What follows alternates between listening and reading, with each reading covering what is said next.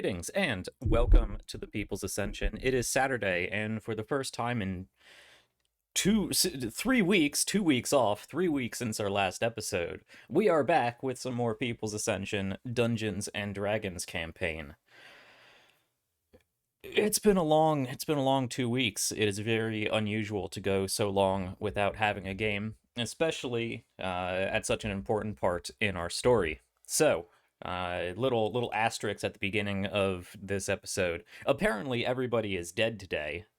But on top of that, it's been 2 weeks since we've had anything to do with this game. So it might take us some time to get into it. We might have to do some recap for ourselves, and hopefully we'll get a good show in. We'll remember what we're doing and where we're trying to go, and all of the stakes that are at play at the moment, and we'll see how it works out. So I'm excited to see how it goes. Excited, anxious, one of those two, some combination. Anyway, let's see. I don't think I have any big announcements to start us off. Just sort of same old, same old. I was just last night invited to, or I joined another project that a fellow, not streamer but podcaster, is working on. So I wanted to give a shout out to a group called Parallel to Anywhere. It is a podcast work in progress, so it's not available anywhere yet, but it should be releasing sometime towards the end of the year. And I guest starred on episode 8. It's all about a sort of dimension hopping, time traveling kid that kind of sliders his way into different dimensions. So he found himself in a sort of cyberpunk meets Waterworld reality, and I played some crazy old Junkmancer artificer. It was pretty fun. So I'll give another shout out for whenever that drops. But stay tuned for that. Other than that, I'm still just kind of looking for new groups, new shows to be a part of. So if you or anyone you know is looking for a player, a guest star, just let me know. I'm always free. Other than that, Tuesdays is the really only other big thing I do throughout the week. And that is Star Trek Europa over on twitch.tv/Studio Tembo. We are back to pretty much being fairly consistent with our shows as long as the weather holds up. Because apparently Michigan uses the same electrics infrastructure, from when electricity was first discovered. So as long as that stays up, we have it. We have a game. It's been super exciting. We've had fairly short episodes because the power keeps going out. But once the storms die down, hopefully we will get back to the Klingon Civil War, all kinds of Romulan espionage, and Secret Agent Tong. So if any of that sounds interesting to you, head over to Studio Tembo. That's Tuesdays at 7 p.m. Eastern Time. Other than that, I do various Let's Plays and Hangouts throughout the week. XCOM on Mondays, occasionally, though it's been a while. Darkest Dungeon either Wednesday or Thursday, and I'm probably going to be dropping a poll soon about what else people might want to see me either Let's Play or stream or whatever. So look out for that. You can find that on our Discord or our Twitter, both linked below. So if you're not involved in either of those, give us a follow, join the Discord, say hello, talk to us. We're all there. We like to have fun, talk about games, talk about this game, talk about other games, drop memes. It's mostly memes. And polls. So between Twitter, Discord, and of course Patreon, you can have your voice heard if you would like to comment or critique or get involved in the show in some little way. And that's a nice segue over to Patreon.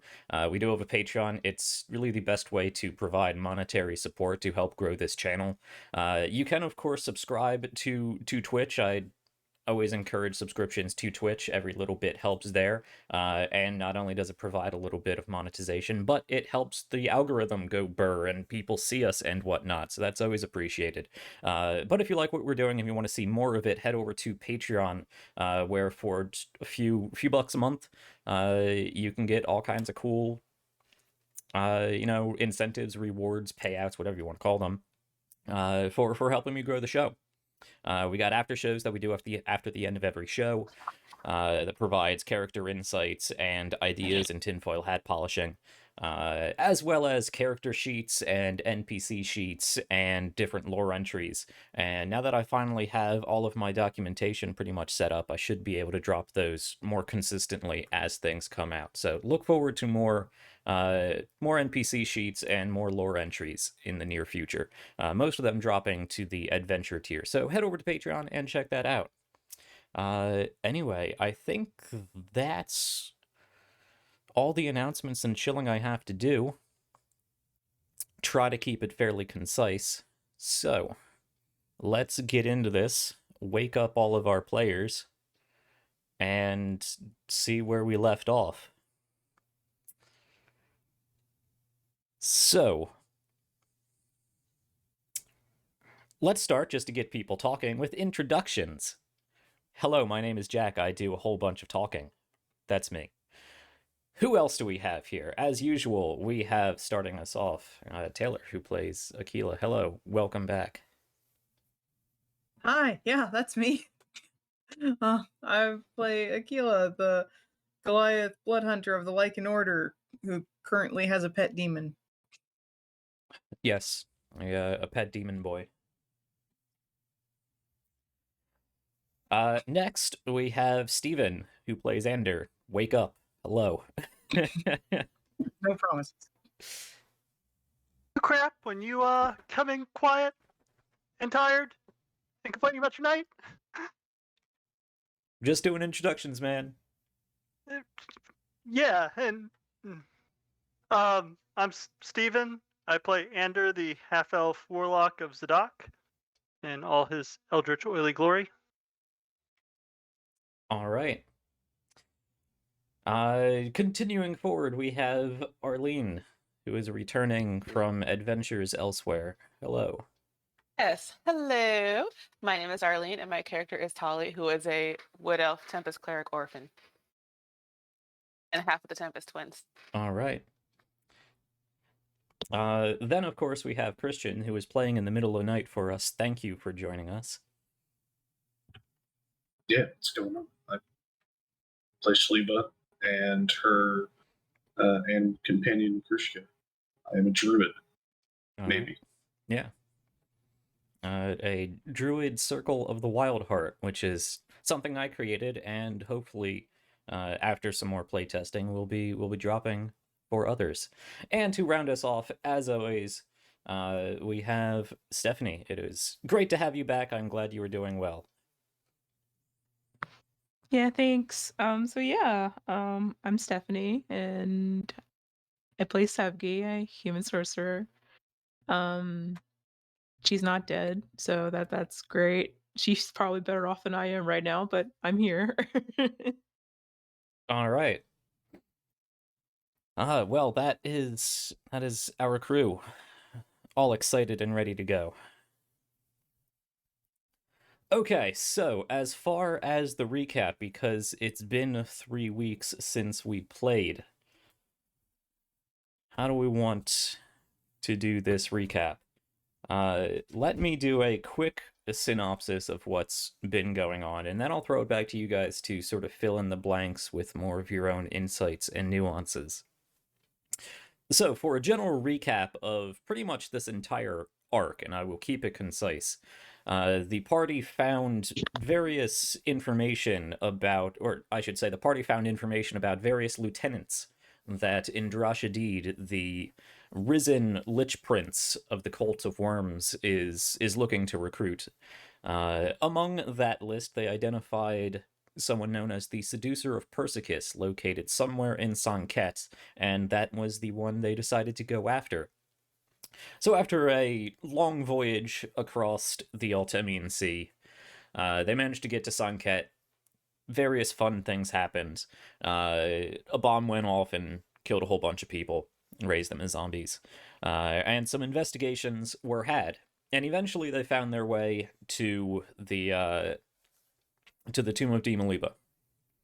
I should not gloss over the fact that Ander, specifically, met Mekipse, of an organization vaguely known as the Weavers, presumed to be the remnants of the heiresses of Providence.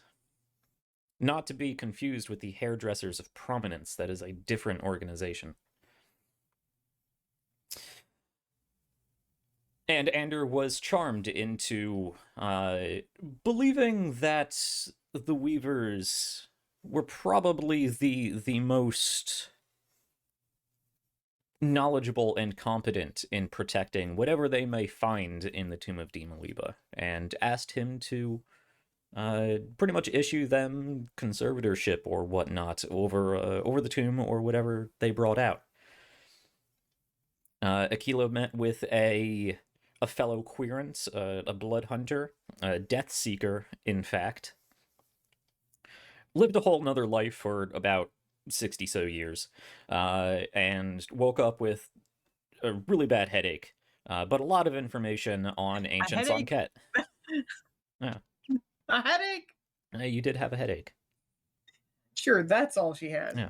She didn't almost die from the process. No. Yeah.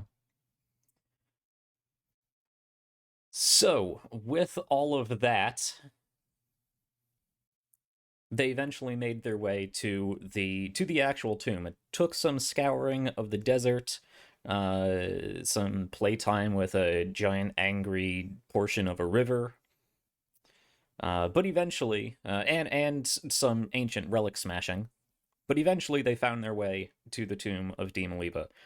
Came in through the sort of access cistern water system for the temple instead of using the front door. A very interesting approach that turned out quite well for them, despite 4 stone golems that tried to smash them on the way, and made their way into the tomb of Demoliba. After exploring that tomb, having to deal with the protector of the tomb, the guardian of the tomb, Persicus, the once king and, beloved of Queen Demoliba, now turned guardian of the tomb, sort of somehow being formed of animated sand, animated black sand that had this sort of necrotic feel to it.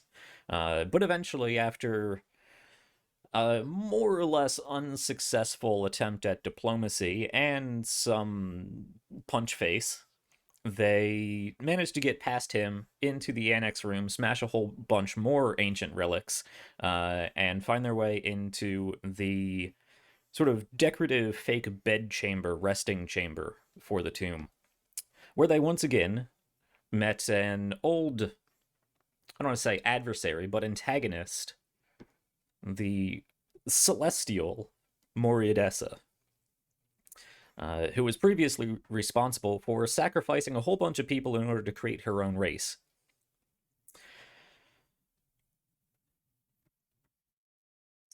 She, however, convinced the party to basically come back to her place, her own celestial pocket dimension, the glistening hills of ecstasy. To be fair, it didn't take a whole lot. It did not take a whole lot of convincing, because you were pretty much beat to hell, and everyone was looking for some excuse to find a safe place to rest. And that was done so among the glistening hills of ecstasy.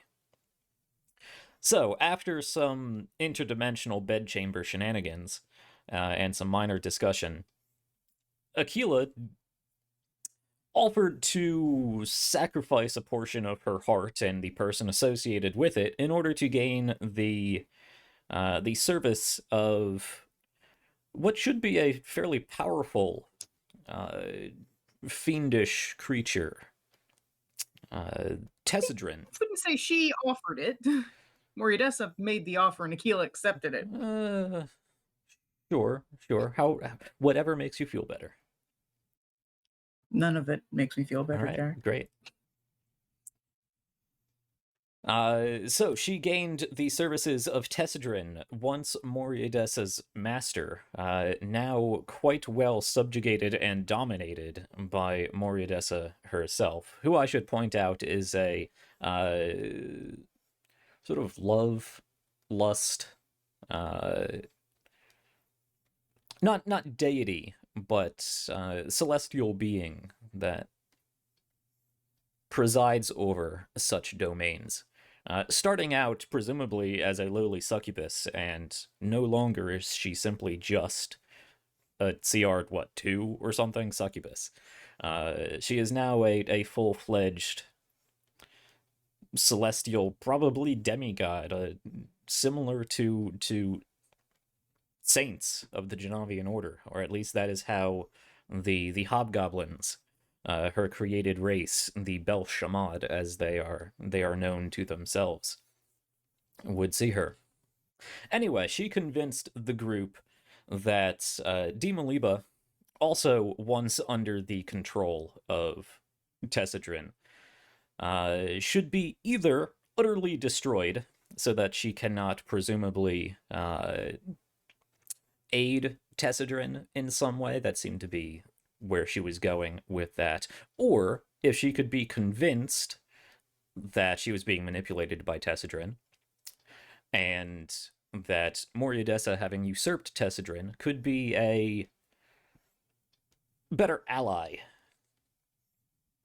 So if it was possible to turn Demoliba to Moriadessa's influence, that she would be willing to meet with her all the way back in Rashkair, on the other side of the Altemian Sea, and on the northern tip of the Genavian home province. Still not knowing what to expect when they actually got to the tomb of Demoliba, expecting either a corpse or, well, an undead, they hopped back to the primaterial plane, hacked up a stone bed, and jumped down a long shaft before Persicus could get at them again. And they, to their surprise, they found Demoliba perfectly, well, not just perfectly preserved, but sustained, still alive, in a quite different and thoroughly advanced some sort of magical apparatus embedded within the sarcophagus itself. So Demoliba, being alive, made a convincing argument to the party to more or less let her live and escort her out of the tomb and bring her to Moriadessa. They succeeded in convincing Demoliba that Moriadessa was a potential ally. So that's what they went with. So currently, the group is on their way out of the tomb of Demoliba with the ancient Sorceress Queen in tow. And that's where we will pick up. But before we get to that, because that was a very brief overview of like the last 2-3 months or so, do we have anything to add about the last session or so? To help ground us, to help remind us of things going on. I don't have any notes.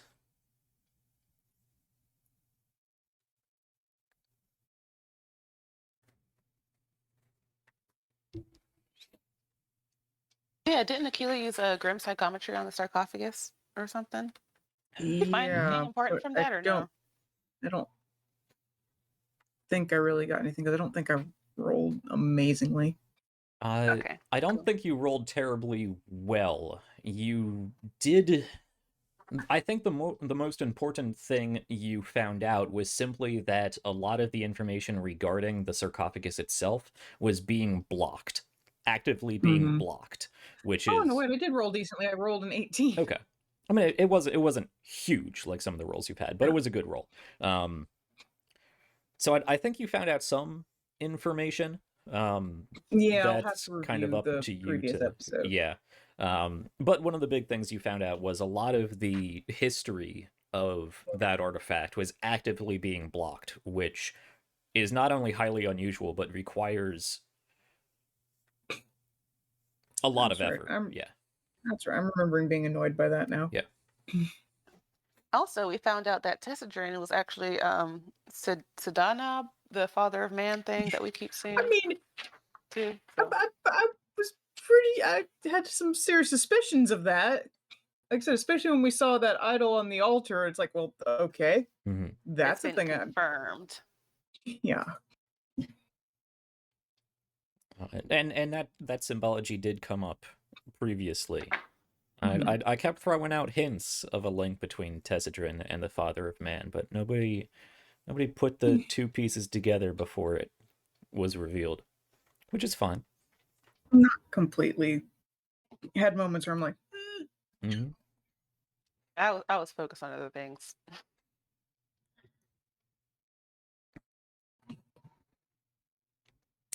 That's all I got. though Christian did totally call that Morides was going to be waiting first. Yeah. Okay. So I suppose the only other thing I would say is a brief synopsis of the timeline, because we've played several sessions, but it's only been probably just over 2 weeks. We arrived in Sann'Kett on the 1st of Raltha, and it is now pretty much the night of the 14th. Yeah, it's the night of the 14th. Gotta write that down. What day is it?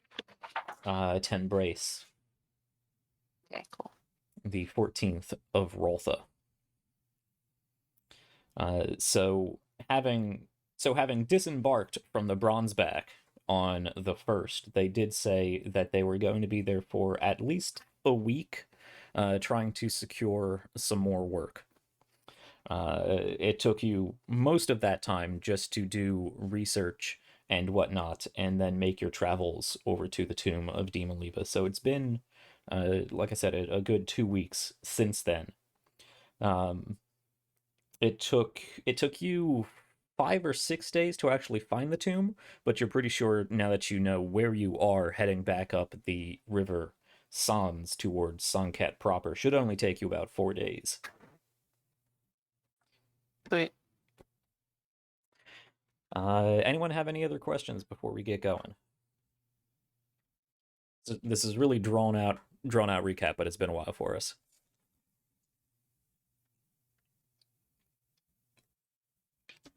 No? Good. Okay. So let's jump into this and see how it goes. We currently find ourselves, the party, and the ancient sorceress queen, Demon Liba, just making their way through the bedchamber of the tomb and into the, well, now thoroughly trampled annex, where a bunch of votive offerings were placed there for her. And to the other side, the opposite side of that room from the bedchamber, was a hidden treasure room, laden with piles of various coins and artwork and tapestries and vases and other relics of the past with both high historical and monetary value. Everyone else pretty much seemed more concerned with keeping an eye on Demon Liba, who really wants to get out of this tomb as quickly as possible, and also getting out of this tomb as quickly as possible. But Aquila wanted to take some time to, well, make this trip worth it and gather as much resources as they could. So she's going to take some time and go into that treasury. Everybody else, I believe, is making their way back out of the tomb, presumably not through the cistern system, but back through the yet unexplored part of this tomb, at least unexplored by them. So, with Demon Liba probably leading the charge, with the rest of the group not far behind her, that being Shliva and Krushka, Ander, Tali, and Sevgi. You guys are again trampling your way through the annex, while Aquila is there looking at this pile of riches. So let's start there.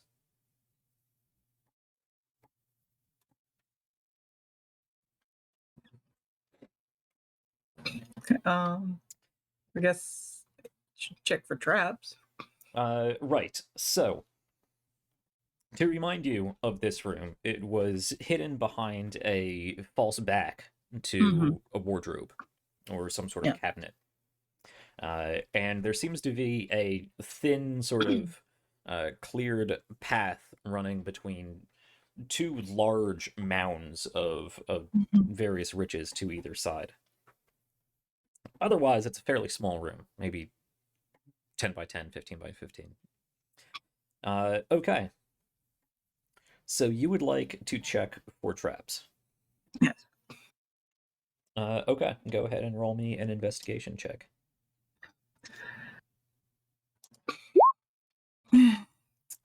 13. I should be good at this, but I can never roll high on investigation.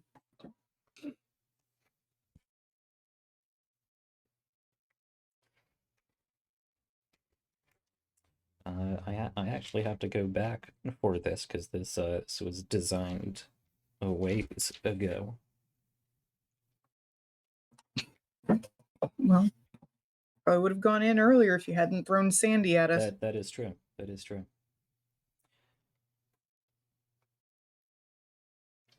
No, you do not. You do not find any. You do not find any traps.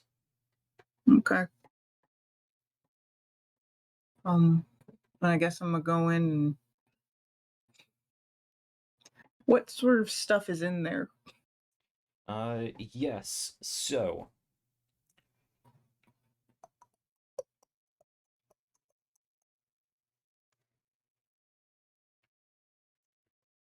Like I said, there's a lot of coins and various artworks and ceramics and tapestries and whatnot. So you can prioritize coin, or you can prioritize bulkier artifacts that may be worth more. Let's see, where are we at here?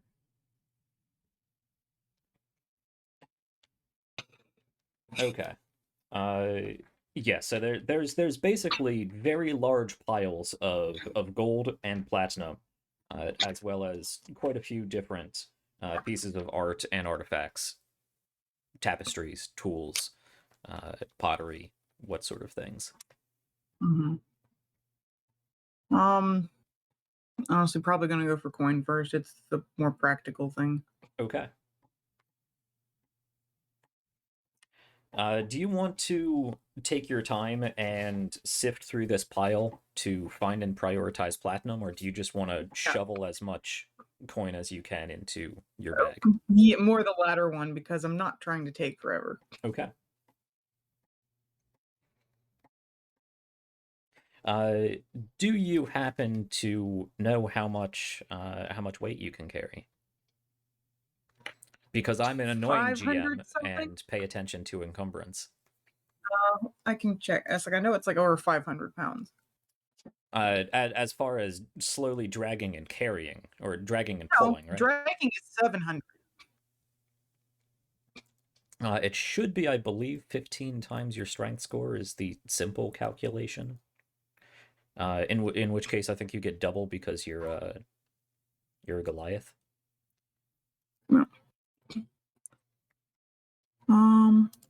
12 times. Yeah, 15. I can carry. Oh, I'm sorry. I can carry 360 pounds. Yeah. But I can still lift 720 pounds. Right. Though doing so would drastically reduce your movement speed. But So yeah, I of can that carry 300 some odd, how much is already accounted for if you have that number available? 109, 110 really. You have 110 pounds on you, or you have 110 pounds available? Total is 100. What I'm carrying is 110, so I would still have a fair bit. That's still 250 pounds available. 250 pounds. Okay. So if you want to laden yourself down with gold in your backpack, in your various pouches, maybe pull out an old cloak or robe or something, and sort of tie that together as a sort of hobo sling. I don't know if that's a culturally insensitive topic. But if you want to do so, you can. And let's see, what did you say? 260? 250. 250. So you could, with that amount of weight, carry 12,500 coins. 1 pound is 50 gold coins. Oh my god. So 250 pounds times 50, you can carry 12,500 coin, but it will be that will max you out on your encumbrance, so you will be not moving too much slower than the rest of the group, probably with No, your probably increased just- natural speed, moving at the same pace as everybody else, but it will tire you a lot more quickly, and it will sort of lighten you down in combat, and depending on how it works out, if you need to move quickly or get knocked around or whatnot, you might be playing 12,500 pickup. Just 100 pounds is fine. Okay. So that would be 5,000 coin, which is a lot easier for you to deal with. Yeah. Go ahead and roll me. How do I want to do this? Go ahead and roll me an investigation check and also a D100. Okay. One sheet.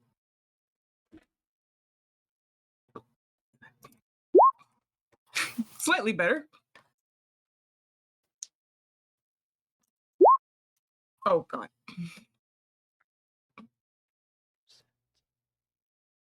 Okay, what do we got here?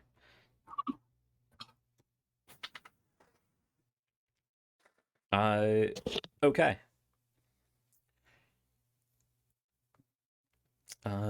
14. Yeah, that's okay. Good enough that there's not a negative modifier to this, but not good enough that there is a positive modifier to this. So what are we looking at here? Again, that was 5,000 coin. I mean, if you want, you could do the math later and tell me what I get. No, of all of this coin, only 300 pieces of it is platinum, but you do find 300 pieces of platinum, and what would that be? 4,700 gold. Yeah. Okay.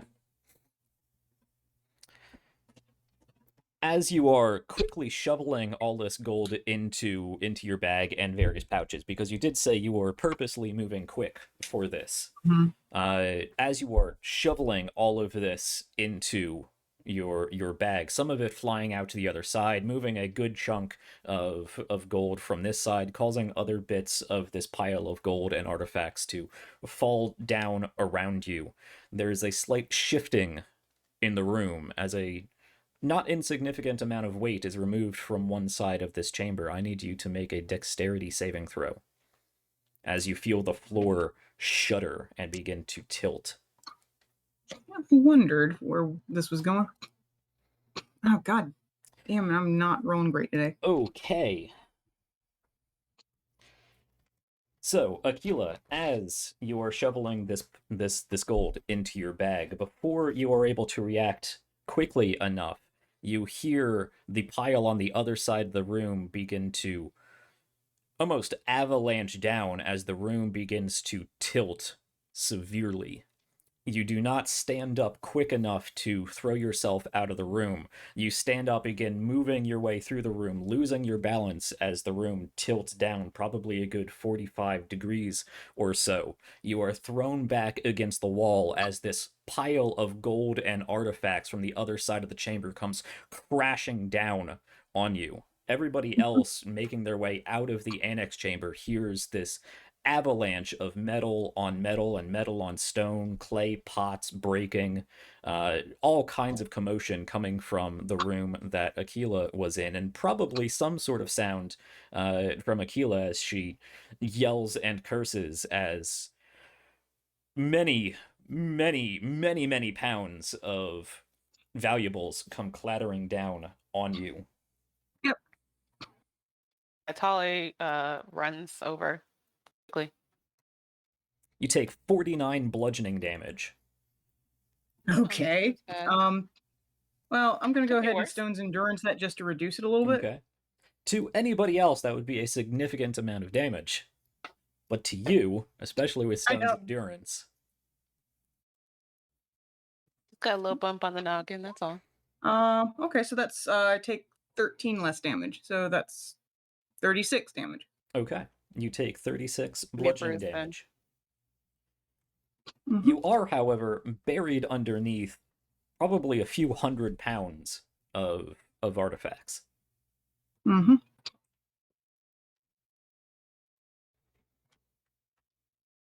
Keela, are you okay down there? If you run forward and look into the room, you can't see Aquila. You just see the room shifted and a singular pile of gold, probably a good 8-10 feet high, pretty much going floor to ceiling on one side and sloping down back towards the center tilt point of the room. You do not see Aquila. Also, Aquila, you are suffocating. Oh, what? There should be air Aquila. in there. I mean, not suffocating yet. There's enough air, but, it's probably not going to be a problem with your constitution. But eventually, you will run out of air down here. Air lungs probably don't have much room to expand. Yeah, well, Yeah, you you're know, being crushed right now. I'm gonna try and start digging my way out of there. Tali's gonna, I guess, look for signs of Aquila movement and go start, I guess, digging her out if she sees Aquila movement. Aquila, go ahead and make me we'll call it an athletics check with disadvantage because you are restrained. Ha! Okay.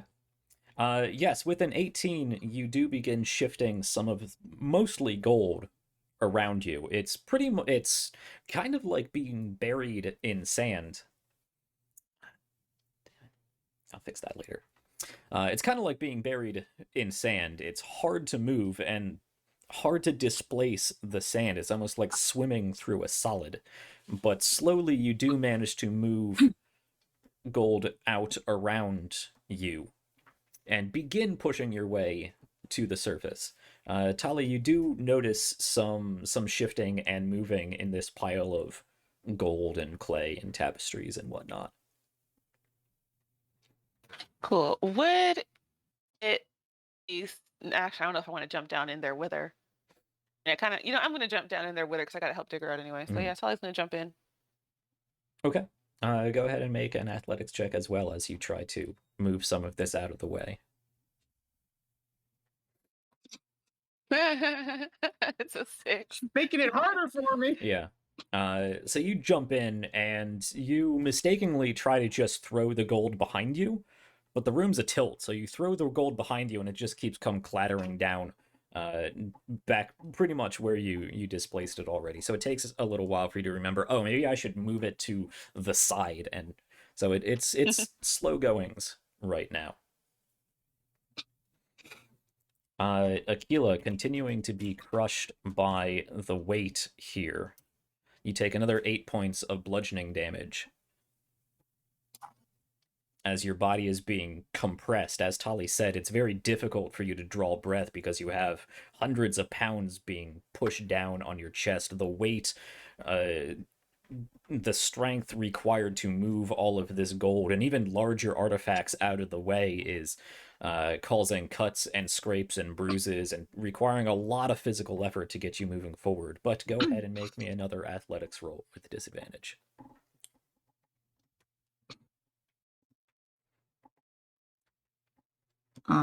Does anyone else in the rest of the party care that a room of gold collapsed on top of Aquila, or are you guys just continuing to move forward?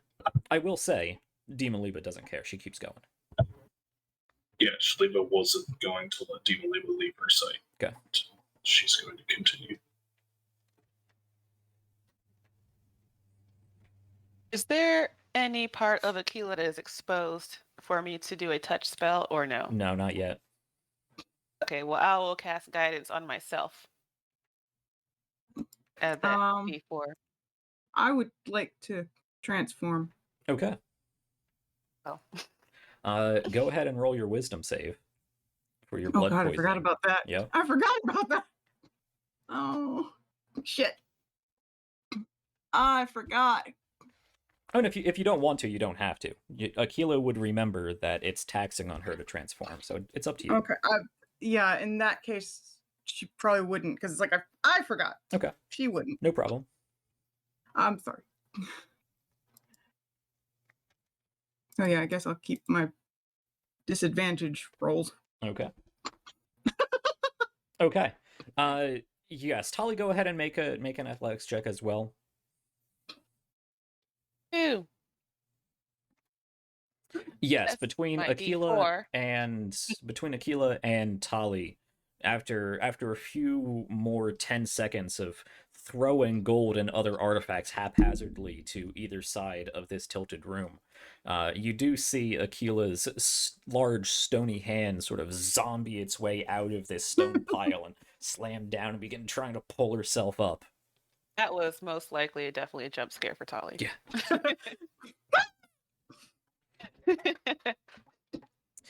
Okay. Give me these rolls one more time, and this will come down to whether Aquila takes another bit of crushing damage before you can pull yourself out. But my D4. It's an 11 for me.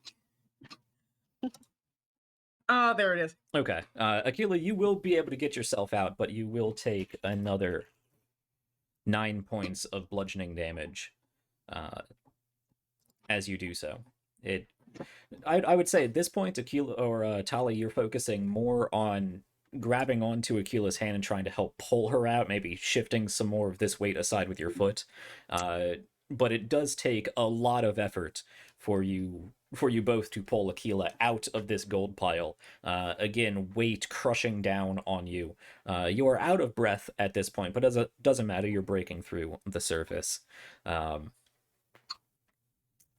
And with a body full of bruises and scrapes and whatnot, Aquila, you do pull yourself out of this quicksand of gold and sort of lay on the floor, the pile of golden artifacts here, just sort of rubbing your sore arms and getting your breath back. But you are back to the surface. Kill that bitch. While I'm down here, I might as well just grab some coins. So I take like 15 pounds. Okay. Really? You've learned Yeah. nothing from this? The trap was already activated. Sure. What's it gonna do? Yeah. I mean, it really just comes down to time. The longer you stay here, the further away Demoliba and the rest of your party is going. But yeah, if you want to just quick shovel and then go. Okay. I got. Are you at all trying to find platinum, or are you just real quick shovel and get out of here? Yeah, just a quick shovel, get out. Okay. Roll me a D100 with disadvantage. Okay. Let's do it twice. 39. Okay.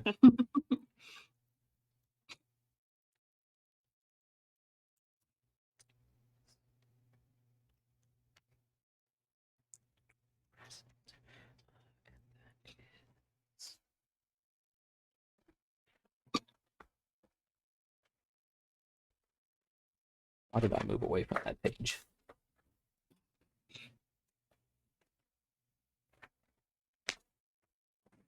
Right book.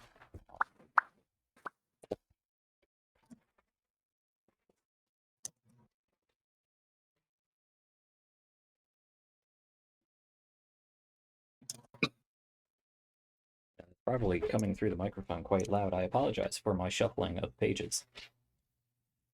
I can barely hear Okay, it. so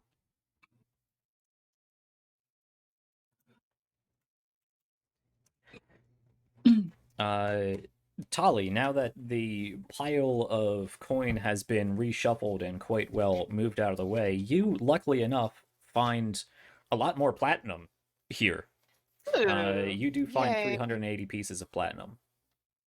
Ooh, okay. Ah. Oh, okay, there we go. And 400 gold pieces. Cool. Okay.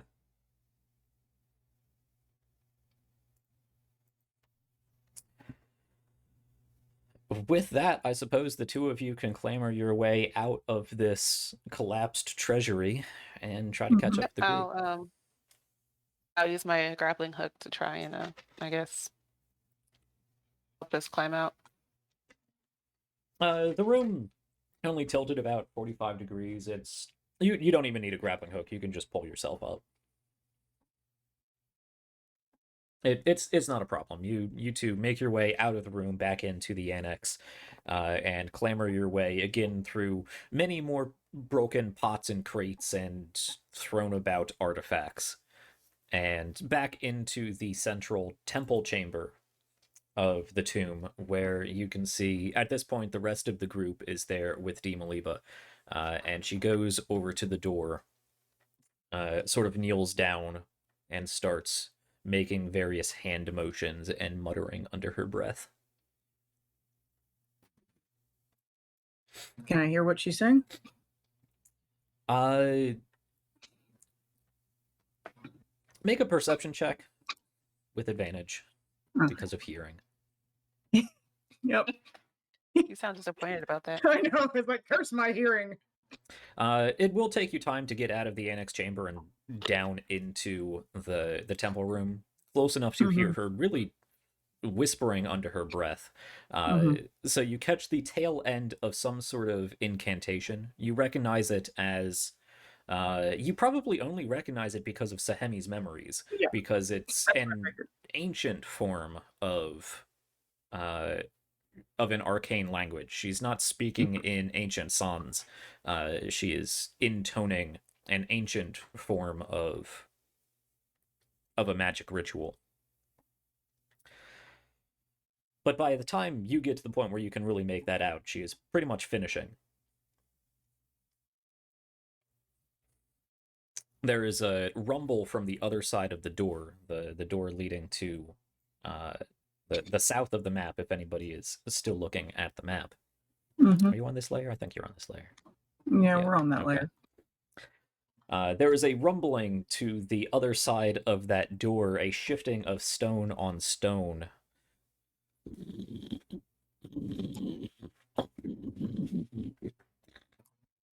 As the doors begin to...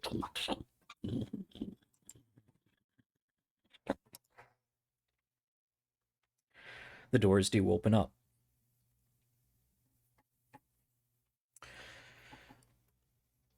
And she stands up from her kneeling position and begins walking forward.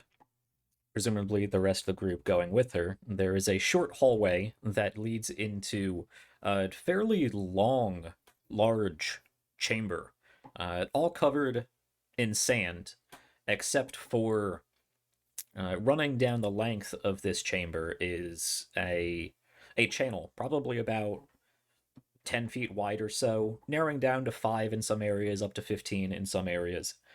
You look at this, and it takes a little bit to put it all together, but looking around at the painted walls of this room, which on the side that you came from depicts the facade of the tomb itself, the walls to the side depict sloping fields of sand dunes, and towards the wall you are walking towards depicts the ancient skyline of Sann'Kett. Putting all of this together, you realize this is what looks to be a scale representation of the River Sans. You see off to either side of the room there are various tables with artifacts on them.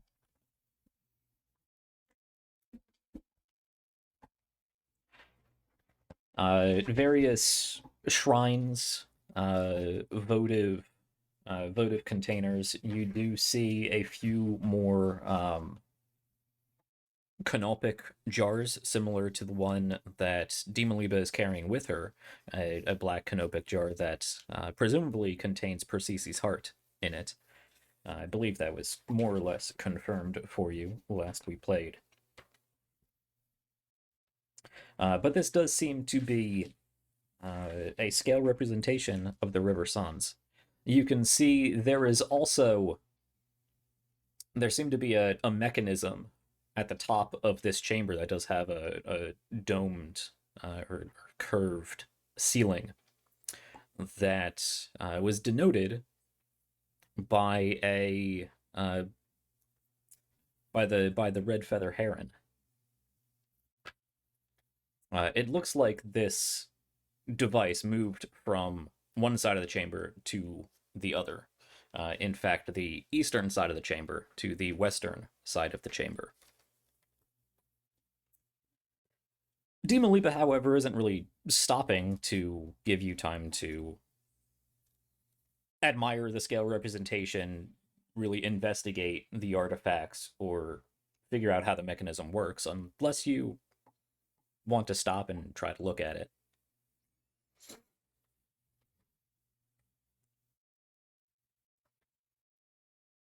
Not in any kind of detail. Yeah. I'd rather keep up with the obviously powerful person just powering on ahead. Sure. Okay. Yes, continuing through this room.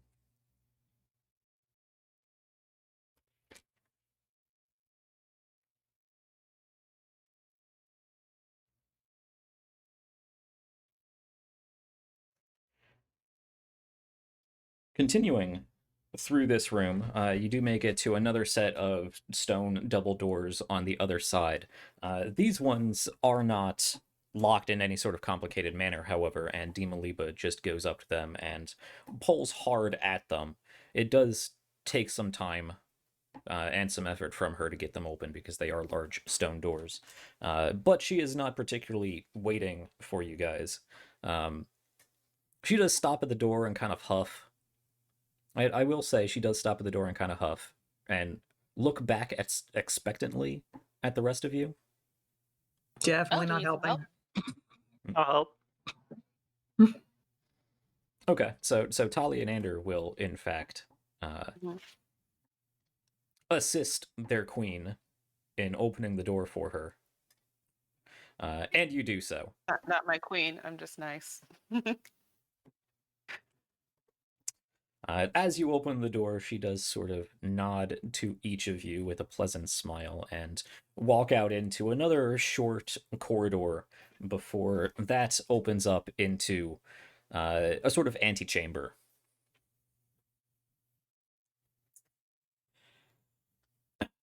Here, you do find two more bodies, two more dead cultist bodies that do look heavily desiccated, which are laying on top of a large central square of black sand. There is, however, regular sand moving around this sort of central pit of black sand. However, they are called there dead in the center of it. Ooh, a sand tornado, I assume. Cool.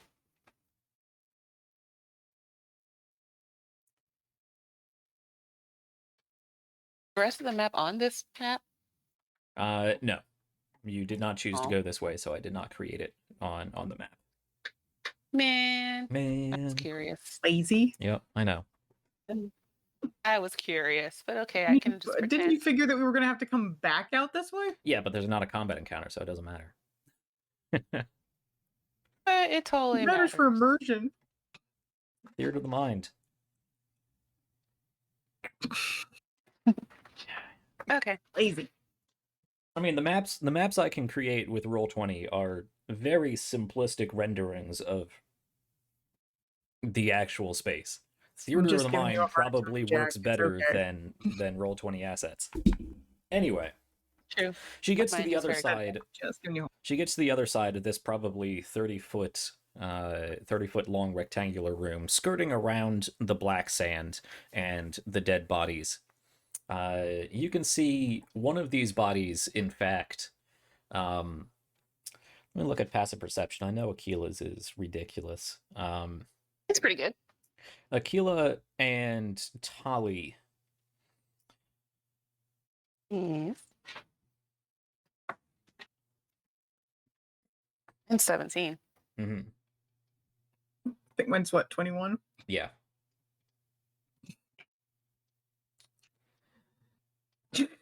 It's that observant feat. It's a really good feat. It is. It notices everything. So you notice that one of the desiccated bodies does look clearly older than the other one. When desiccating a body, much of the hair does remain. So you see that this one of these people, presumably a man, had a fairly large gray beard, and some scraggly hair at the top of his head. You also notice underneath these black robes, instead of, well, I'll say you notice the glint of metal sort of peeking out from underneath his cultist robes. Cool, want to check that out. Okay, the body is in the center of a pit of black sand.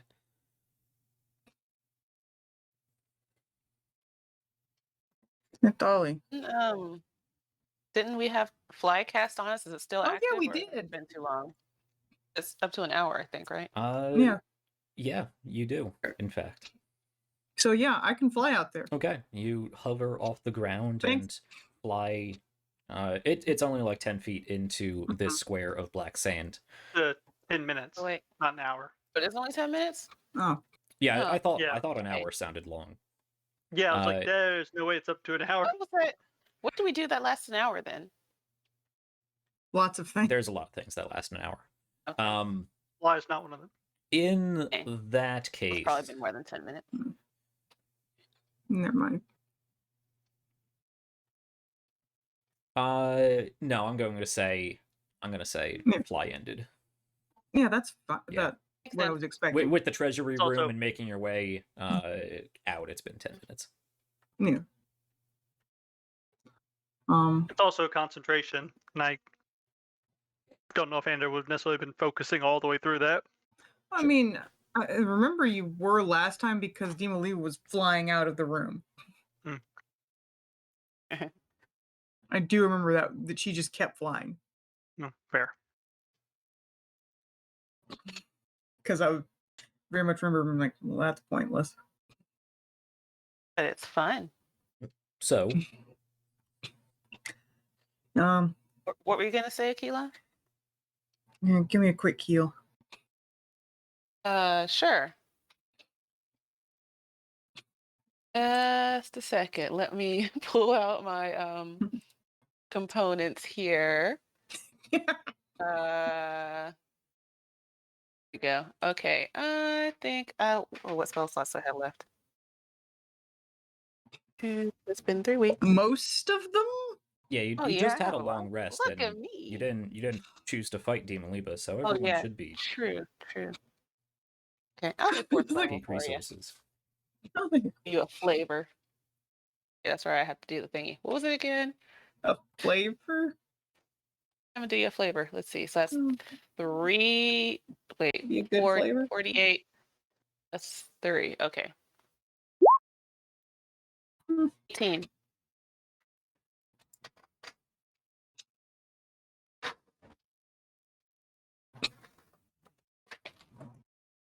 Okay. So that's better. Okay. Yes, Akila, you heal for 15 health damage. 18 because there's a +3. 18 healing damage. Yeah, then I guess I'm gonna go down in there. Okay. Yes, you quickly just sort of half skip your way, trying to elongate your stride on this black sand. You only have to make it about 10 feet in, grab the body, probably, knowing you, probably just huck it out of the sand, right? Yeah, and And it's like Aquila can do a good long jump too. yeah, and jump your way back. So I will say you will only take 9 points of necrotic damage doing this. Of course, D6s love me, so they rolled max on one of them. I see that, yeah. But that's fine. Okay. Yeah, so Aquila, you jump forward in one long bound, land right next to this old cultist guy, grab him by the leg, and just huck his desiccated body out of the sand. It clambers to the wall on the other side. The rest of you hear a sickening breaking of bones and sort of Look, they're all sandpaper. dry and brittle at this point. Yeah, like slams against the wall, slides down, and Aquila, you turn on your heel and jump your way out of this sand pit. You do take some necrotic damage as you can feel the heat and life force being drawn out of your body down into the sand. And there's a bit Literally of why I had Tally heal. yeah, there's a bit of resistance on you as you try to jump out. Not enough that I'm going to make you make a check, but you can feel that the necrotic effect of the black sand doesn't want you to leave it. But you jump your way out of the black sand and can make your way over to this dead body. Mm-hmm. Rummaging through it, you quickly realize there's not much on it, but instead of a Cult of Worms emblem that you'd normally find, you do see he is wearing a pendant of Suella.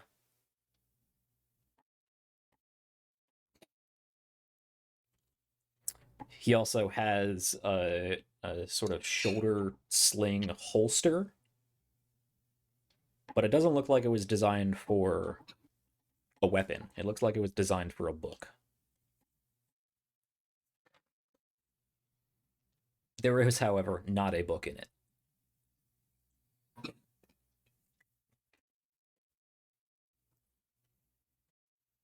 Anything else? There's a crude dagger. Also not of the black metal gnarly daggers you would normally find in the Cult of Worms, just a crude steel dagger. And what looks like more simple but modern Sann'Kett fashion to his clothes. Okay. And a pair of reading glasses. Yeah, I'd Thick, mostly wondered if there's broken reading anything glasses. sort of used to identify him with.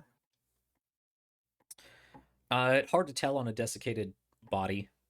The book would have.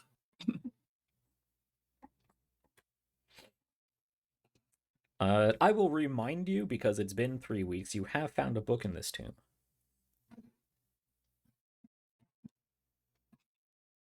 Anyone have Doesn't any mention of that in their Ender have it? notes?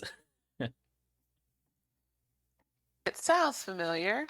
Yeah, But I'm gonna say, I don't think I have it written down anywhere.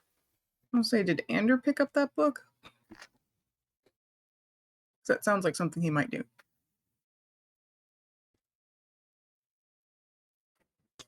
Like when you were investigating those corpses in that other room that we were in. Well, I didn't really investigate them. I curb stomped one of them. Not that one. Oh yeah, there was a journal, Mhm. or not a journal, like textbook kind of thing. Can I see it? Sure. Now, and to kill the Book.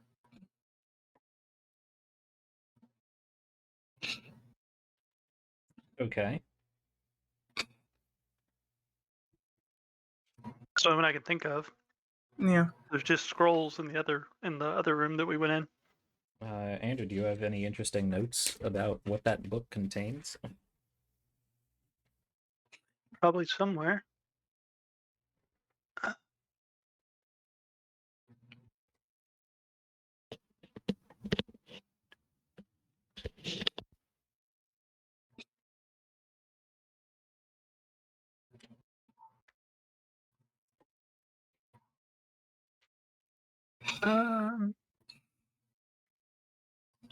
Apparently not. I feel like Okay. I wasn't able to get much out of it for. Can't remember what the reason is now, but I believe you did get yes, here it is. So you didn't spend a lot of time looking at it. no. You Yeah. did see that it looks like it was it wasn't necessarily a textbook like a student would have, but it is the sort of culminated research notes and academic plans. It's both Okay. a professor's own research notes and like his curriculum and teaching plans for a So doctor. journal to textbook was somewhere in the middle. Somewhere in the middle, yeah. Of a Dr. Gadid Ab-Barek.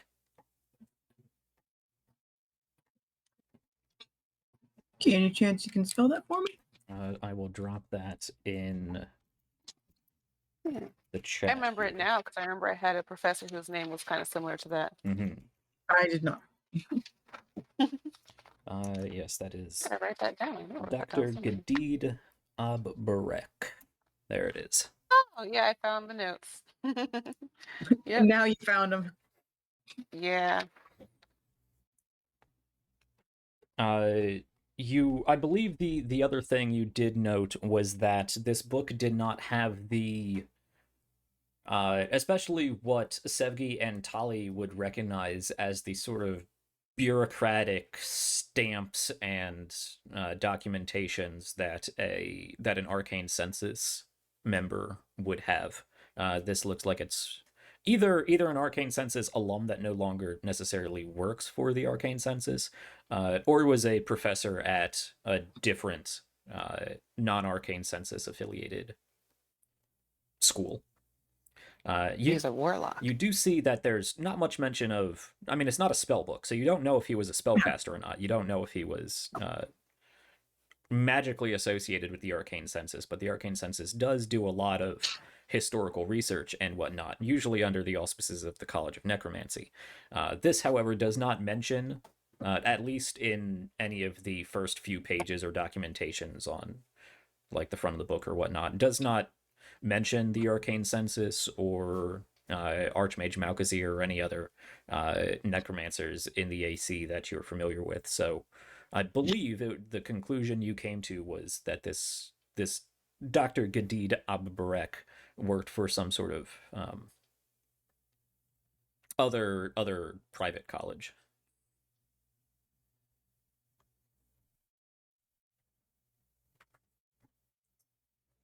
But presumably, you find an empty book holster and a book on some other corpse.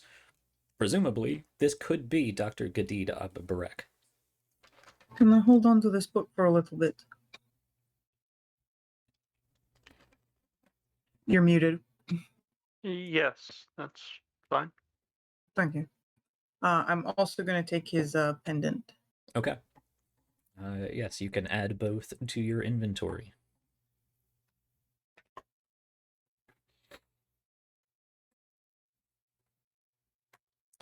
In this time, just like back in the temple, Demon Luba has knelt down and again began intoning various ancient rituals, incantations. And this time there is a strong shudder to the wall. Can I that tell the what door she's is saying this time? Yeah, just like last time, it's ancient forms of arcane Can't tell any specifics. incantations. You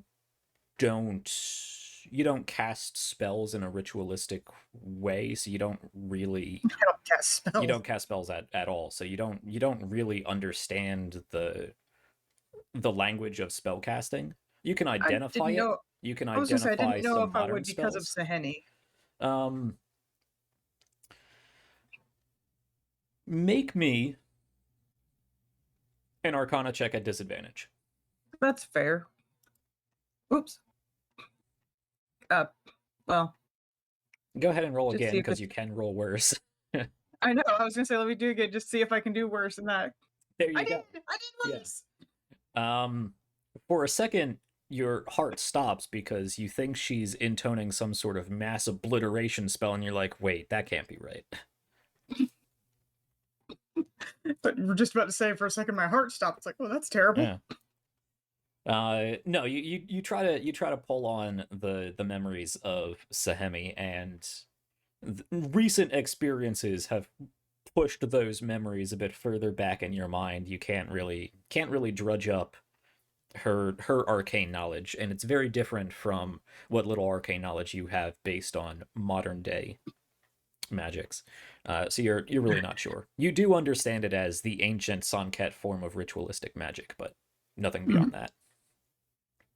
There is, however, a strong shudder to the wall that the door is on, and in fact, bits of stone and sand begin falling from the chamber as the whole chamber begins to shake.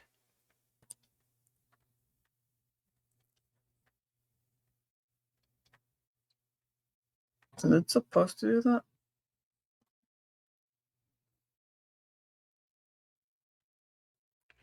Deep in her own ritual, she does not stop what she's doing, either oblivious to what's happening or doesn't care.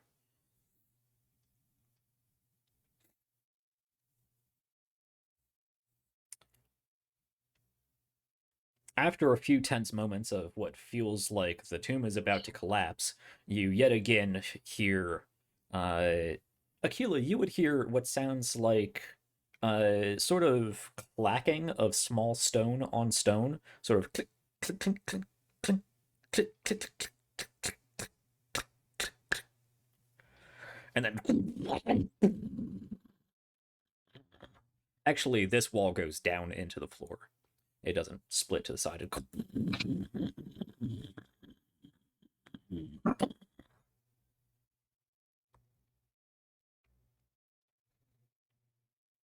That's a cool door. And the room, however, does not stop shaking and shuddering. Let's move on. Yeah, she stands up and pretty much immediately takes a few quick steps out of the room. Aquila, you motion everybody forward as the ceiling does begin to collapse. I want everybody to make me a dexterity saving throw. Ooh. Doing so well today. Come on. Yes! Yeah.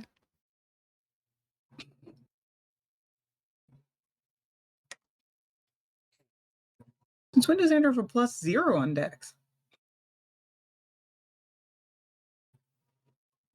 Yeah, +1 to my saves. Oh, right. For a ring. Mm-hmm. Right. Okay. Yes, as this room, this entranceway begins to collapse. Let's see. Aquila, you make it through just fine. Krushka, you make it through just fine. What am I looking at here? I mean, I will point out that I and Shliva were pretty much right on Sure. her tail Sure. most of the time. Yeah. Andrew, you make it out just fine. Shliva and Tali, however. Am I also Yes. missing Sevki? Yeah. Yes, with dexterity. Sorry. Dex save, yeah. Let me. No Yeah, worries. sorry. Let me roll that real quick.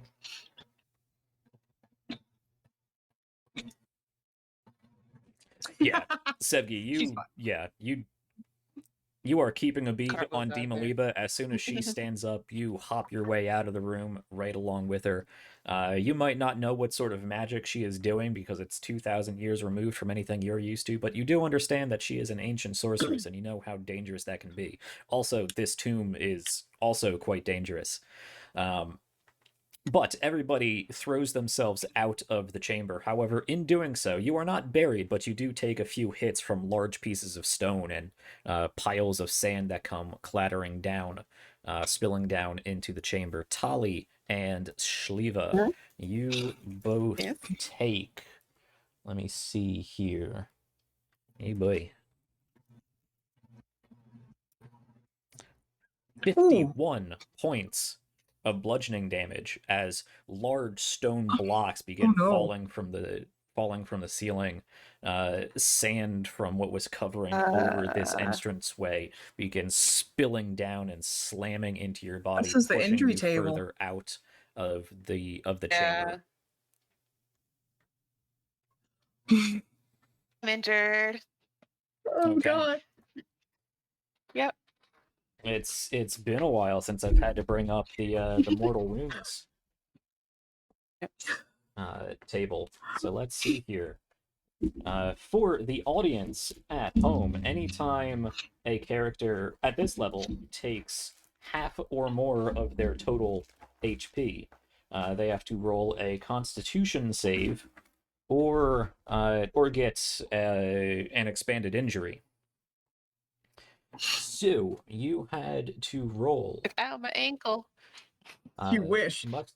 Must succeed a DC 15 Constitution saving throw. Shliva, you are fine. I mean, as fine as taking 51 points of bludgeoning damage as large stones fall on your shoulders as you can be.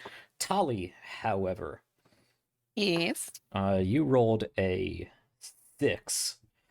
Yes, you are knocked prone by a wave of sand that comes spilling down as a probably basketball-sized bit of stone falls down and hits into your ribs. You have broken ribs right now. With the help of some of your other comrades, you do clamber back to your feet and get pulled out and throw yourself out before the rest of the chamber collapses on you. Buildings like falling on Tali. Yeah, they really do. But for now, you have broken ribs. So that means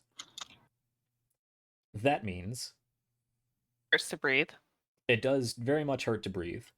Yeah. Should you get into combat, you have to make another con save at the beginning of your turn, or suffer both disadvantage on attack rolls and half movement speed. So you are moving slower than everybody else at the moment, as it is difficult to breathe because you got bits of ribs stabbing into your abdomen. Ow.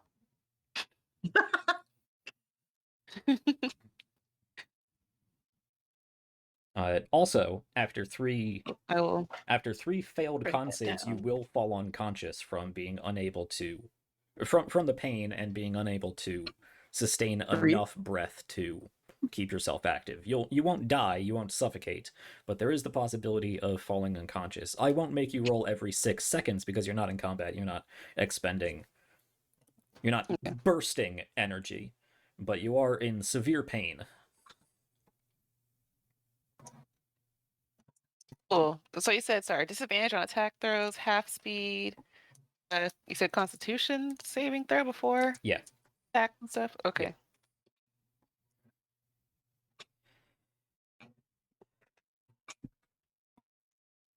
Dimaliba takes another few paces out of this chamber and begins making her way down these stairs that are briefly visible underneath sloping sand dunes.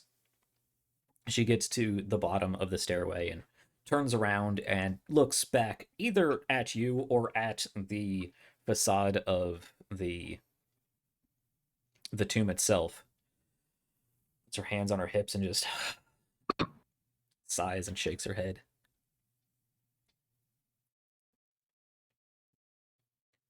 Brushes off some sand from her dress and her shoulders.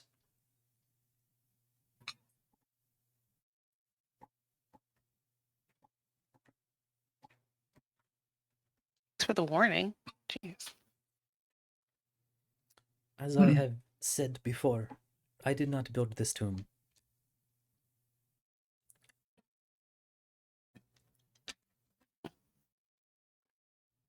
Ow.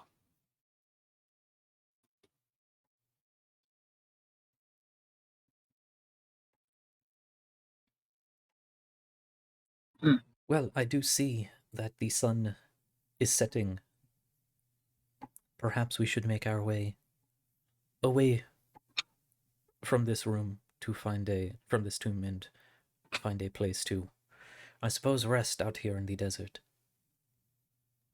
Sure.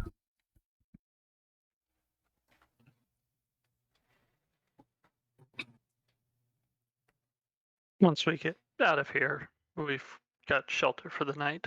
Which is probably, yes, not in this tomb would be better. None of you would perhaps have brought any form of civilized transportation. Unfortunately, no. Of course. She turns and begins walking out into the desert.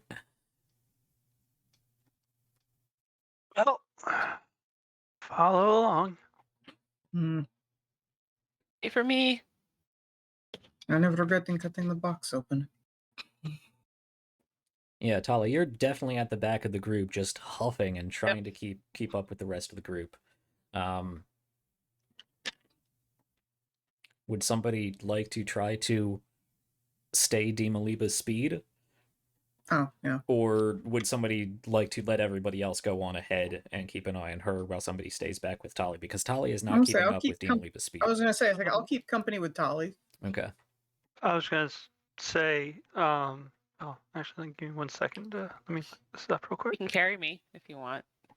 I don't think I can lift you with the extra 100 pounds I've got. No. Dang.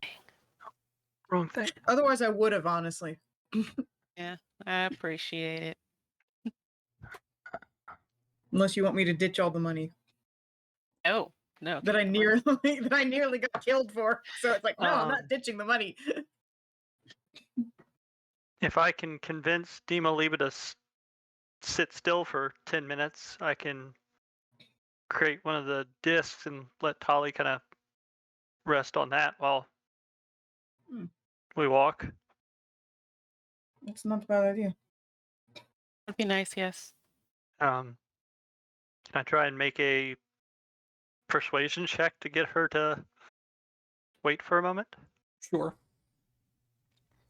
Do you have actual roleplay to go along with that persuasion check? As she not stomps forward, but moves forward in a With pompous purpose. royal Try to- fashion. Hmm. Queen Demaliba, if you could give me a moment, our companion that was injured in the rock fall back there, I think we would be faster as a whole if I can create some. I can create a way for her to keep up with us, and I think it will make us faster as a whole than having to be at the speed of the slowest person, essentially. Go ahead and roll your persuasion check.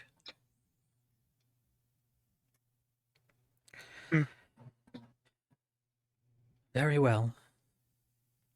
I suppose I do owe you continued thanks for releasing me from my eternal captivity. Take your time and see to your friend. Thank you. And yeah, I'll get down and start casting the ritual for floating disc. Okay. So 10 minutes goes by, and you can see Demaliba sort of staring there, cross-legged, hip to one side. She begins tapping her leg, looking around. She's clearly becoming annoyed by waiting, but she does not clamor on ahead. Andrew, you do finish your floating disc spell, and how would you like to describe this floating disc? It's gonna be creepy, isn't it? Of course. Of course.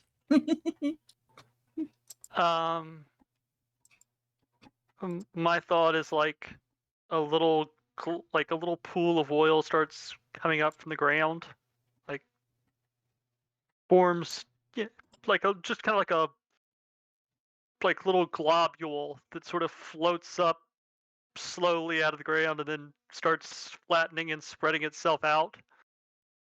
Yeah. All right. So it's the floating disc, but it's made out of that oily starlight filled material that everything Andrew touches has. Yeah. So there is now a hovering thin pool of rippling, oily starlight.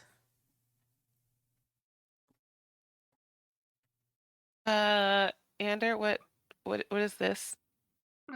Hop on. You're really not in the shape to be hoofing it out here. I'm gonna poke it. It does ripple, but it is also solid. Your finger doesn't sink in it at all. It feels like tapping on glass, but you do see there is a ripple to it. I'm gonna This is the take. thing that you're questioning, Dolly? I want to make sure I'm not gonna fall in. You're not. I've been on it before. Okay. Yeah, there Oh, was yeah, one hop time on where I one. was on a floating disc Have at Not this one. Not this one. But oh, fair. someone who had a floating disc. Yeah, I'm Wait, gonna oh, guess this one's probably very different, appearance-wise, anyway. Uh, So, Tali, you climb on to Anders' floating disc? Yeah, with I assume some assistance from somebody. Yeah. sure. Hard to climb with I'll broken help you on. We'll help. We'll help. Thank you, appreciate it. Is it not called floating disc? And Well, search floating mine disc? is Floating disc or something. mine is actually Right. just floating disc, And but In think the book, it's going to be tensors. yeah, yeah, so I think that's one of those ones where there's two versions. yeah. I Yeah, really don't one's like the- that they did Layman's. that. Because I know there's a Name. Layman's Tiny Hut and then Tiny Hut. Right. Yeah. Same thing, just two different names. Yeah. Yeah, Hideous Laughter has that too. Mhm. Okay. I was just checking to see 1 speed and 2 weight, but I'm sure it can carry Tali and pretty much just follows within 30 feet I of would you. hope so. Yeah, it's like 30. I think it just stays within. Up to Yeah, 500 pretty good. pounds. Yeah, that'll hold Tali and all of her junk. Oh yeah. Considering the original point of it was to haul loot out of dungeons. Yeah. Cool. We have yet to use it for that. Demoliba does raise her eyebrow at this very unusual disc that forms, and Tali clambers on. Do I notice that? Sure. Wait until you see the accommodations for the night. Lovely. Like Tali's gonna, I guess, make herself comfortable, lay down, use her backpack as a pillow. Comfortable. It's As comfortable only as she 3 can, feet yeah. across. You're not stretching out on it. Oh, dang. Well, I'll You're just like sitting on it, basically. Yeah. Cool. I would suppose you do not have a more conventional means of travel you can create? Not for all of us, unfortunately. Well, We you all can walk walked out just here. fine. I, however, am not used to trekking through the sands. Unfortunately, I mean, I can scooch No. over a little bit or You are Uh, injured. with that kind of sort of invitation, Tali, she does huff again and walk back over to the disc and again pokes at it. It ripples some more and sort of motions you to scoot as she lifts her butt up onto the disc and kind of crosses her legs to the side. Shakes her head in some strange combination of not necessarily disgust, but weird plebeian warlock travel. But it's better than walking through sand. How long does that disc last? hour. Okay. Long enough to get Right. away from the tomb and set up Yeah. camp, I would say, because it is definitely getting dark. Within an hour it will be. Also a ritual, be so I dark, mean, in theory, yeah. you can just recast it. Yeah. Yeah. I would say at the 50-minute mark, if you want to kneel down and spend 10 minutes, it wouldn't even disappear. Re-energize it, You would essentially. just, you would Yeah. just re-energize it. But presumably, and actually, Shliva, were you doing something? I saw a healing spirit pop up. Yeah, I cast Healing Spirit in the time that Ander was casting his floating disc, and I stood in it for 5 rounds and healed myself Okay. because I was on 12 HP. Right. That's fair. Cool. Yeah, everyone else is more or less paying attention to the weird Eldritch Disc and Demoliba being a pompous royal. And Shliva's there soaking in the natural energies of the world now that she can finally see the sky again. So after some time, probably not a lot of talking, but I'll leave that to you, you talkative bunch, you. You make your way actually down the path that you would have taken should you have proceeded further If we hadn't past the broken it. altar. Yeah. And eventually you do get to this altar, which is magically broken, not terribly physically broken, but there was some chipping away of the actual stonework, as well as moving the sand, so it is damaged. But you do make your way past this altar, and If she asked, the cult did it. okay, she does cock her head and fold her arms. Who desecrated my altar? The cult was. Cult. Yeah. Sorry, just the deception. Yep. Just Definitely the cult. immediate deception. Yep. Well, we know it's deceptive, so it's like a cult. Cult did it. Beat you to that one. Oh no! What's the modifier? Damn it. You're bullshitting a queen right now.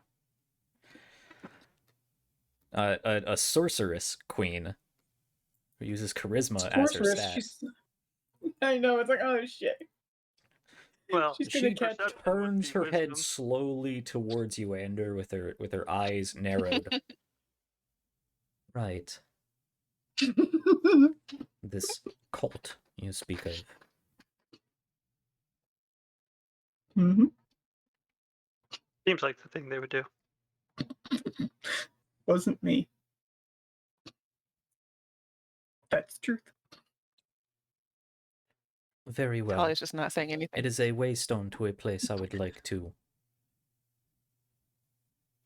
be rid of, anyway. Speaking of which, I believe we have made it far enough. Yes, I suppose so. Yeah, I we set up did camp camp for here the night. once before. Please set up Um, whatever accommodations you may have. Prepare to get cozy. And yes, Ander will start casting Tiny Hut, aka Eldritch Oily Dome. Zadok's snot bubble. No. Okay. Once again, in a combination of mild disgust and shock, Demoliba does regard this oily dome that pops up around her. I suppose none of you have brought any actual tents or Why would we need them portable when we have beds.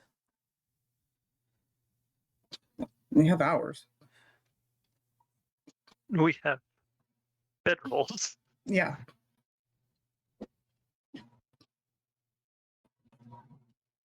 Which I am fine. Ander will roll out his and kind of gesture.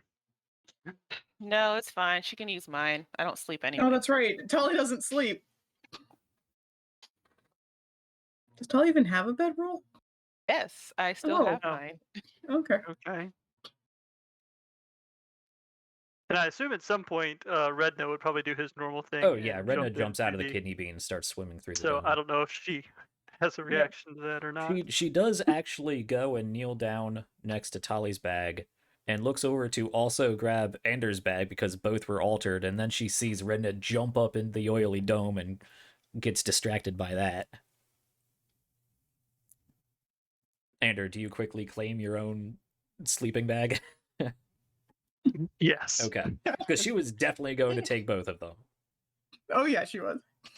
She shakes her head once more at you weird-ass pleb adventurers, and looks back down, sees that She's gonna be roughing it for a couple days. sees that you have rescinded your offer of an extra layer of padding, and pulls Tali's sleeping mat to the side, and And if we're sleeping on sand, you shouldn't need that much pushes it padding, right? away. Yeah. She's a queen. Not me. It's like She does. not current queen. She does sit cross-legged down on it, however, and regards the group. Now that we are far enough away, as I said, I would like to be rid of that vile place. Could I ask your assistance in making that so? In fact, she notices Aquila make a face at her and largely ignores Aquila and pretty much looks at Sevgi and Tali.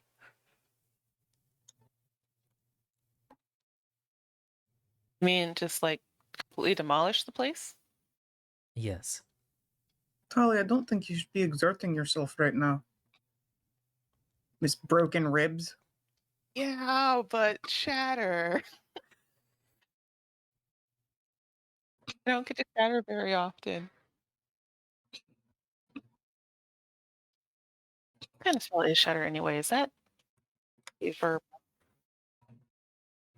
No, it's verbal, somatic, and material. Yeah, with the somatic part, I would say probably no. That's probably not a good idea. Yeah. That would be ouchy. Yeah, for my you ribbies. would have to make a con save to see if you can manage to get all the movement right. Well, Sorry, your queeniness. I can't. My ribs hurt. I simply require Ribs hurt. Sorry. a pittance of your arcane influence.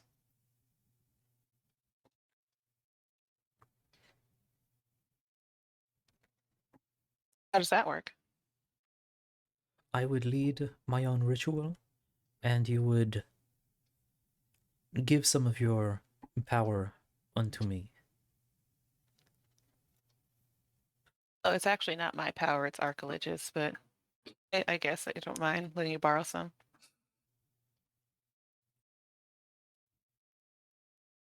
I would require 3 capable of casting spells.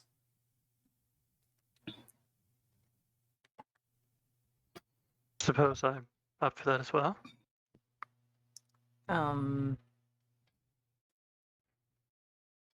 I suppose I can help.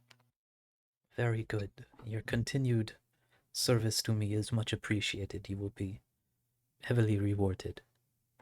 Please. You're not Sure, going to like turn that. us into those zombie ladies from before, right?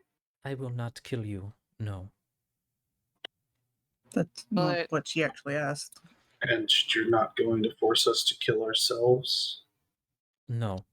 I simply require a new arcane chorus, and you are all that is available to me. That's a backhanded compliment if I've ever heard one. Well, I mean, if the place is destroyed, the cult won't be able to. It'll take them longer to find out that she's not in there anymore. So It would What does it indeed matter? solve many She was their problems. goal. Please, kneel down. Join hands in a circle around me.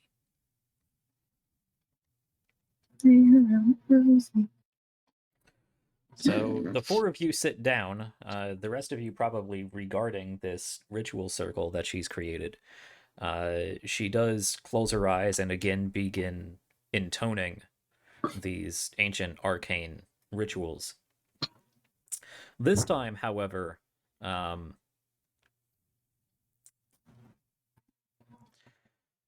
There's a slight shimmer in the air around the four of you. That's probably only immediately noticeable to the two of you not in the circle. You can see around them is a sort of heat coming off the pavement, sort of waviness effect, which This you've seen. works even in the bubble? Yeah, the bubble doesn't block Mhm. magic, I don't believe. I- It prevents things from getting in. Mm. Can you shoot out of the bubble? I thought before we'd I had don't basically. think you can. Actually, no. It would make sense. Well, Ander can't leave the bubble. Right. I mean, I can drop it and just recast it. Yeah, for setting a good combat precedence, I did previously say that you can't cast outside of the bubble. Yeah. I mean, it doesn't protect you from divination spells, but just to be safe, I think Dima Lipa would recommend not being inside some weird eldritch bubble thing. So you can get out of the bubble, kneel down, begin casting this ritual, which makes it probably even more evident to everybody else. This waviness effect around them. There seems to be a ripple in the fabric of the weave, considerable enough that it's visible. Anders definitely paying as much attention as he can to the process. Okay. When, outside of whatever focus he needs to devote to the ritual, trying to kind of take mental notes. The three of you feel what we out of character would recognize as sort of like a static charge to the air. You get that goosebumps feeling. Some of your hair begins to stick up.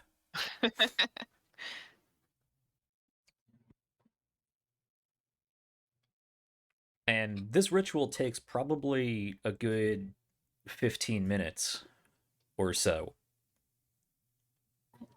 And you can feel this energy sort of move about the four of you. You can feel a connection to each other. Not mentally, but you can feel an almost arcane connection to each other, like the weave that actually makes up and is incorporated into your very bodies is weaving itself together through your clasped hands with each other, as if you were becoming a single arcane object, let's say.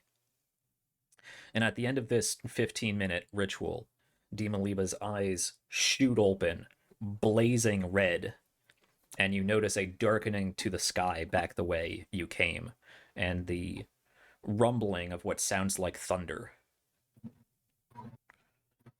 And it's far enough away that you can just barely make out the facade of the temple over the rooms, not the temple, the tomb, over the runes, over the dunes, over the shifting of the sand and whatnot.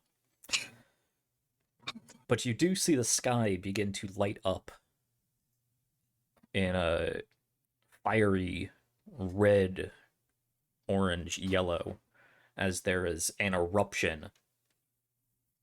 And you can see meteors begin to...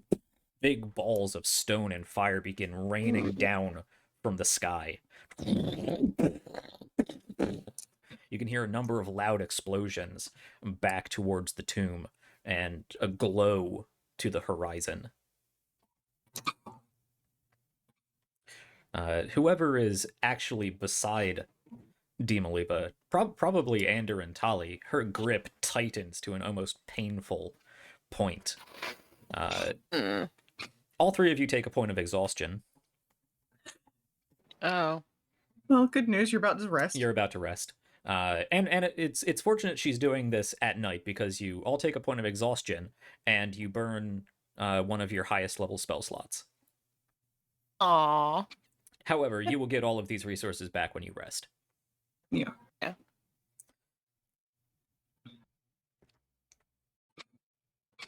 Presumably, however, with the horizon seemingly on fire for a short amount of time, that tomb is quite thoroughly destroyed.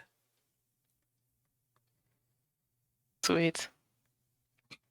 I hope nobody was close enough to see that. She releases your hands in an almost... she looks quite exhausted herself. She kind of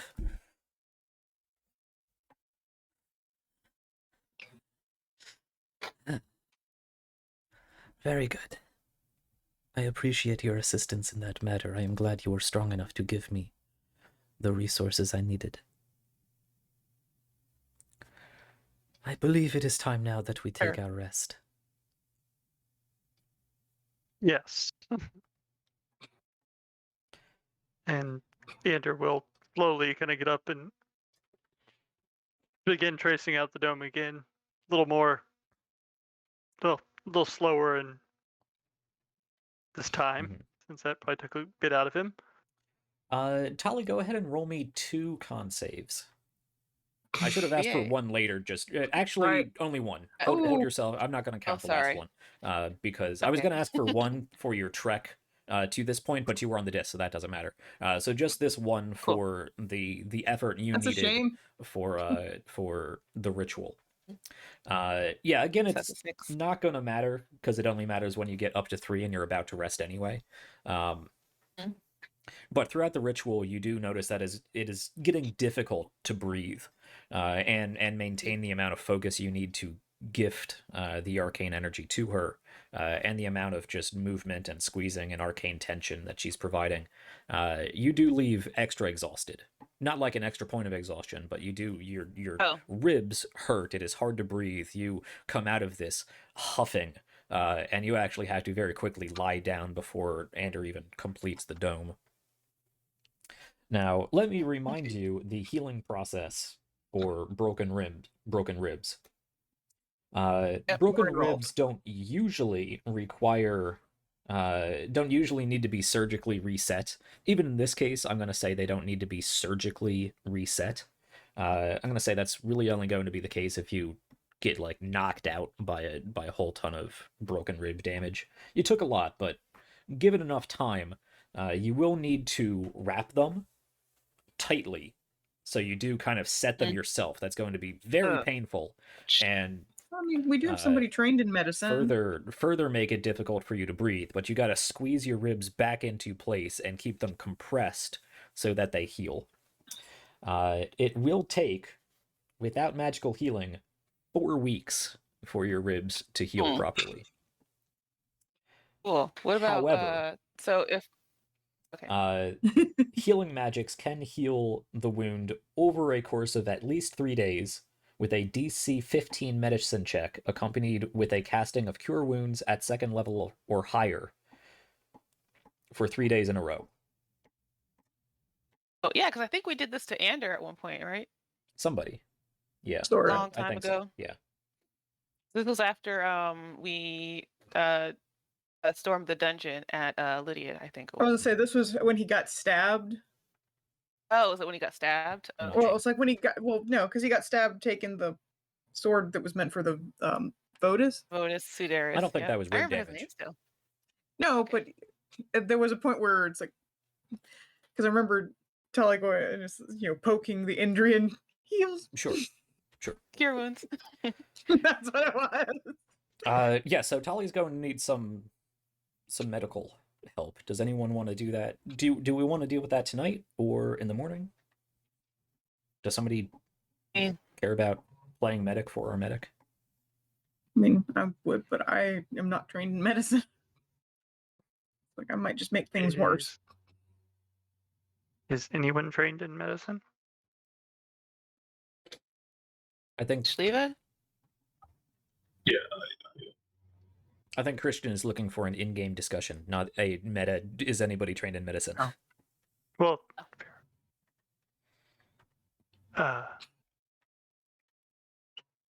well, suppose yeah. After getting the dome back up, seeing Tali already lying down.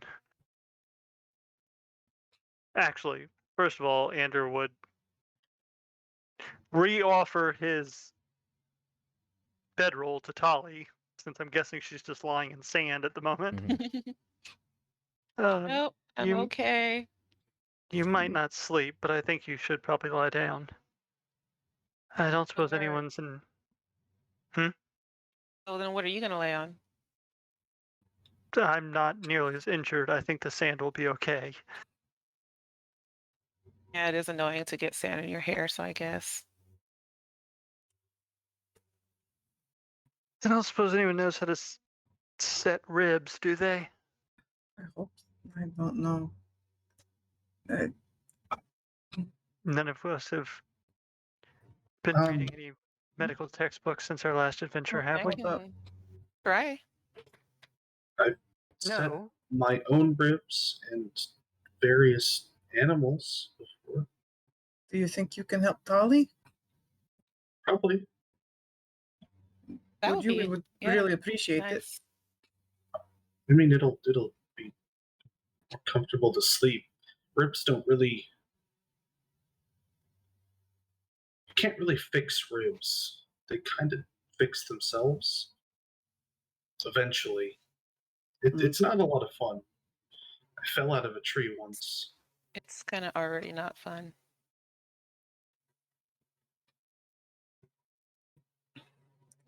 Well, I suppose anything that helps.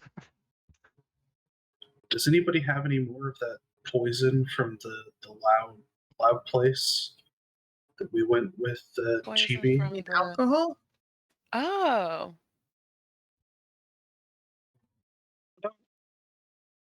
Actually, I don't have any kind of. I don't think so. no, I suspect I do not. Surprisingly, unfortunately. I don't think this group has any alcohol on them. I mean, Yeah, what's up with that? I was gonna say it's like. I would say technically would probably have alcohols in like the alchemy kit I have, but not. You probably have like pure ethanol as a reagent. Yeah, it's like, but not something especially. Nothing you can drink, but go ahead and make a medicine check to kind of put 2 and 2 together with where, I think. Well, I'm not sure. I mean, she does have cuts and scrapes and bruises, but nothing that. I mean, sanitizing them would be probably a good idea, but not necessarily related to the ribs. So I think it's for the pain. it could just be for the pain. Oh, I know. Yeah. Yeah. I know. So That's not where I was Yeah, going. that's- I didn't give a shit Yeah. about sanitation. yeah. Oh, I know. I Yeah. figured, which is I was like, I mean, probably, but it's not drinking Yeah, alcohol. you don't want to drink ethanol. Unless I want to kill her, which I don't. For the Let's record. see if I have anything to bite on. I have torches. How? No, that would hurt my jaw. You don't really want to use wood for that. It's really bad for your teeth. Leather is better. Well, yeah, I got. Sit up for me. Sure. You very painfully sit up. Do you need someone to help hold her still? Be all right. Okay. Okay. And I don't think it will technically, thematically help because because none of this is bound in any level of mechanical whatever. But the healer's kit that I have, I would like to bring out some of the wraps and such that I have. Mm-hmm. None of this looks store bought. All of it looks very crude and basic and homemade. Shliva gets you a bit of leather. Basically takes a belt, wraps it in half, and this isn't going to be fun, but hopefully it will be easier to sleep. Oh, At okay. least until we can. I mean, broken ribs isn't fun. Nope. I can agree with that. First to breathe.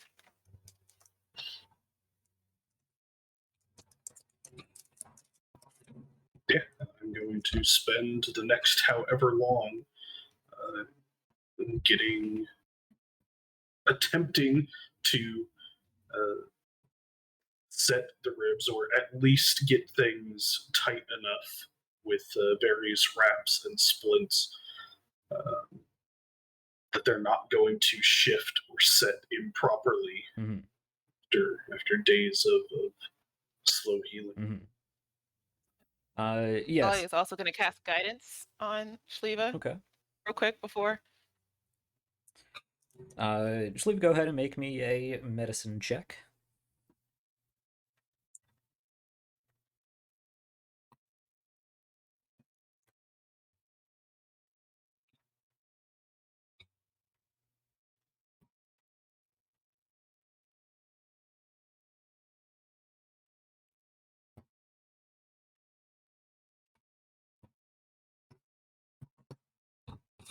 All right. Okay. That's a 17. You needed a 15. That works. So, yes. Thank goodness. Shliva takes out a lot of these sort of, like she said, homemade wraps and whatnot, and begins wrapping them around you. She takes out a simple plank of wood or maybe thick leather or something and wraps that against your back to help stabilize the back ribs. Brings out 2 smaller sticks that she has with her, and sort of wraps them against the side as a brace and begins tightly wrapping around your ribs. Several layers, really compressing and pressing against your broken ribs. Tali, go ahead and make me a con save to see how you deal with this pain, because you are biting down on. Yeah, I'm like physically clenching right now. 9. Yeah, you are clenching down on this bit of leather, because it is very painful. What is your HP at, by the way? I don't think you. 57. Okay, 50. Okay. Yeah, you bite down on this leather, and you do manage to stay conscious through the pain. 8 or less, you would have fallen unconscious just from the pain. But 9, you managed to push through the pain. On. You are Yeah, clenching good your job, Tali. eyes. You are clenching your mouth against your teeth against this leather. But you're clenching your eyes so hard you begin seeing spots of red and bright patches. You open your eyes after this is all done. Shliva stops wrapping your wound, and it is quite difficult to breathe, not only because of the ribs, but also because of the compression of these tightly wound wraps.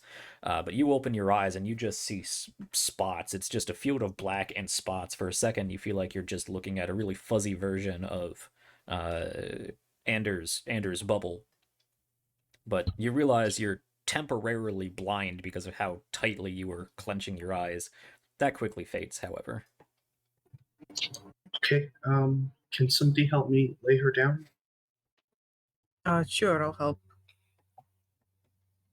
Shliva. You are softly laid down on Anders' bedroll, barely maintaining consciousness through the pain and the shortness of breath and just exhaustion. However, with these being set well enough, if you wanted to expedite the healing process, you could begin casting the appropriate healing spell. Again, has to be at least 2nd level or higher. Well, I will cast it at 3rd level. Okay. Does that have somatic components? Does it? It's a good question. Well, it's a touch spell, so I assume at least the touch part. But where is my spell card? Tali, just stay still. I got this.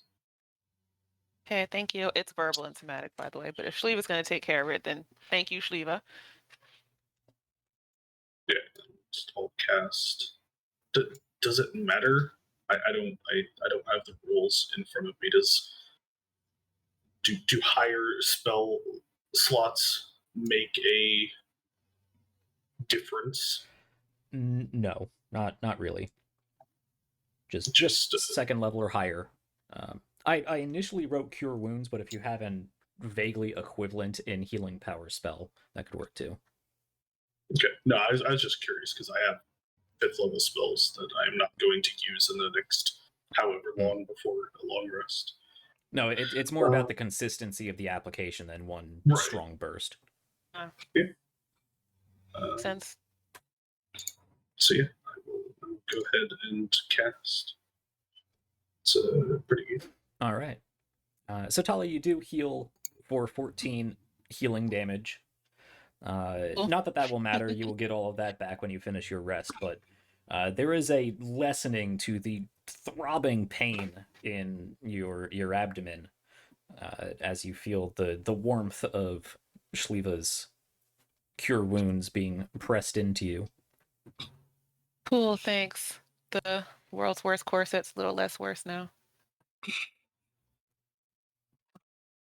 I can sew you a better one if I get some materials. I made all my own Just clothes, fine. Oh, cool. They look quite nice. Make Tali a nice, sexy, lacy, push-up rib wrap. And just to give her a nice waist cincher. Yep. That'll help Okay. with those ribs. Well, I suppose if you're going to train your ribs down to cartoon level points, I guess it helps to have them broken in the first place. Yeah. Oh. Anyway, I assume with that, well, I don't want to assume, is there any more conversation you guys would like to have, either amongst each other or with Dima Liba, before we call it for the night? I will say, with everything that's going on, Tali, you're one, exhausted and in pain, and like you're probably going right to sleep. Yeah, I was gonna say Talia will probably actually sleep today or tonight. Oh no, she gets to roll for dreams. Yeah. Anyone else have any conversation I'd like to bring up tonight?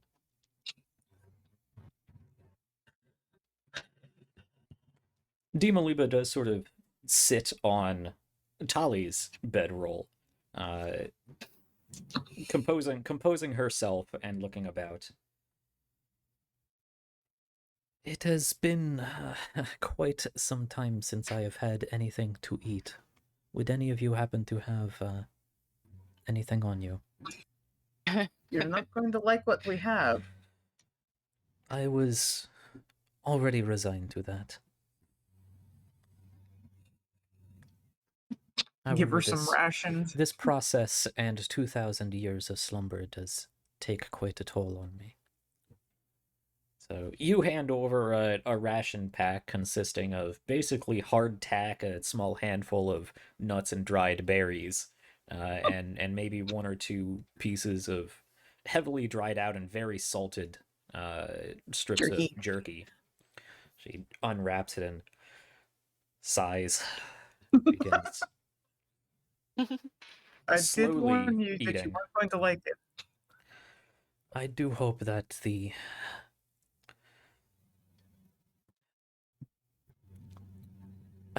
the rest of modern day cuisine has advanced much further than this. It has. This is just for travel. Well, I suppose if you would kindly indulge your queen in a story of the world that has come to pass. What can you tell me of the 2,000 years in which I lie suspended?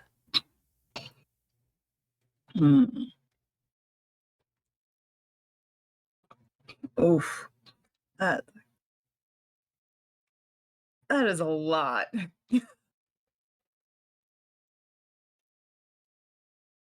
I'm not trying to actually give a history lesson, but can I make a performance roll to kind of go over the highlights in a way that is not Sure. going to put her to sleep?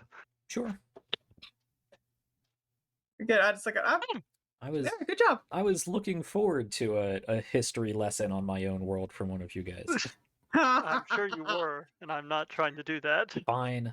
The thing for me is it's like problem is Keela grew up completely away from all that, so it's like history. Yeah, See, there's mountains and Andrew, go ahead and He was- also make me a history check to see Oh yeah.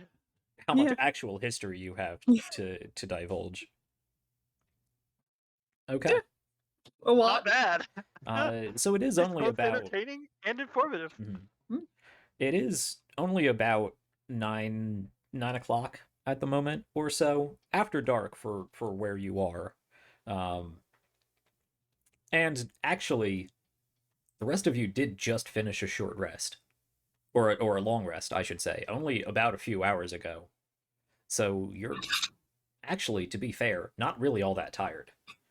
And to also be fair, you can't take more than one long rest in a 24-hour period. So When did we? in And Mordecai's Dima realm. not Dima Moriadessa, yeah, her. Yeah. Too many names. Yeah, but that was. Time also doesn't work the same. You said. I thought. Right. Or was that only? Time didn't seem to pass much in this world while you were on that world, but time did tick by. You probably spent, A few minutes. I mean, you probably spent an hour or two in Moriadessa's realm since waking up, which correlated, plus the time you were asleep and the time before when you were moving about and whatnot, correlated to only a few minutes in real world time, but you've still only been awake for 4 or 5 hours or so. Okay. So you're That's- sleeping yeah. mainly for, well, because it's dark, I suppose, and Tully's in I don't pain. know. I feel on some level there's some mental exhaustion to Yeah, what's there's happened since we definitely got mental out. exhaustion. I will say, however, you won't actually get the benefits of a long rest. You can take a short rest, you can roll your hit dice, and heal that way, but you won't actually get a long rest.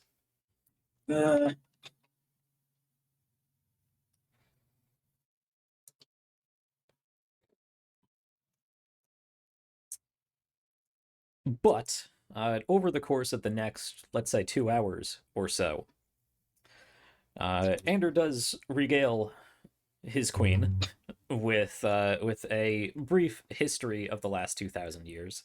To what knowledge Ander has, probably doesn't have a lot of information on Sann'Kett itself or the history of Sann'Kett, sort of history of the Empire as a whole. And Dimaliba does listen along, interested in certain parts. The trade alliance of the Upper Altemian Trade League or something like that. I have to bring up my history document, which I'm not going to worry about. I will release a brief history timeline for Patreon, actually, for anybody who is interested in the general idea of what Ander is, this history lesson that Ander is giving. I know it's mentioned in one of... I'm not going to spend too much time looking for it. The Inner Altemian League. Yeah, the Inner Altemian League was a trade league founded by the Genovians that consisted of Genovia, Race, Estia, and Kovia and Sedula, which dominated the naval trade of the Altemian area. Well, pretty much until the actual foundation of the empire that more or less unified the area. Of course, interested in the rediscovery of Sann'Kett by Genovia, and a little taken aback at the political state of things during that time. The sort of more or less civil war that was instigated by the Genovians between different factions within Sannite politics at the time, eventually leading to the split of one of those cultural groups going out into a different nation state. I believe it was Ulak and Ulakadin. That was more or less founded based on some of the population that was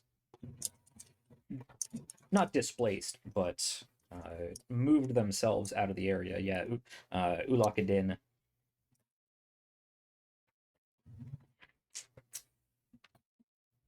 And yeah, kind of taken aback and displeased, really, with how easily Sann'Kett was more or less politically and diplomatically overthrown. It is now very much a Genavian province run by a Genavian provincial governor, paying taxes and other resource support to the Genavian Empire. It is not its own sovereign nation state anymore, which she doesn't like. So here's the thing, though. That means that in a way, Redemicus won. Redemicus? I mean, he chose the right side, I suppose. I mean, he chose his side, which eventually turned into the Genavian Empire. So I guess, exactly, sure, it's like... yeah, Redemicus won. You could draw it out that far, yeah. I mean, Akil wouldn't say that. Okay. Yeah, and that pretty much takes you up through modern day. You briefly discuss various wars of unification to bring about the sort of what is the term we Americans like to use for coast to coast expansion?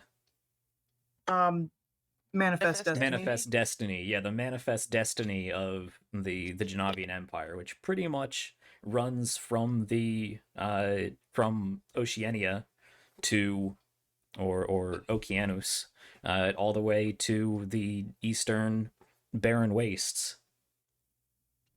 more or less.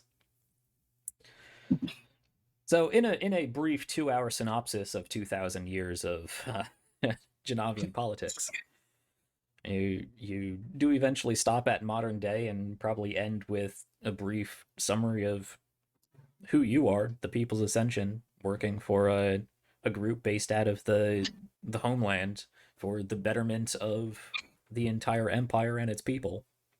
Someone's homeland. Yada yada. Yeah, well, yeah, the Genavian imperial home province. Yeah.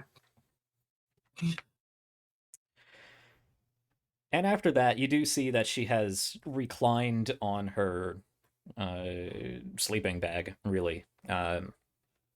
Again, she's not terribly tired because she's been sleeping for 2,000 years, but with the rest of you, mentally exhausted and at least ready for a nap and just relaxing throughout the night.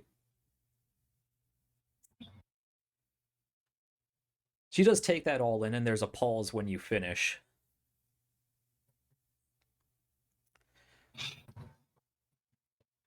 Indeed, a lot has happened. A very different world than what I expected for my people. Though, I suppose overthrowing one of their greatest rulers did contribute to the downfall of the civilization I left behind.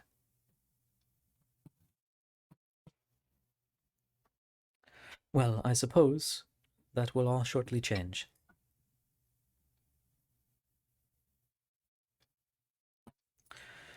It is a shame. So- I do think I picked the wrong brother. You picked the easier one. Yes, I very much did. I was not as adept in my younger years at bending the male ego. Redemicus, or Persicus, was in fact the more pliable of the two. Not that he was a poor specimen at the time. No, I remember what you looked like. You do notice that the black urn, canopic jars, sort of dug into the sand beside her sleeping bag. She just sort of regard it, or run a finger down the curve of the vase.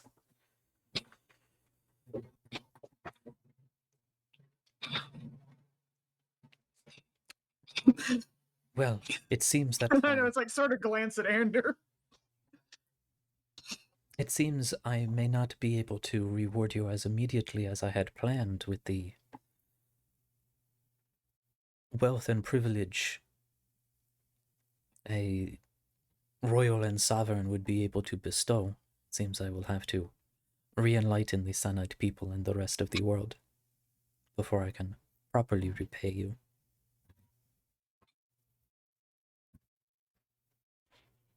I think magic was seems like magic was much rarer 2,000 years ago, or at least the way it was harnessed. Judging by the way some of you so easily manipulate the arcane, I would have to agree. I have much learning ahead of me. It's You will have to teach me, looking pretty much over at Sevgi, you will have to teach me the ways of the modern arcane.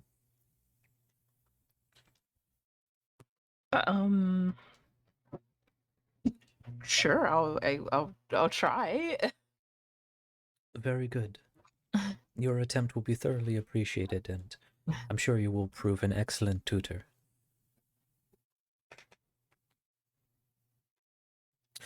For now, I suppose, I tire from destroying my incarceration. We should now sleep. And with that, not waiting for you to regard that suggestion in any way, she lays down and rolls over.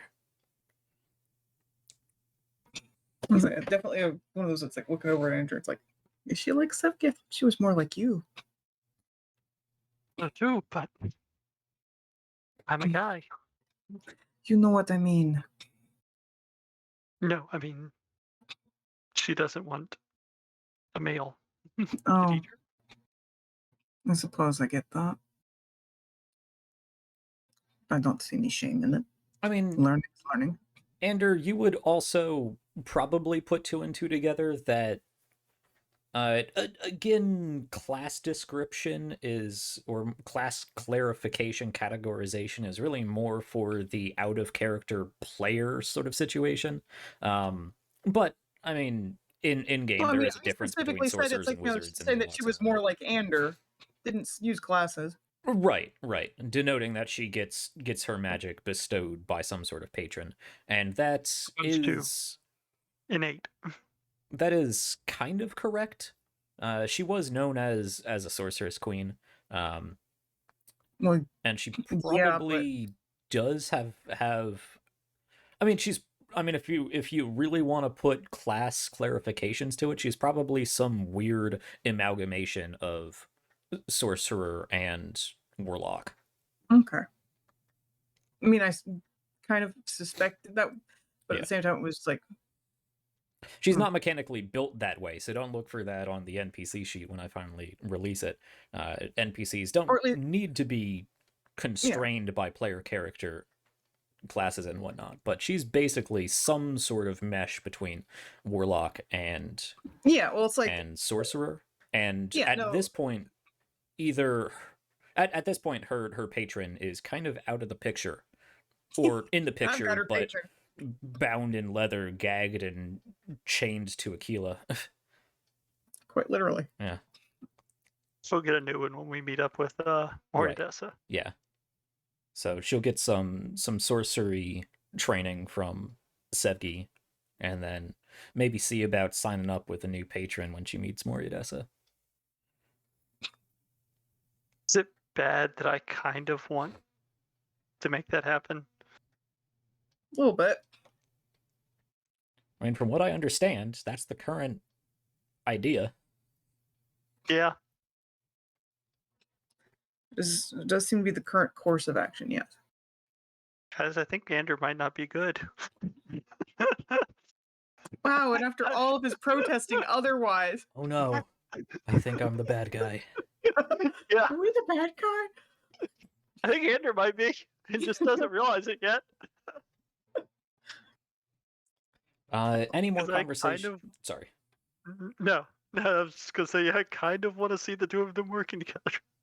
I mean, I'm not gonna lie and pretend that I'm not intrigued by it, but it's one of those I'm very much it's like I don't know about this. Especially if they both like me. Yeah, Powerful that, friends a are low powerful bar. friends. that'd be quite an interesting threesome. That's not how I meant it, Jack. Hey, I didn't say God, anything know- sexual. You took it that far. To be fair, You he only knew- use the word threesome.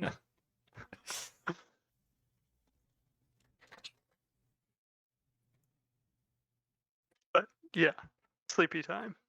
I Okay. don't know. So, I think I wanted to talk with Andrew briefly. Oh, okay. Let me remind you that you are all kind of stuck in this 15-foot diameter dome. Mhm. At least Ander is stuck. Everybody else can leave. But presumably, if you want to have any private conversation about what is happening here, Dima Liba is just like right there and probably not asleep yet. Yeah, but she can't Pull speak out my common. book and write. We can have a mental whisper conversation.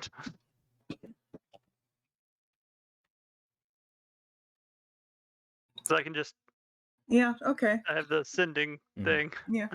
I mean, either way. It's gonna be yeah, I was gonna say it was just one of those like she can't speak common. Yeah, she has shown some level of basic telepathy. She doesn't seem to be able to read thoughts. Maybe, I mean, she could at least in the tomb, because she does seem to know things about you that weren't necessarily brought up. Yeah, so I like mean, she knew that Akila had Saheni's memories. yeah, there is the possibility that she is both telepathic and can read surface thoughts, if that matters as well. Mm. I can lock her out, but Yeah, apparently. yeah.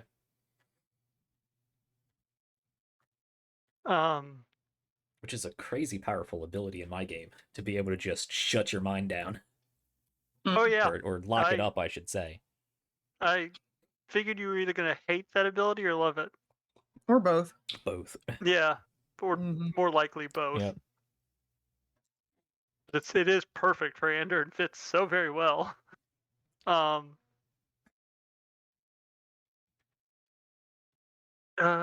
What languages do you speak again? Akila speaks. Good question. I know I have it somewhere. I speak giant, sans, common, abyssal, and celestial. So, if you want to have a conversation, one moment. Ander is going to take 10 minutes again. Cast comprehend languages. Okay. And you can speak in giant, and I can just speak to you directly through telepathy. And yeah, This is gonna be a fucking weird conversation. well, we can move over to the other side of the bubble and not. You don't necessarily have to speak loudly, but No. So 15 Oh, minutes away, or 15, not even 15, No, 5, but 10 you feet can. away at the other side of the bubble. Tali is asleep, but Sevgi and Shliva, you can just barely make out Akila mumbling something in a language you don't understand under her breath, and Ander just pretty much sitting there staring at her. It's a weird conversation. But please, go Yeah. ahead. But it's about as uncrackable as we can make it. Yeah, that's Yeah. fair. It is. No, to be fair, it's secure. like all of Akila's thoughts would be mostly in giant. Yeah. And I'm guessing there's a pretty good chance she don't speak giant. Pretty good. That doesn't seem like something she would have learned to speak, considering. Mind reading in some cases doesn't really rely on common Oh no, I get it, but language proficiencies, but fair. Yeah, if it's just a communication thing, yeah. Yeah. It's unlikely she understands giant. yes, it is unlikely. I mean, it's unlikely that most people understand giant. It's kind of a niche language. Yeah. Please, though, go ahead. Right, now I have to get back. I have to get my train of thought back on track.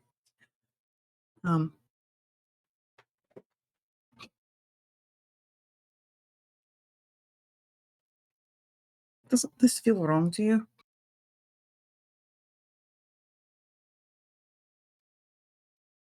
What do you mean?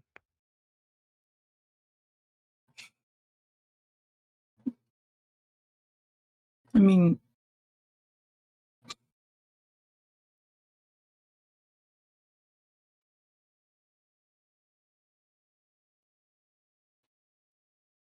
sorry, our diversion did not help me.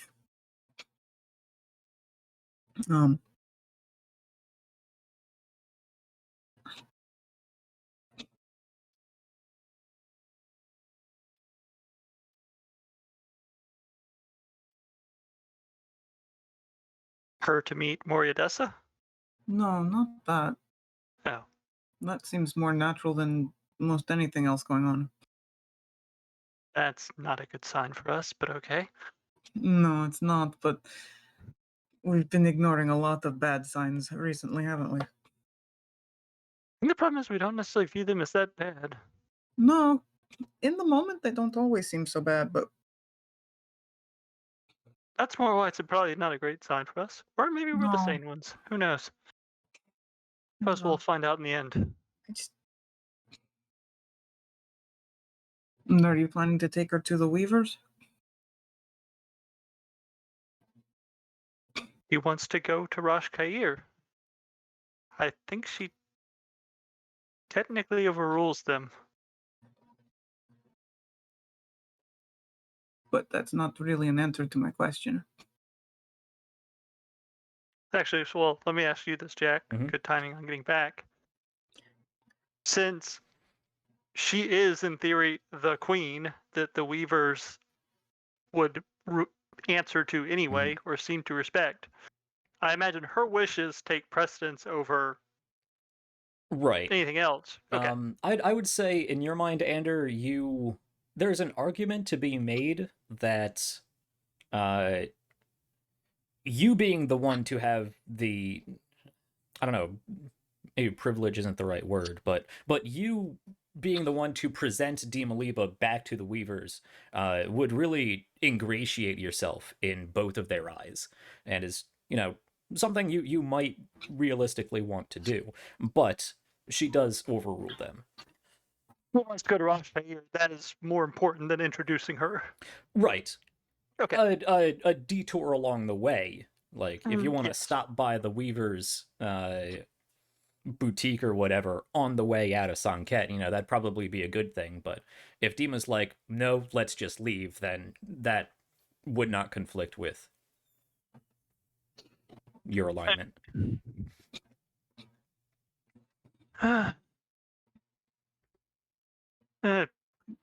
Possibly, if we, assuming she doesn't just decide to walk onto the first boat she sees and tell them to weigh anchor and go, it could be a good way to get us a ship out of here. They do have obvious resources, and It troubles me. You didn't say anything about them before. well, they weren't especially helpful before, but No, but you seem to have had intentions of going to them. Why didn't you share that with us? Because I had made clear what my original intentions were, and you never said anything.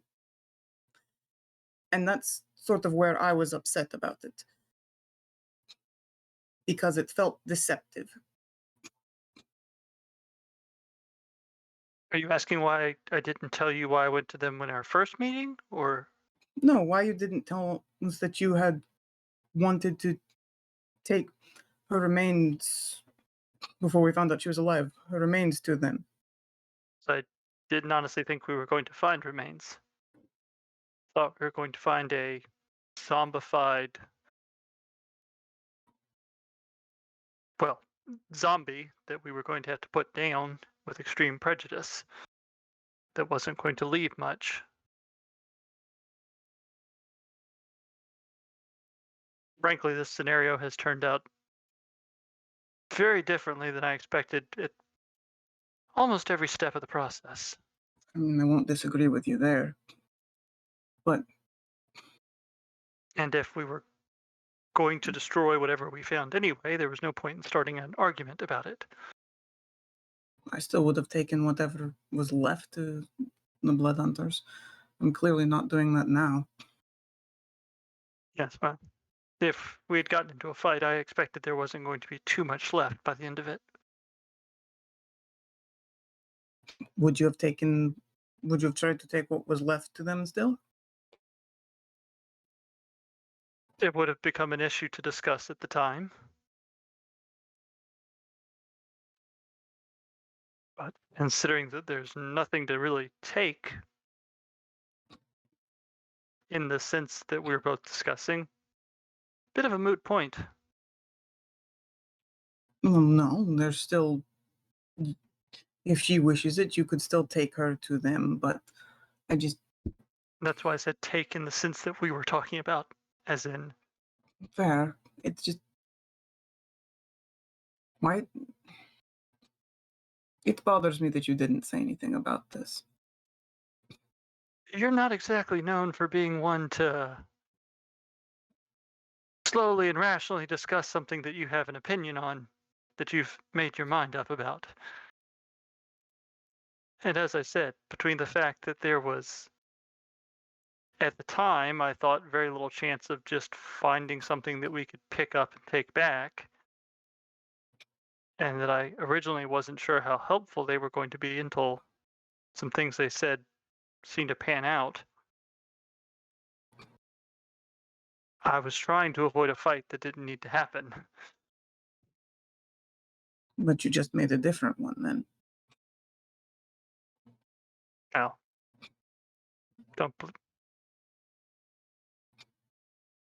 we didn't really have a fight over it. Some heated words, maybe, but Well, the heated words mostly came from you.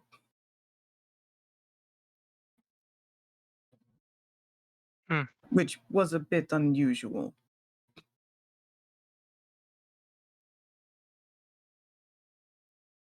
I mean,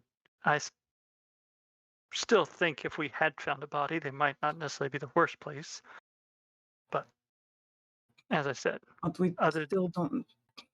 And I get your problem with my organization. It's very secretive and all this and that. But I know them, but we don't know anything about them beyond they've created a new cult around Dimaliba. Which, for the rest of us, to be fair, both organizations are about as equally unknown.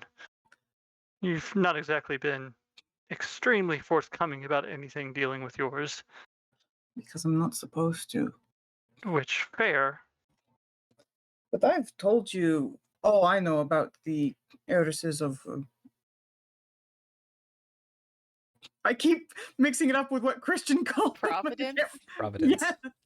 Thank you. It's like, because I always keep wanting to say prominence. It's like, that's not the right one. Damn it, Christian. That was a good one.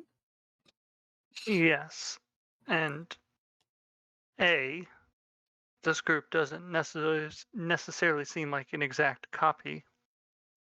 And but B, the fact that we're walking out of here with her, I think means that not everything we thought we understood is exactly as it appears. But that doesn't make them more trustworthy. Makes them as trustworthy as a group that would kill me on sight. They wouldn't kill you just for seeing you. They'd only kill you once they found out what you are. I know that wasn't meant to be comforting. It was a joke. The point being that, from my perspective, there's not a ton of difference between them as far as which one I trust more. From my perspective, there is, and it's not just because I belong to one order. Because let's not pretend that I'm on good terms with that order right now. Which is why I didn't say anything until it was starting to seem like it might actually be something that we needed to talk about. You know this. My But why didn't you? You know how important trying to get in a better place is to me. like I said, I didn't think you were going to have anything to take back. Whether it's important to you or not is not really something I was thinking about so much as it was kind of a moot discussion anyway. It still feels like it was one that needed to be had. Nothing else. I It just, feel like we have enough things to worry about without having fights we don't need to. honestly, I'm not sure we would have fought right then. I was not entirely myself at that point. Fight might not be the right word. Worrying about problems we don't need to worry about when there are potential end of the world scenarios on the horizon. There are always end of the world scenarios on the horizon. Exactly, which is why I prioritize what I worry about. But the thing is, we don't know if we're making new ones by doing things either.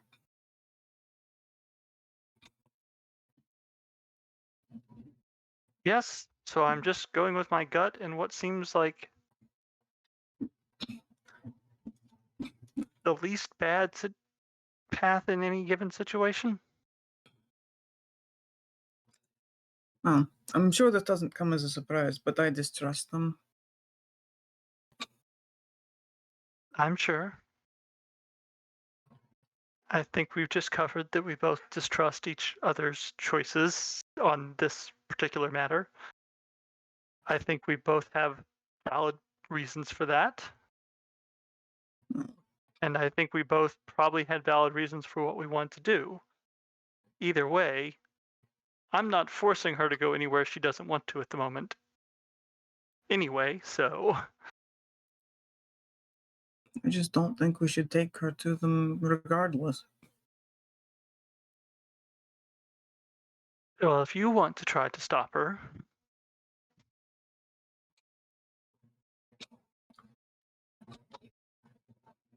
at the moment, I'm just kind of following her because I'm not trying to deal with that situation if I don't need to. She's reasonably friendly, if a little condescending. A little? Okay, very condescending, but Okay. it's a queen. I'm sure the Empress is not much better. I wouldn't know. And I I'm don't. making assumptions. I know. I'm not saying you're wrong. It's just back to royalty doesn't make sense to me. And admittedly, from a purely selfish perspective on my part, since you had your own, it does seem like she is some kind of, if not exactly how I get my abilities, tangentially related. And Not didn't sure. throw a fit when I,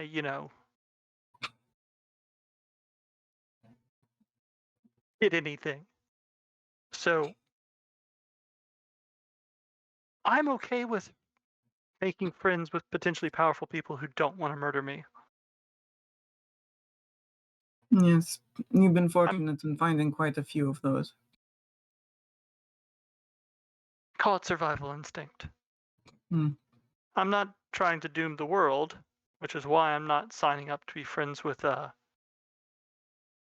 Indrashidid, yes, or his Cult of lich Worms. queen god Oh, Castrea. thing. Yes. How the fuck do I keep remembering these names? But I'm also not going to say no to a powerful friend until they prove otherwise. I don't know if I'd count her as a friend. Yes, I also don't necessarily count Moria Dessa as a friend, but I'm not Sure, mad she about would the love fact. to be your friend with benefits. But I'm not upset about the fact that she, at least at the moment, seems to be somewhat fond of us, or at least not displaying open murderous intentions. Yes, I was a bit surprised that she decided to keep an eye on us. I don't Seemed- expect. Right, she decided to keep an eye on us. Wouldn't we just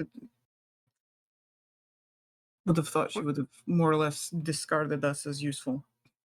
So I I feel was like when surprised you've to find out. been around for long enough, interesting things are. You take your entertainment where you can get it. I think you entertain her. I think she less so Oh. than me. I think she finds us all interesting to a degree. But Hmm. as I was going to say, I don't necessarily expect you to share that outlook. You have your own goals and objectives, but that is where I'm coming from. I'm not willing to doom the world for my survival, but I will take my friends where I can get them if I don't think they're going to cause the downfall of civilization.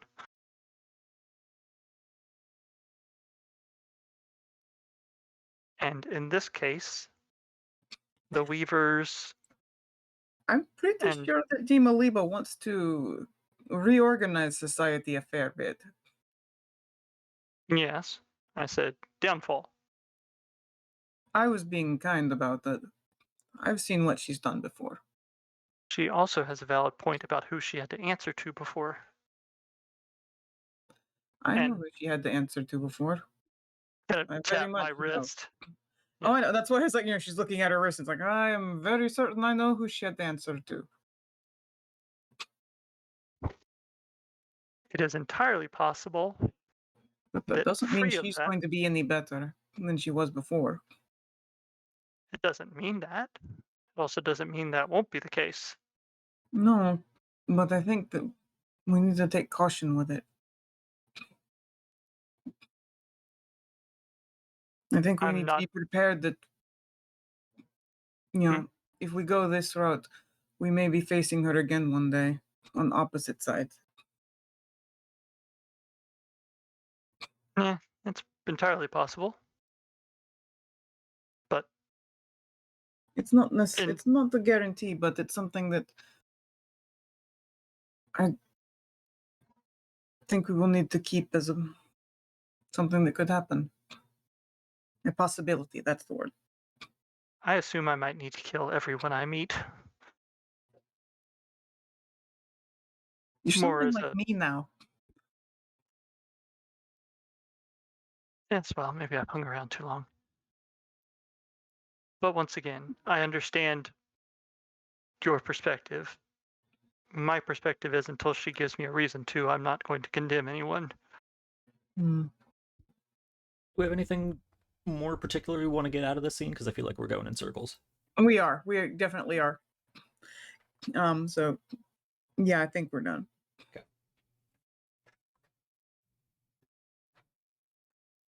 Anything else tonight? Nope.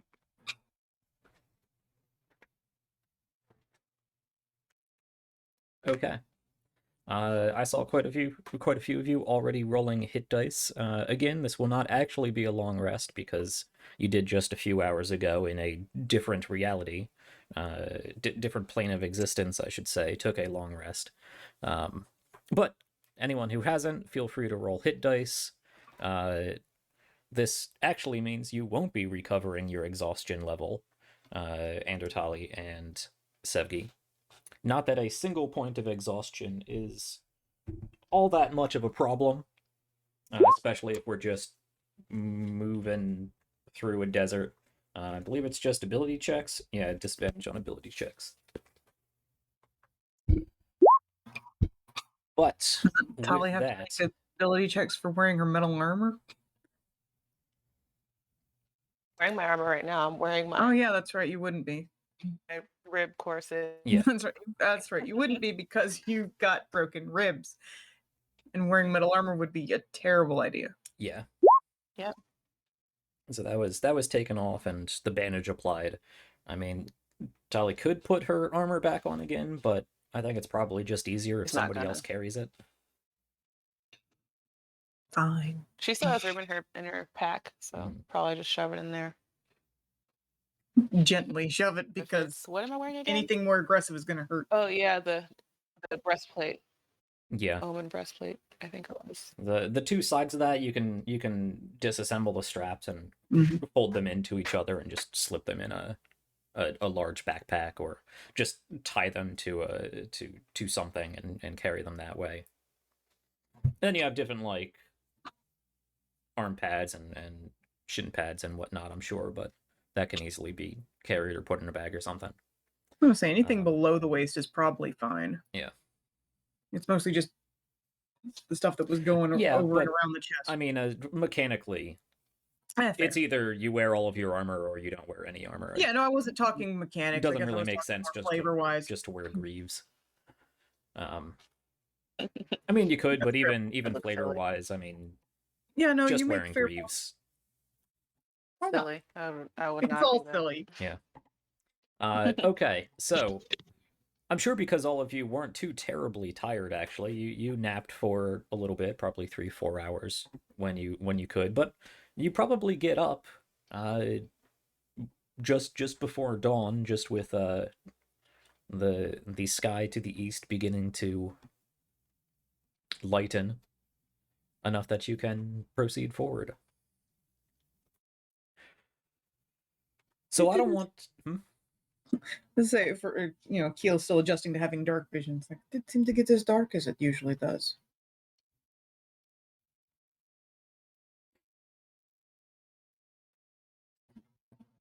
Yes, well, that's probably because of your newfound ability to see in it.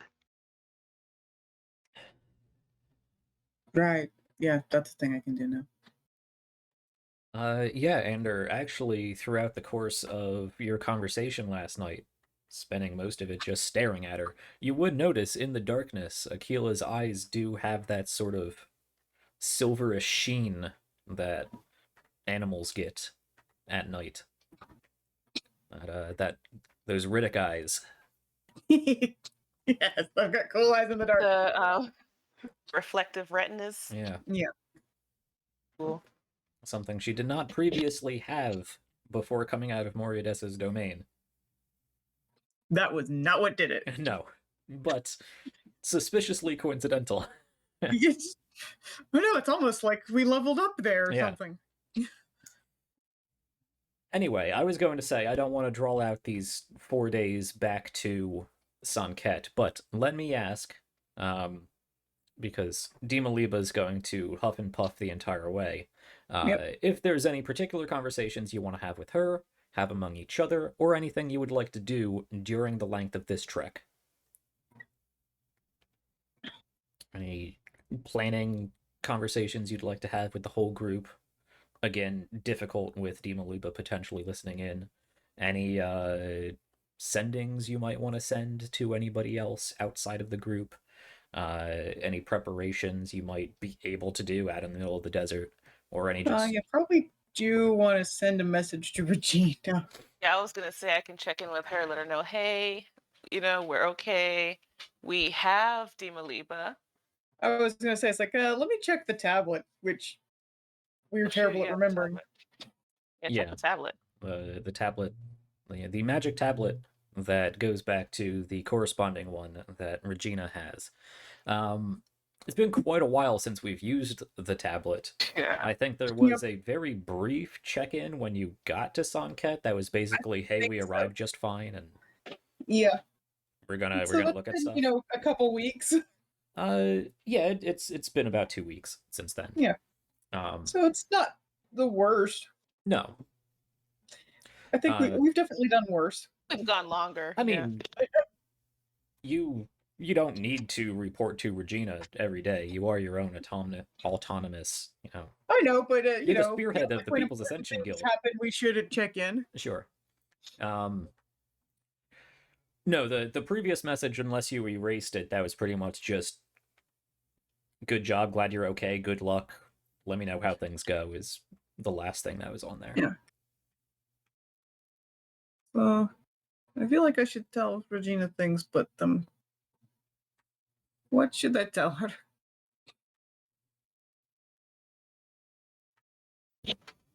Oh, that. You can tell about my ribs. I'm not going to lie, But, Tali. That's not the most important thing. Maybe about Dimaliba then that we Yeah, that's found her, that she's the proverbial still elephant in the alive. room. She was very well preserved You're to the point muted, where she's still Steven. alive. There is Tali's take on it. There's also the simple truth that we stopped the cult from getting their hands on her. Yes, but I mean, this yeah, is Regina. Do we want to? yeah. There's a little more to that. I feel like, that. we should try to be more honest with Regina. Well, then go ahead. You asked. Help. I gave you the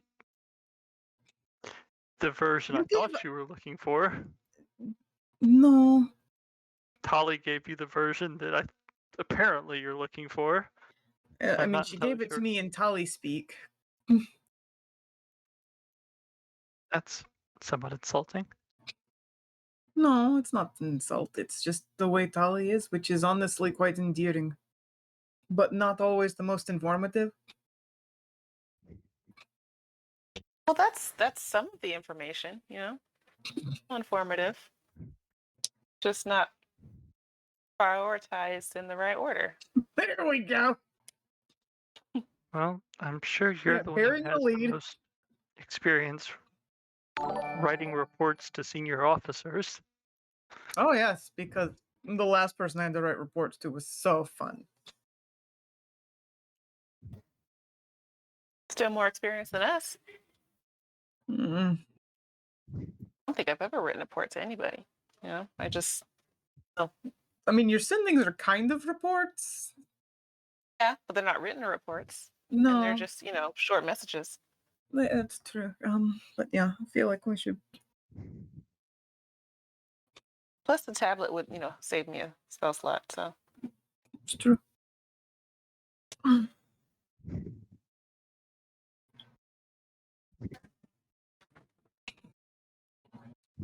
So, Yes, can I have a minute to think about it? oh, sure. Yeah.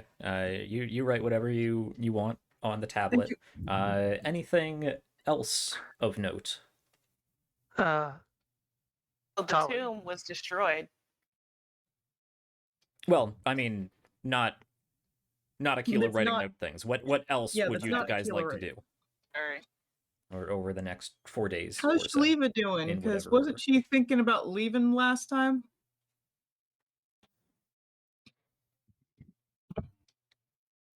Are you asking Christian, or is No, Keela asking Shaliva? Oh crap, that's right. I did want to have a I conversation was with more Shaliva. trying to remind because I don't think Aquila was.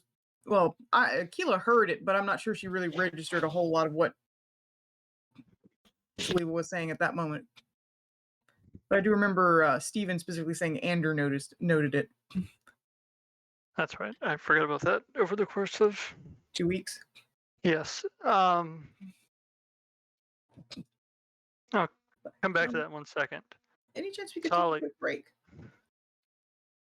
Would everyone like to take a quick break now? Sure. Thank you. That'll give us time for Aquila to write something, you guys to think about what you were doing. Okay.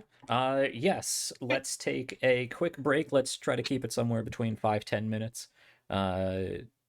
And yeah, we will figure out what we're doing over the next 4 days back to Sann'Kett, and then we have all of that to deal with. I'm interested to see what happens once we get back to Sann'Kett. Walking in tow with their ancient sorceress queen. Anyway, we're going to take a quick break. Stick around. More to come in the second half-ish of this show, and it's gonna be interesting. I'm sure. I'm sure it's gonna be interesting. So enjoy some music, some nice Sann'Kett themed music that I found for our intermission screen. That is Yeah, I properly forgot we had accredited that. down at the bottom. So listen to these groovy tunes while we get up and stretch and whatnot. We'll be right back. Thanks for sticking around.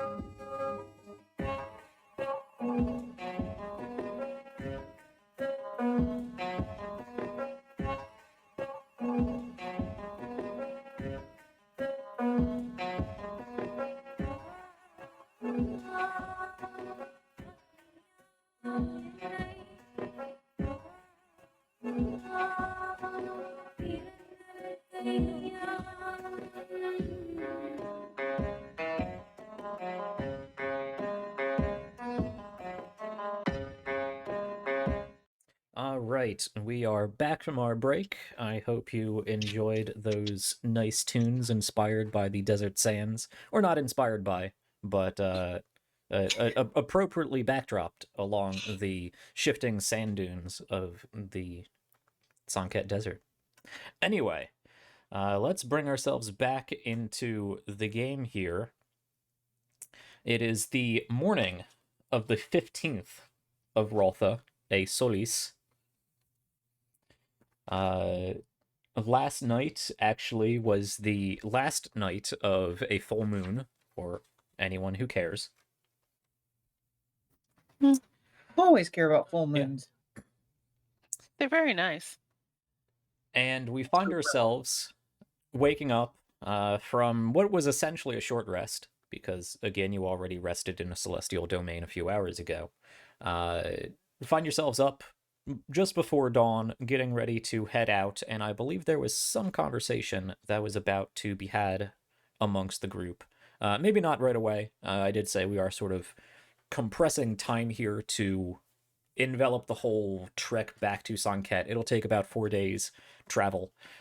So again, while Aquila is writing her note to Regina, or I should say, while Taylor is writing Aquila's note to Regina, what else would you guys like to do or have said in these next 4 days of travel time?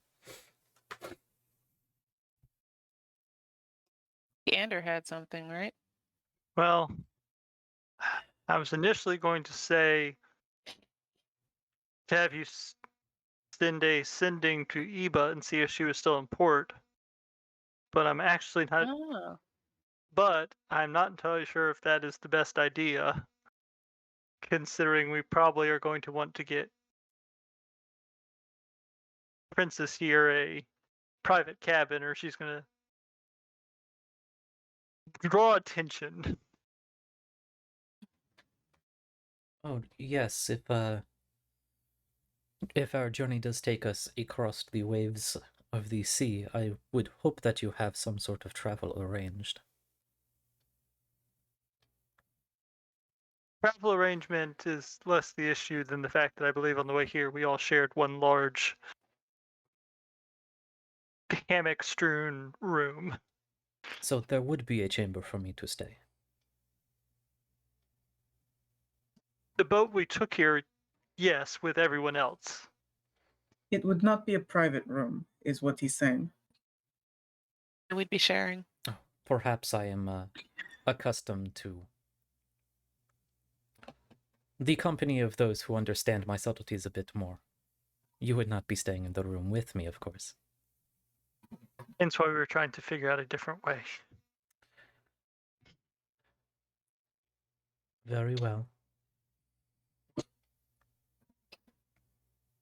So, as I was saying, we may want to look into different ships, as much as I wouldn't mind a ride back with Eba. I don't believe there were any extra rooms aboard her ship. I mean, there were after she lost a few crew members, but I think they were staying in similar accommodations to us. I think we had, as like, I think they were staying in less private accommodations than we were. Yeah, they were pretty much just down in the hold. You had kind of a storage compartment or something else. A little that closet. Yeah, again, it was like a 10 by 10 room that had a whole bunch of hammocks just kind of haphazardly strewn about. So it wasn't really a dedicated cabin, regardless. Right. Anyway, sorry. And I don't think she had any real dedicated cabins other than Other the than her own. cabins. Right. And I'm not Doubtful going to she's ask given you that to up. differ- Yes. And I'm not asking. Mhm. I wouldn't either. Mm-mm. Woman has a gun. I mean, it's like if Diva Lima wants her room, she can ask for it. That woman has a gun and is clearly not afraid to use it. Considering she used it just to show it off, definitely not afraid. So yeah, that's what I was going to mention to Tali, but in hindsight, actually, we may want to just find something else. We're going to have to charter some other ship. Yeah, probably. Oh, there goes all the money I took. Yeah, probably. Aren't you glad I took it now? Yeah, probably. We had cash, but I know, but it means we aren't dipping into our funds. the other conversation I was going to have is at some point find some time with Shliva to discuss her feelings. Well, you have 4 days. I'm sure it'll come up. Um, Shliva, about what you were saying in the tomb. Do you want to, just to set the scene, while you are walking through the sands, do you want to pull Shliva aside, step back away from the group, or do you just want to have these conversations just among the mass of you? Is Tali like at some point in the trip would she have been doing well? Yeah, because I guess how many days did she need of healing? We're going to need at least 2 more medicine checks and the appropriate spell levels to go along with that. I was going to ask that at some point during here, but I wanted to give you guys roleplay time. Like after If we want to do that now, like then after we can do it. days. Well, I was gonna say because I assume to start with, I'm probably still, hauling her on the disc, Sure. which means it's hard to step away without That's true. dragging Tali with me. Hey, Andrew, where are we going? You can't subtly. Also, I'm just imagining him forgetting that she's basically attached to him. It's like, are you coming with me? It's 20 feet, but still. Yeah. At a certain point, it would probably. So I wouldn't be able to step away and have a side conversation until she's good enough to walk, and even then, I've got Dimaliba probably riding it. Yeah. So I don't know how much we can step away. Was my thought. But was not necessarily going to have a loud conversation. Sure. And about what you were saying in the crypts, I understand. Which time? Oh, fair. The one about not necessarily wanting to do this anymore. No. I understand that 100%. I would suggest, though, at least staying with us till we get back to. Oh God, brain. Janavia. Fun. Janavia. Yeah. Like couldn't think of it for a second. I would feel better knowing that we were at least someplace we were more familiar with. I would feel bad about just leaving you here on your own, since you aren't as familiar with this land.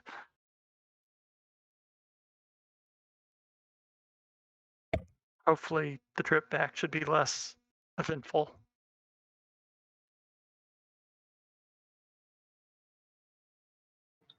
I didn't realize that nobody seems to know what anyone else is doing or up to or what everybody wants from all of this. It's really confusing. It especially before it was just me and Krushka, and usually I come up with an idea and I tell Krushka about it, and she says yes. And sometimes if she doesn't like the idea so much, I take a little while and I can convince her.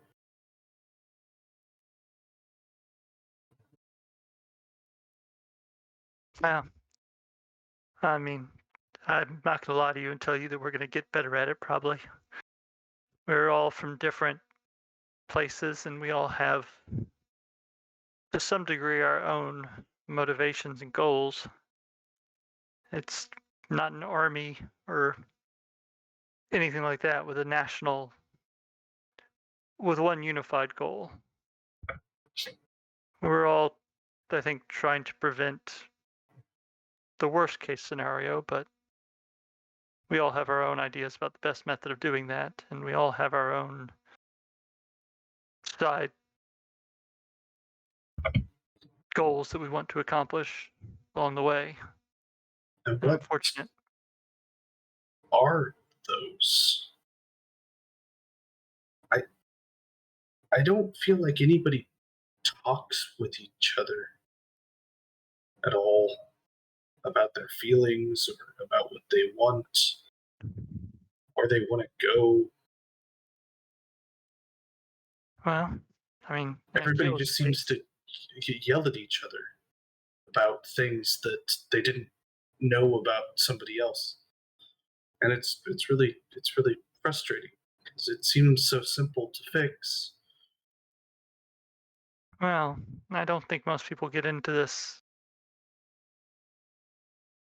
Most people aren't willing to travel halfway across the world to deal with world-ending scenarios because they're well-adjusted and have nothing to hide.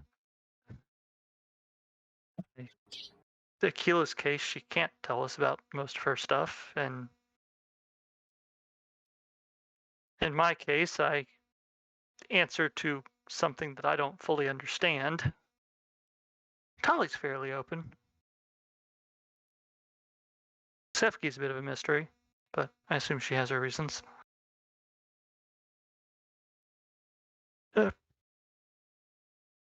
Point being, most of us either can't or, well, for various reasons, think it's a bad idea to just come out and say everything. Yeah, that's the part I don't understand. Everybody, I mean, nobody's physically bound in a way that they can't talk about stuff. I mean, maybe with your whatever guy with the oily stuff, maybe that's hard. I know it's hard for me to explain where I can do things from. How? Well, that is definitely part of my problem for sure. Also, the fact that even in this group, most people don't necessarily trust Zadok. Like I Do you said, trust him?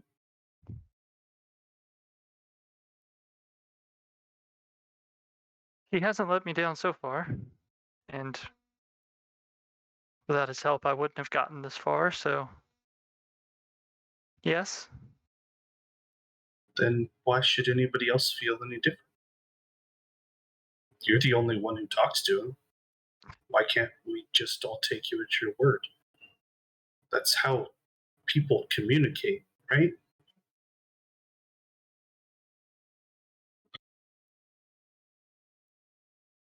It would be nice, I suppose, if that was how it worked, but I mean, especially people. I mean, how long have you all been traveling together?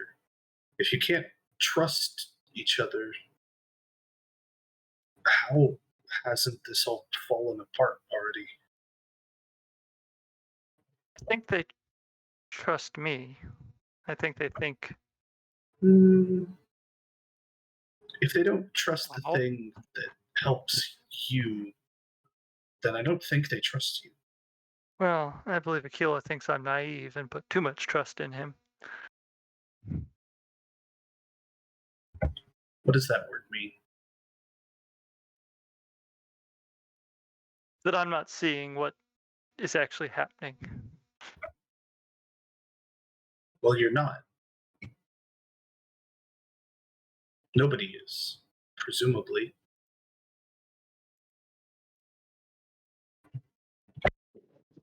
I think that's called faith or something. Yes, I suppose so. Uh,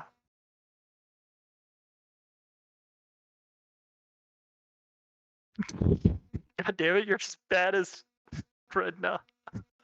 uh, um, I don't know how the primordials work. but they lend me their power. And I trust them. And I would imagine that if you tried to convince most people that they weren't bad, you'd have a hard time with that as well. Then I won't be friends with those people. It is interesting that your perspective, considering that you in theory have the same problem I have, but somehow not. I suppose that's the advantage of staying away from society. If people don't like me, I convince them that they do like me, and then I run away really fast. Oh, That yes, usually works. I suppose we do have similar methods of dealing with the problem, actually.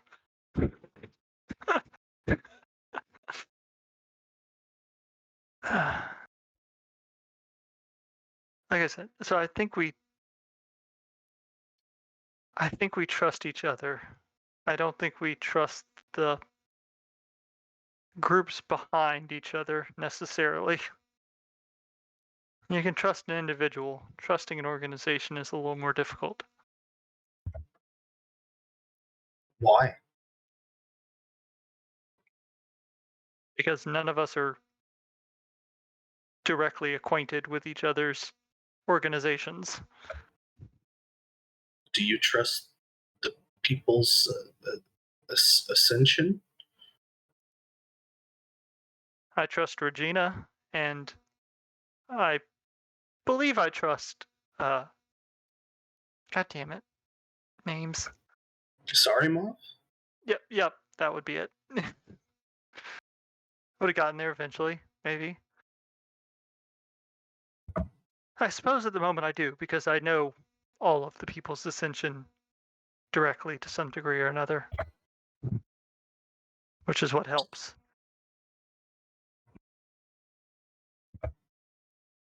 Like I said, that's the problem with us, I think. We know each other and we trust each other.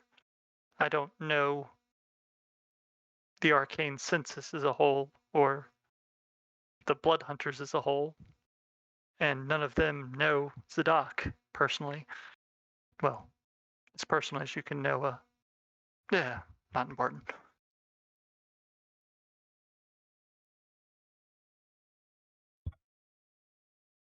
And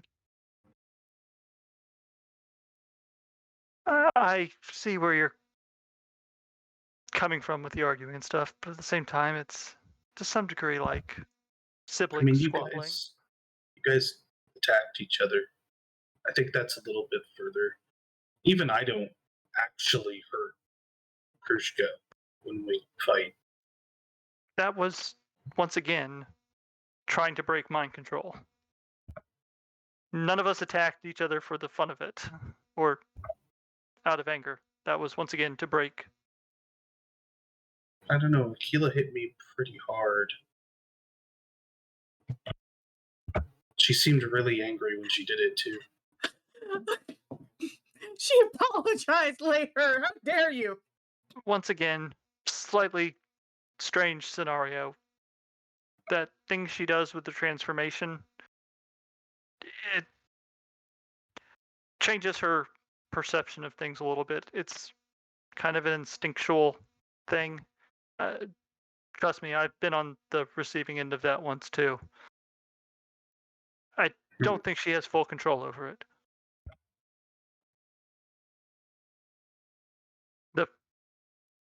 I suppose that actually demonstrates trust in her, and that I trust it wasn't her, considering I nearly died from it and I'm still working with her.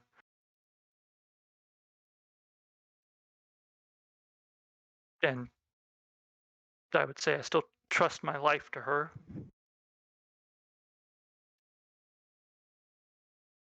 I think at the end of the day, that's what it comes down to, really. Yes, we squabble and could communicate considerably better, but I also am willing to go into life or death scenarios with all of them because I trust them to get me out of it alive.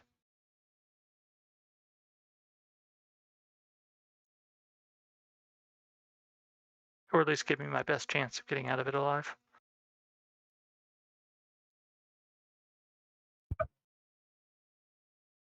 I said, I don't think we're going to necessarily get that much better at our communication at this point. But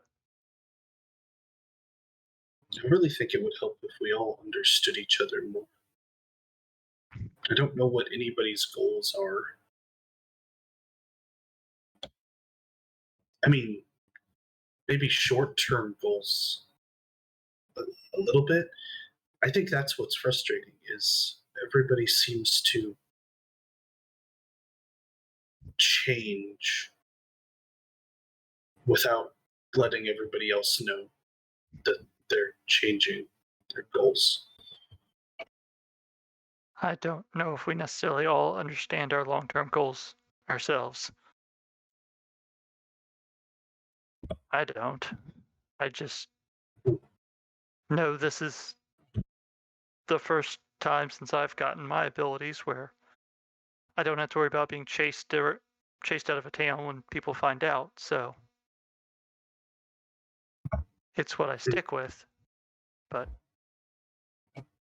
I'm just trying to stop the Feywild becoming a place where the dead roam freely.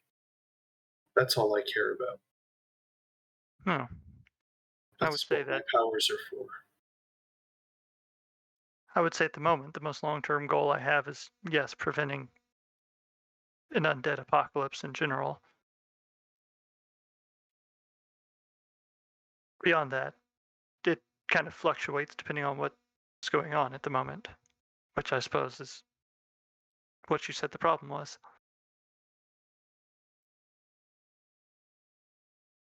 I think that's fine, as long as everyone knows what those goals are. And we aren't just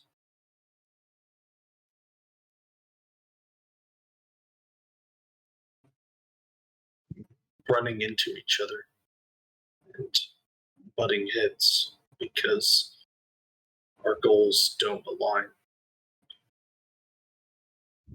But maybe that's just something I have to learn.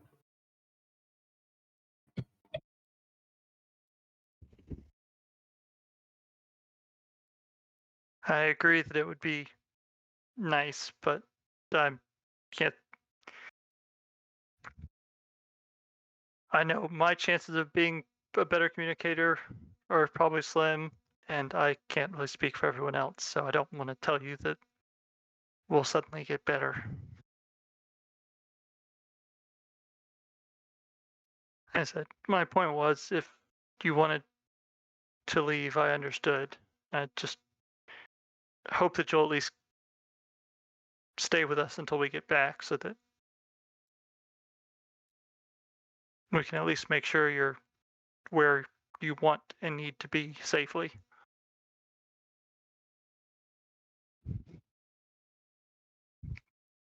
Considering that, if you wanted to, you could turn into a bird and just fly off. And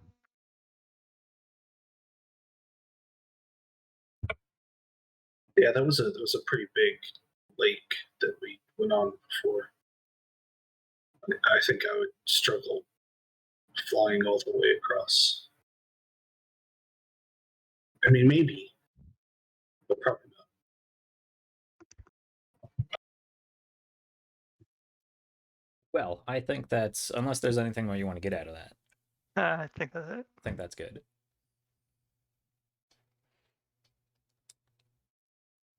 Okay. Any other conversations or, again, plans, preparations, precautions, things you want to do during your travel?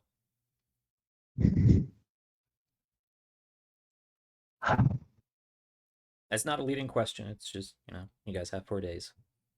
I mean, it's kind of a leading question, but we should again, if you need reminders of things, you have questions, always feel probably free to ask. should probably have a conversation with Dima Liba about staying under the radar until we get to where we're going. Yeah, that's a conversation definitely needs to happen. Ye olde fantasy radar. Wh- I know. I should know. Jack.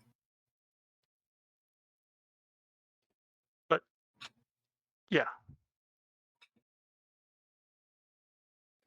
Maybe Oh, I not nominate you for advertising having who that she is, conversation. or huh? I nominate you for having that conversation. Yes. Well, you're better at talking. I assumed it was going to be me anyway.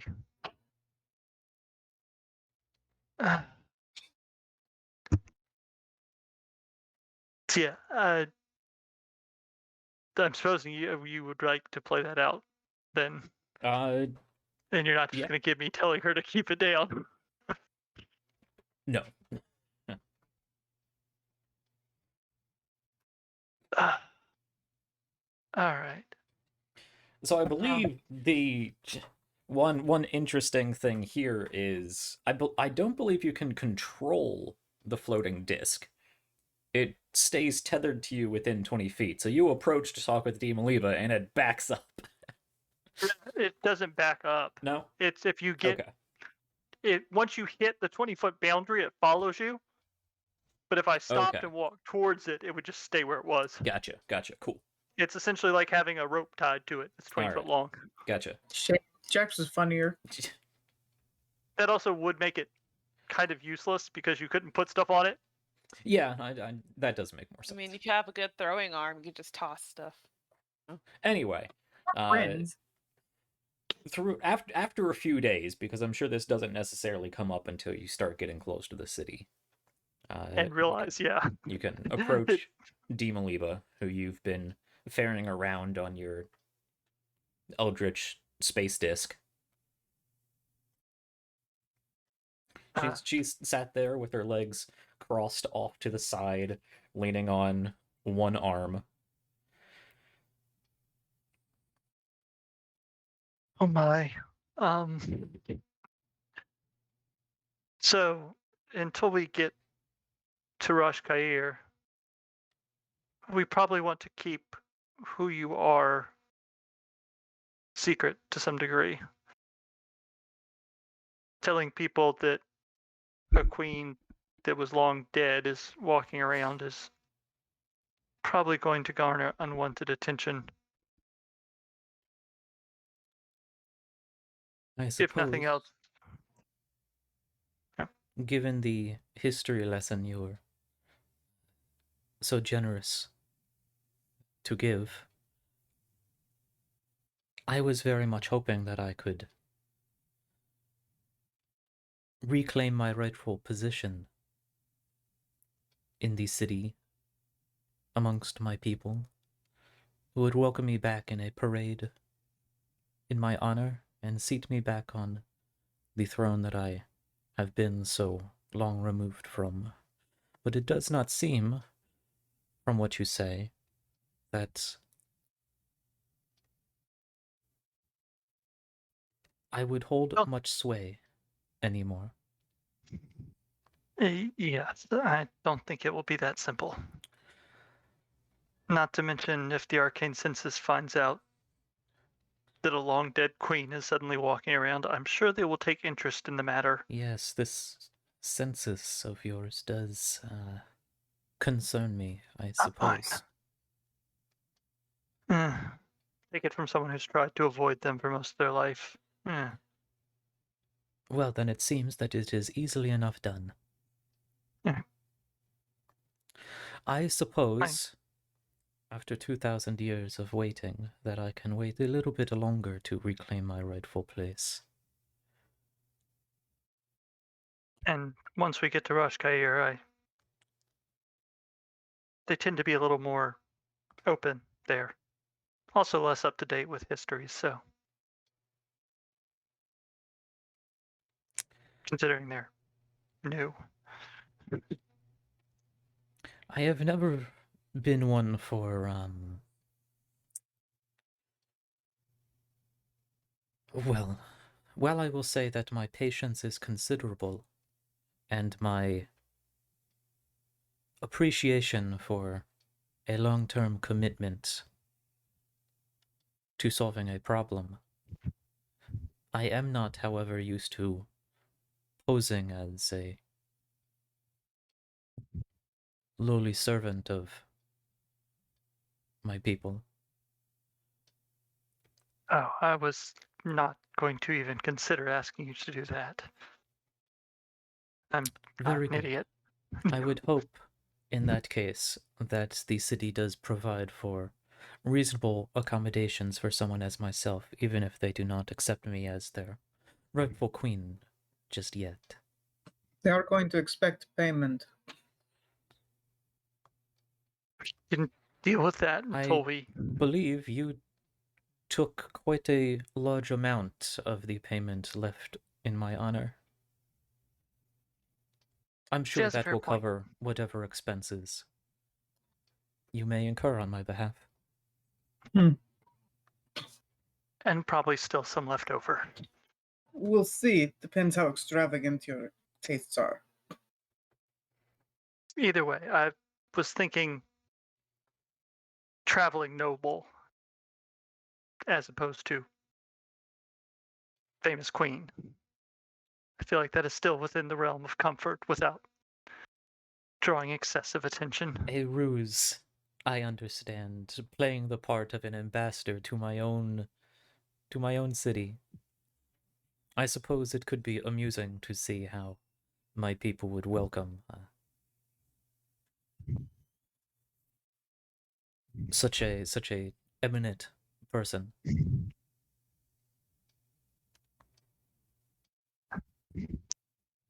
And they're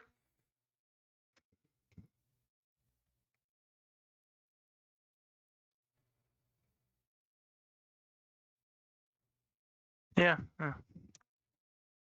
There is the possibility of finding resources and remnants of your group. Remnants, you say?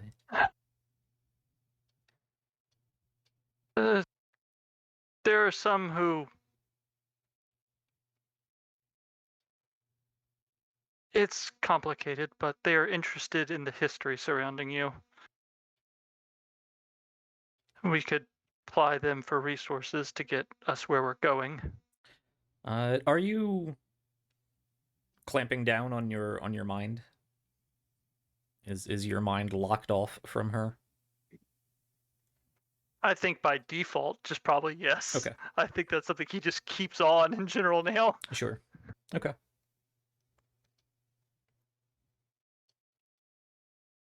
Well, I would hope that you are able to accommodate these plans, goals that you have suggested to me.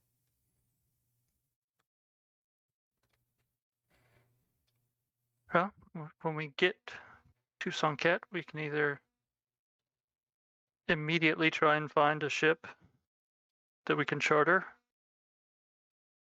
or we So, can spend.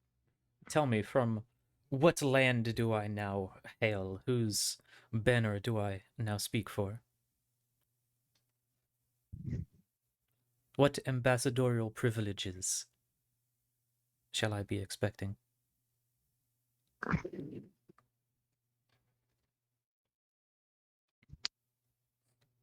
I mean, would she fit in as any place other than Sann'Kett?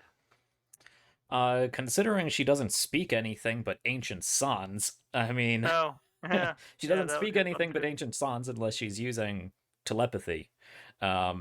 She's clearly wearing quite well outdated but desertish fashion. I don't think anyone would be like, "Hey, she's wearing something from 2,000 years ago," but it would definitely stand out. I mean, ethnically, she definitely looks Sannite.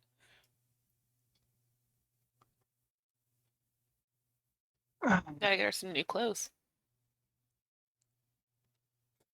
We've got to do a lot. Because she can't speak the language that most of the people here speak.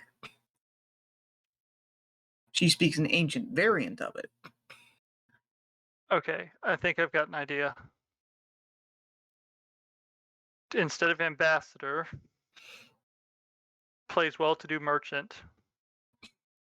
Like, very well-to-do merchant. I'll take on the role of manservant or something that speaks for her, so she doesn't have to actually interact with anyone speaking on her behalf. And the rest of you can be the bodyguard detail.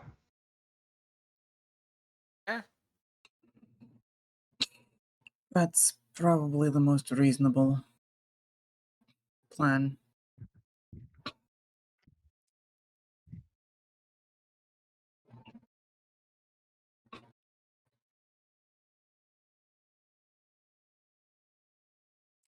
And Well, explaining that to a her as well. merchant is a far cry from ambassador or emissary. I suppose if I must pose as a money-grubbing trader, it is better than simply playing a servant or a farmhand. Unfortunately, I don't really have diplomatic sway to back up that the ruse of ambassador. We do have cash, though, which backs up merchant.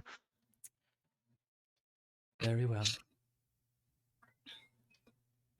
And it would be difficult for you to play ambassador if you cannot speak the language properly. That is true. I suppose after 2,000 years it makes sense that the tongue of my people has changed. I will endeavor to learn some of your new words. Perhaps you could teach me. Perhaps I could.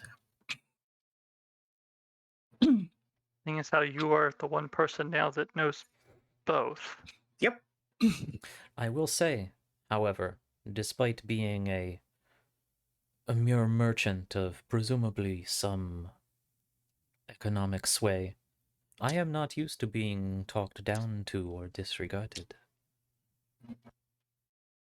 So if you are to play my mouthpiece, I do hope you are sufficiently versed in keeping the rabble at bay.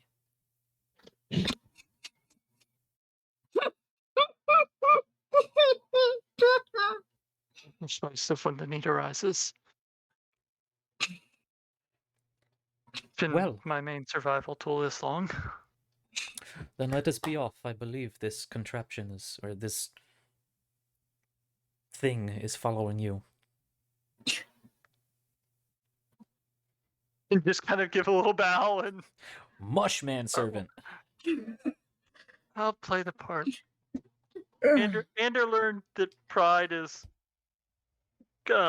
counter to survival a long time ago. Can be counter to survival. Unfortunately, going too deep into it for Aquila does tend to make comparisons to dogs, and it's like... Yeah, I'm willing to swallow my pride to accomplish this in the most efficient way possible. Okay, so Aquila, do you feel like indulging Dimaliba with Modern Sans 101? I mean, she'll try.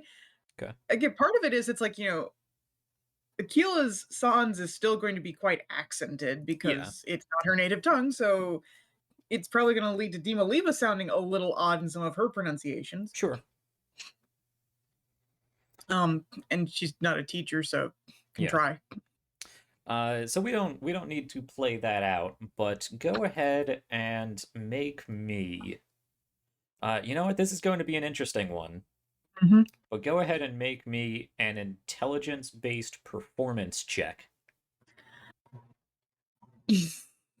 Okay.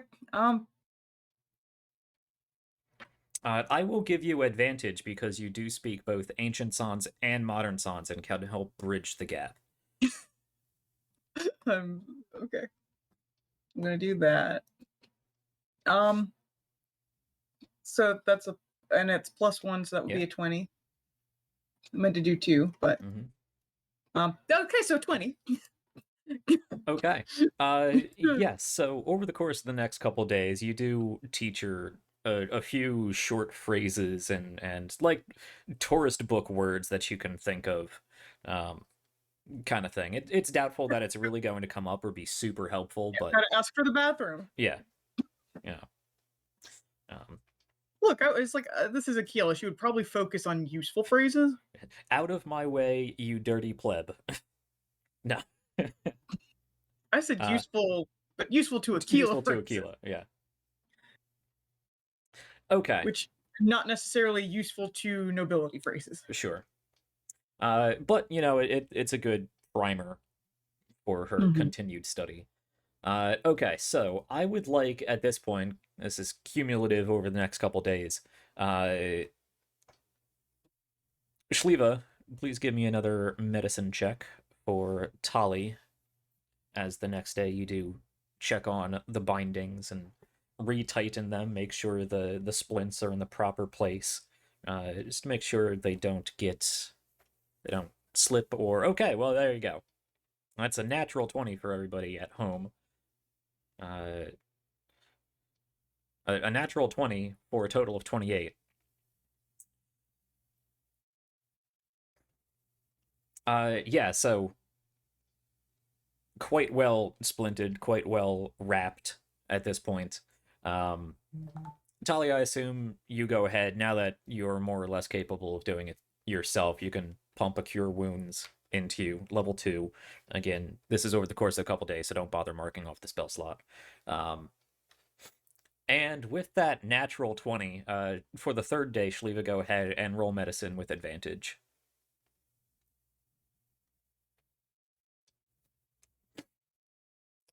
Another natural 20, total 28, and another Cure Wounds from Tali. And yeah, over the course of these next couple days, checking on the bandages, making sure they're splinted and properly compressed, and you very slowly continuing to add healing magic to your wound.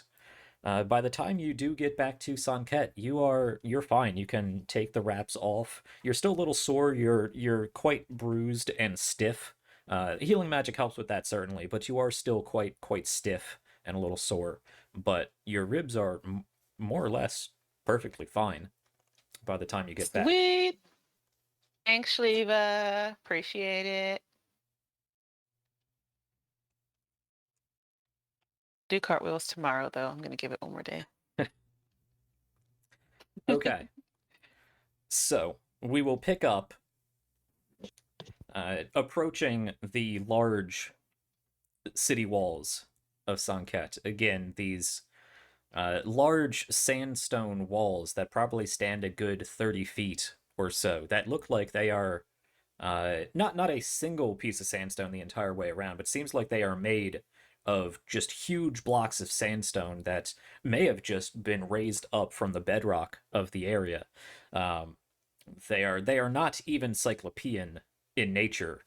They are simply from sand to the top and probably a good 20 feet wide, just huge slabs of stone that have been raised and placed together to form the walls of this area, carved out on top and manipulated and whatnot to have various towers and crenellations and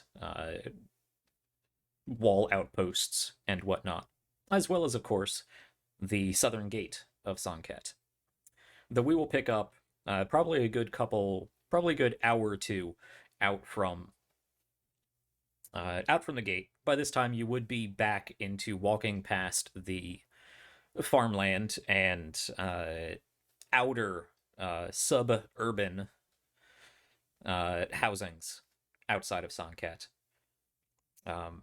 And there are definitely people out and about. You would notice, actually, on your way back now, going back the same way you came, that the blighted area, due to the Cult of Worms and the raising of the Voted Flood, does seem to slowly be getting a little bit better. Because it has been about 2 weeks or so, little under two weeks or so, since... no, it's been about a week. It's been about a week, yeah.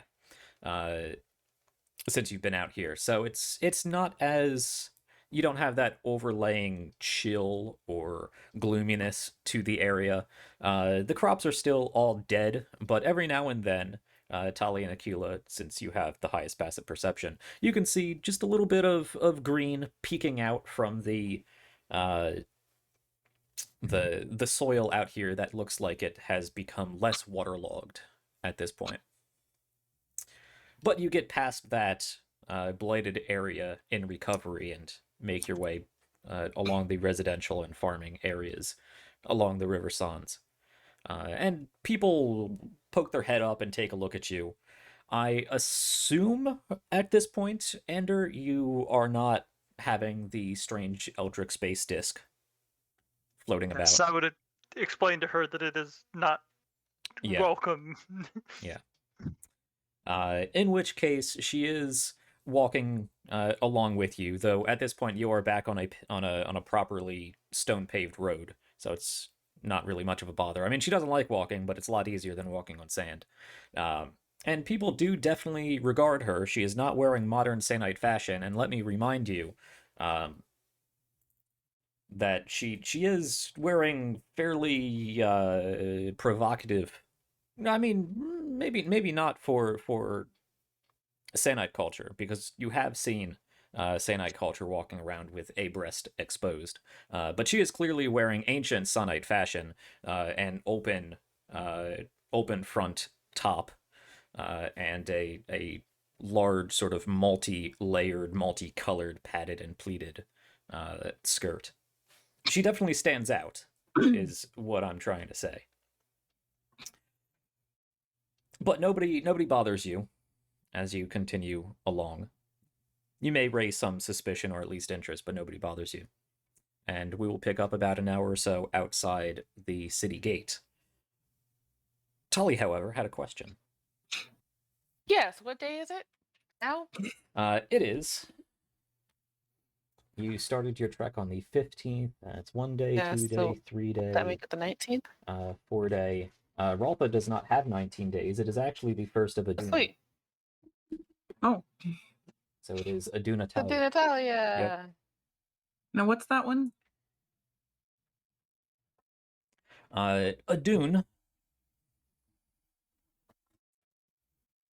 is the scale bearer.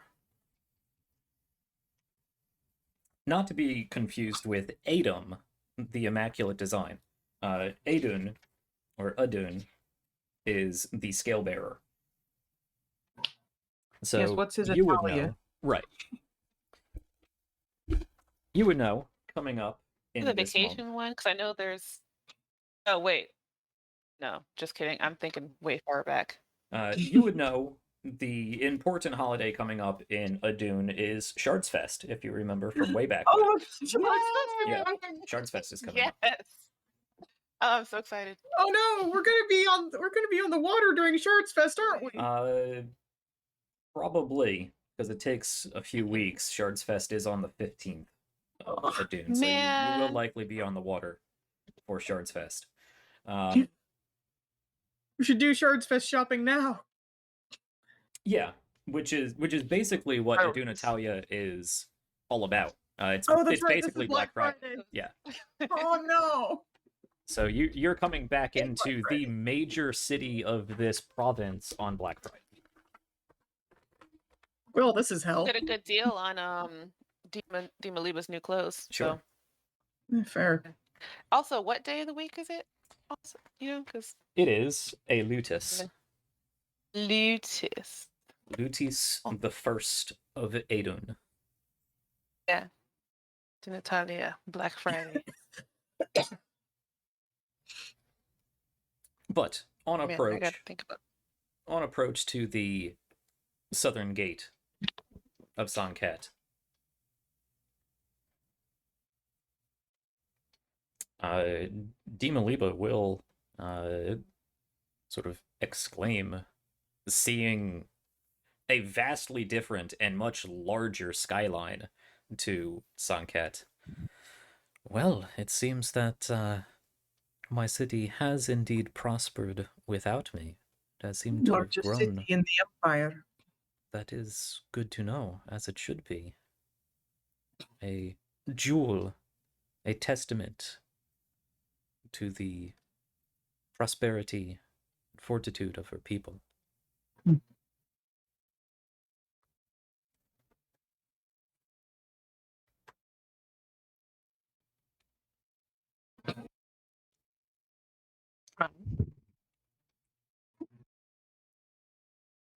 So, how do we want to proceed? Yeah, as I said before, One of we us can go either- in ahead of time to like buy her clothes and bring them out so she can change before she goes in, or like is that should we just let her in? Bring her in, I guess. Just go get the clothes. It'll Just attract less attention. Take her and go get clothes. I was more asking, do we want to immediately try and find a boat, or do we want to see about resources? I think we should go ahead and find the boat. Because the longer we're out, we hang around, the more attention we're likely to attract. Yeah. And we have certain organizations who are paying quite a bit of attention to us. Okay.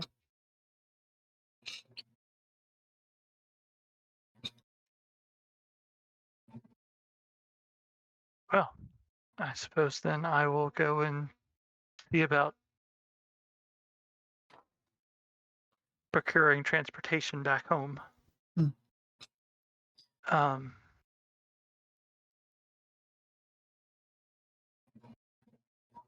Well, 1 second. Let me. I should have enough to deal with any kind of bribery that needs to be done on the way. I mean, I am carrying 5,000 coins. Would you like some of them? Sure. Just to not eat into. Mm. Let me do. How much? What was the weight on money again? A pound for 50 pieces. Right? Yeah. For the most part, you shouldn't need to be spending thousands of gold No, at a time. like I said, So and this was more just. Let me just get 500 Okay. in case there's any down payments or bribery that needs to be done. Yeah, that's fine.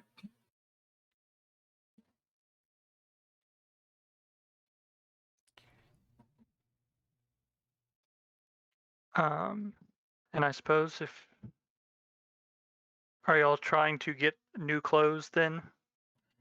Well, for Dimaliba, yes.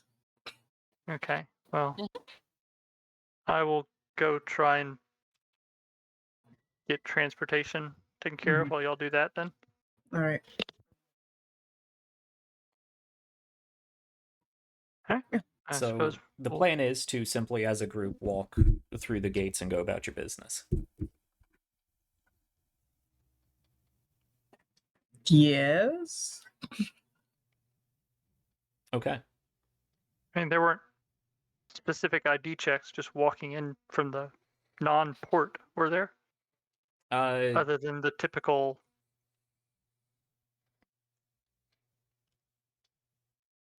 Am I forgetting something? I know, it's one of those, it's like this. It's been a few weeks since we've been here, Jack.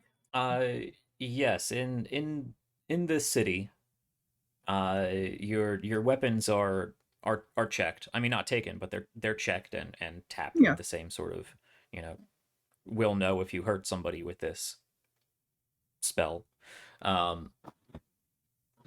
And I mean, no, it is like a proper going into a major city, checkpoint. Like, hey, who are you? Why are you here? Paperwork for people who have paperwork.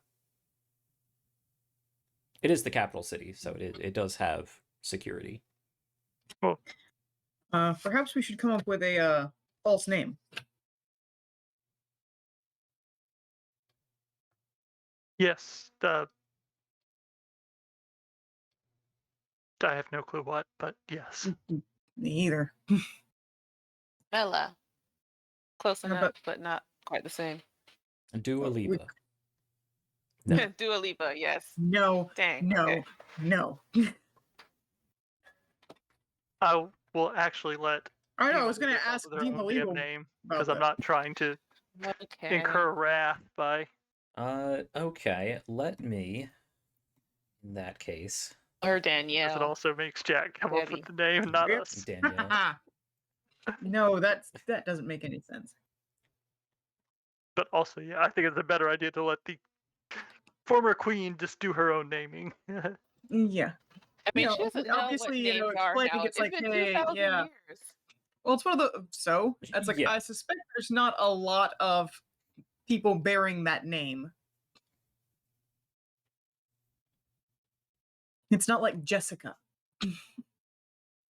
Given the history of what you know, it's unlikely that Dima Lipa is a common modern name. That's what I thought. But she would definitely, come up with a name that is of ancient Sannite origin, which may or may not, probably not have survived through the course of time. But I mean, unless you come across the one gate guard that's actually a linguist as well, or a Yeah. cultural anthropologist, it's probably not going to be pressed all Just that a much. hobby. We need another Daryl. Yeah, Terrell. Daryl, What was it, and Cheryl? Cheryl, yeah. Because it was like Daryl, Terrell, and their sister Cheryl, Yeah, yep, who all roll nat ones. yeah. They were the best. They were the friends. best because that let us get dude stuff. Yep. Okay, where am I looking? I am looking here. Okay, let's see.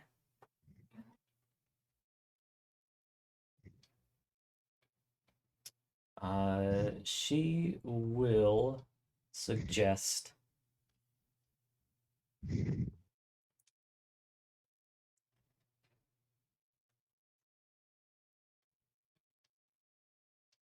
I suppose back in my first life, let's say, I had a one of my maidens who was quite adorable. She went by the name Louisa. Is that a normal name here? You would have to tell me. I was asking Is Akila, it a she normal can't name understand. here?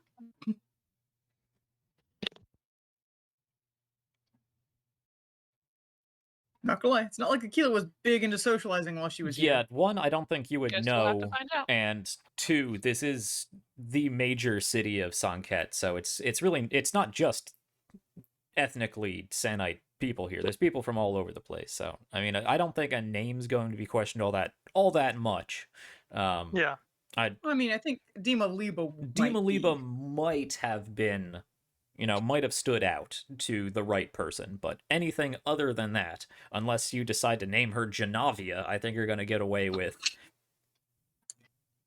anything that sounds remotely name-like. Let's name her Electric Blue. Sure. Actually, I have a friend who her mother wanted to name her that. Right. Okay. She ended up Jessica. Of course. With a K. Cool. But yeah, Alright, so Luisa's fine. The five of you, Krushka and Luisa. Also, don't tell them you can do magic. Very well. Because you don't have paperwork. No, I suppose I do not. So it's best that they think you cannot do magic.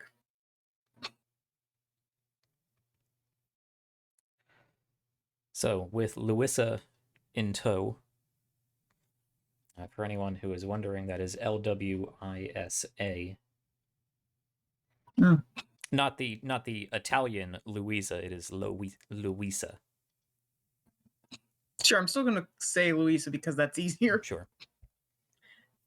So, It is a old Berber name.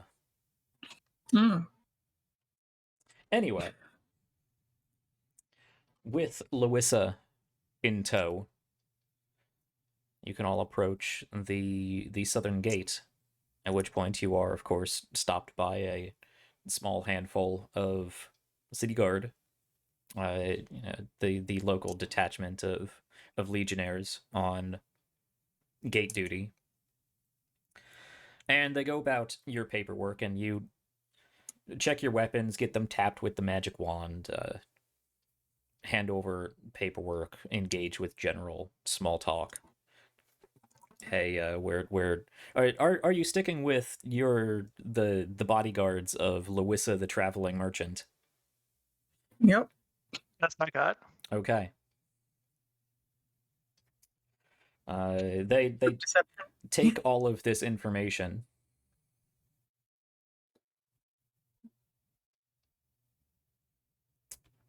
They take all of this information. They as they do, because they've done this before. As they do, they head back into, their little outpost built into the wall for a little bit, and come back out.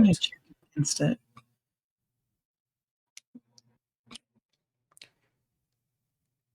We were informed of a group matching your description, at least not with your esteemed merchant employer. He sort of cocks a suspicious eyebrow at that. The prefect put out alert that should you be noticed that, well, he would seek a meeting with you. Yeah, him. I can escort you to the Central Administrative District if you would like. He says, if you would like, with a definitive, let's go. Did he even know our whole group? He...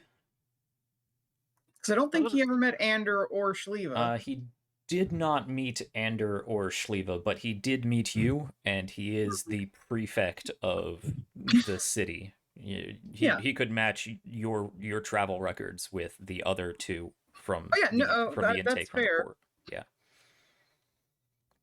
Right. I was say, am I forgetting something, or would Ander not really know what this is about? You know that that Aquila, Tali, and Shliva were held by Sevgi, not Shliva. I always do that.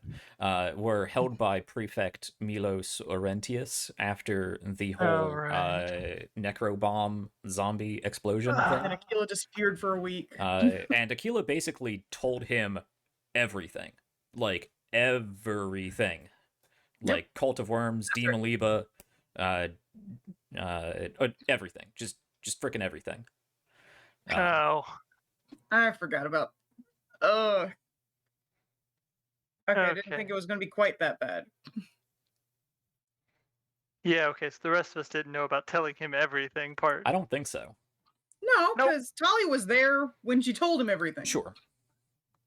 Again, Shliva is very correct in saying that you guys are terrible communicators. Yeah, we are. And also terrible rememberers. It's been a while. Yeah, fair. Cool. It's like 2 months ago. Yeah, at least. Feels like it's been longer. All right, well, I guess we follow the guard unless we want to start a fucking fight at the gate. Nope, let's go. This is going to be fun.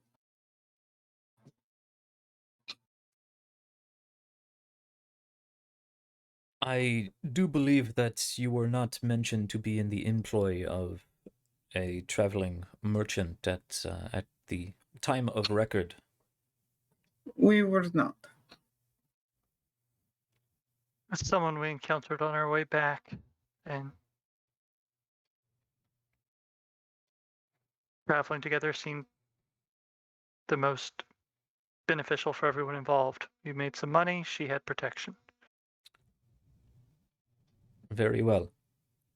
I simply know that you are members of import to Prefect Orentius and his council to the provincial governor. Yeah, I thought he wouldn't want to see me again. I can have accommodations acquired for your current employer while you meet with the prefect she would like. So accommodations. Like, spare room in the barracks. Yeah, that's the Probably sort of the best I figured was going to be. Yeah. For like just hang out here during a meeting. Yeah. I mean, if you want to be like, hey, let's stop off at a fancy hotel, you could, but yes, I was actually going to ask if nothing else, if I could peel off and get her set up, but I'm guessing, or if we can stop off and I can get arrangements for her set up.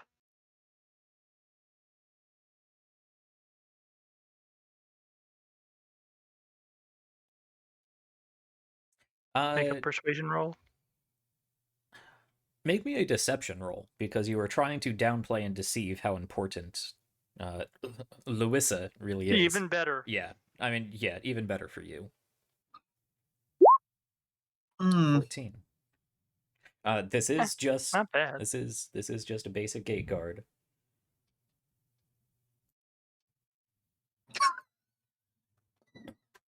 Cool. Nope. I was even giving him a -1 to charisma. I'm like, there's very little chance this Oh, is gonna. Never no. mind. So he ain't falling for it.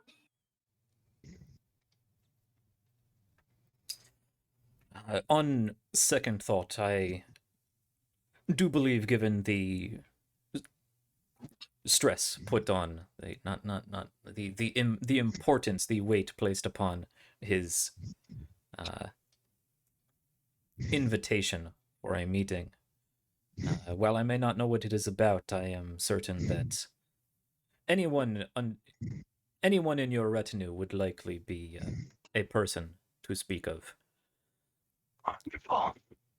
I do not believe that you are being apprehended. I am not here to arrest you, but you are, let's say, a group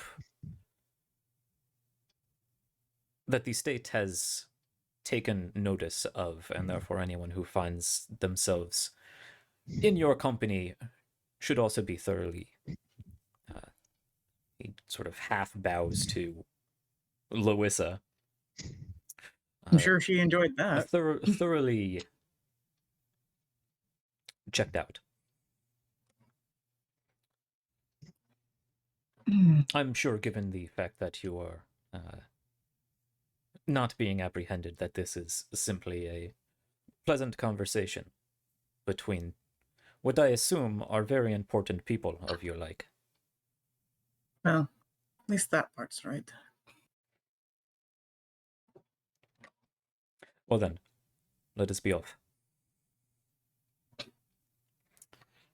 He starts walking you forward as you notice 7 other guards come out of the small barracks attached to the wall and sort of flank you as you head further into the city. Not being apprehended? Like I said, you are a group whose importance was quite thoroughly stressed. We are providing a protective detail to get you where you need to go. Not boxing us in at all. Not at all. Really want to make a comment, but out of character. That's fine. We could murder them all anyway in about 2 seconds. Yeah, if we don't wanted. That make is true. that comment That's in very true. character. I really just Don't want to be be like, yeah, that's fine. We could kill you all if we wanted to anyway. So you do what you want to do. At which point, I know, it's like if you did that, then Nikhil would definitely be like, I'm half of that mindset because I was also half thinking, you know what, Andrew, just and we. Yeah, I mean, if you guys No, just want to not deal with this, I mean, to be fair, almost to the point. to be fair, I mean, they are Imperial Legionnaires. Like, they're probably the equivalent let's not start a war with the Empire. of a level 4. Probably not level 5, but probably good level 4 character. I mean, even 8 Well, level 4 that's more than I characters against you guys would almost certainly come out ahead. You mean That's more than I thought they were. certainly. Yeah, they are higher than I think you guys were giving them credit for, but Yeah, they're So I not probably not couldn't beat just- cops. They are actual legionnaires. Right. I probably couldn't They're fry 'em with leveled one shot. NPCs. Yeah. Might take 2. Shush. Okay. 3 on a bad day. So you are allowing them to escort you and Louisa to the Central Administrative District to meet with Prefect Milos Orentius. Apparently so. I Sure. don't think we have a better option, really, than let. Better option, no. Option, yes. Oh, you have lots of options. I have like 8 pages of options. Well, at this How point, many of them are terrible? Most of them. Okay. I was gonna say, I think at this point it's either murder them or follow them. And our weapons have already been checked. Yeah. I don't need weapons to kill them. Well, true. Technically, do I don't I. either. Aquila can do claws. Because Well, I doubt they check the. I doubt they tap her fingers. no. But Continuing down into the administrative district here, you are not brought to the barracks at the very least. They're not going to shove you all in that 10 by 10 foot interrogation room. good. You are brought to the central administrative palace, really, and taken up one of the opulent, colonnaded, quite well painted, large sort of not outbuildings, but sort of side buildings from the main palace area. You are brought up these large marble stairs, flanked with incredible marble statues of various designs. Some of them simply just geometric shapes. Others of them ancient restored figures from ancient times, set in contrapposto stance, looking out amongst the city. These large, probably 20-foot high statues. But you are brought into this administrative wing. Marched into a quite opulent sort of foyer area, reception hallway.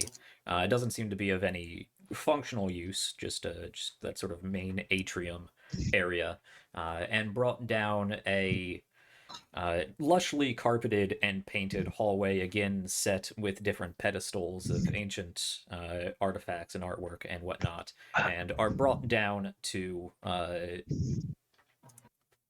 room. It's again not a barracks interrogation room, but it is a room set up. It has a large desk in there, but otherwise it is quite well. It is much better furnished than the barracks. Let's say it is nicely carpeted. It has nicely wrought, nicely carved wooden table and chairs. There's a big window looking out down the hill that this palatial compound is built upon, looking out over the sort of administrative district below it and out into the rest of the city. Looking out to the serpentining river, the River Sans, and some of its created branches of the river, and you are told to wait there for the prefect.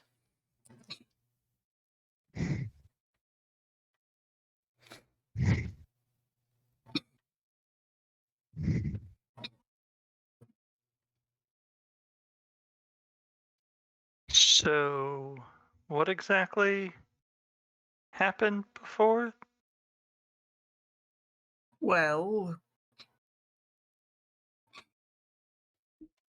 I think it's safe to say that I was feeling very guilty by that point, and I kind of told him everything.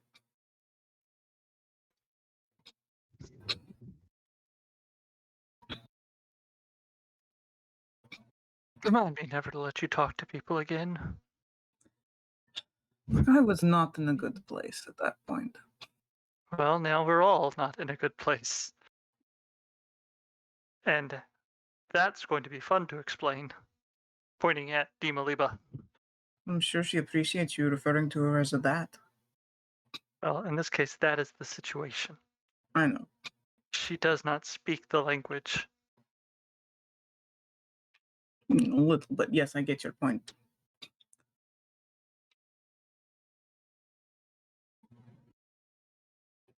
So I truly don't know how we get out of being properly fucked in this situation. I mean, properly fucked would be nice, but this is not. Aquila, not the time. We are legitimately in some trouble here. I'm aware. But what do you want me to do now? I was asking, just trying to understand how screwed we were.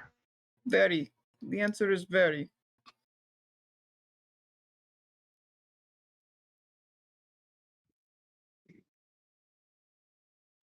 No, I didn't think he would actually want to see us again. Well, when you tell him he everything, was fairly insistent that you keep him up to date on the trouble that you and your order, because again, it was kind of presented that you were leading this group of querents and querent associated mercenaries in a querent investigation.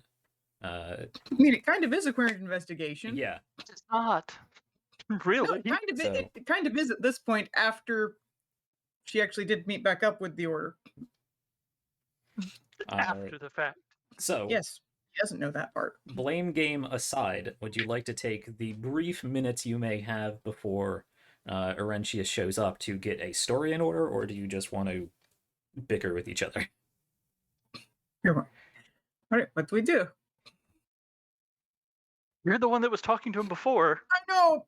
But You we've get to come already up with the established story. I'm not good at talking with people. Yes, well, you're the one who's actually talked with him and told him something. I don't even remember at this point. It's been a couple months. I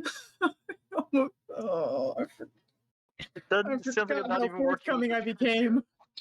You weren't forthcoming. You lied about everything. What? Not you. I was You talking told about him we. No, you lied to him if you told him it was a bunch of querents and it was a querent investigation. querent associated mercenaries. We're not even querent associated mercenaries. That is a. I mean, you kind of are because you work with me.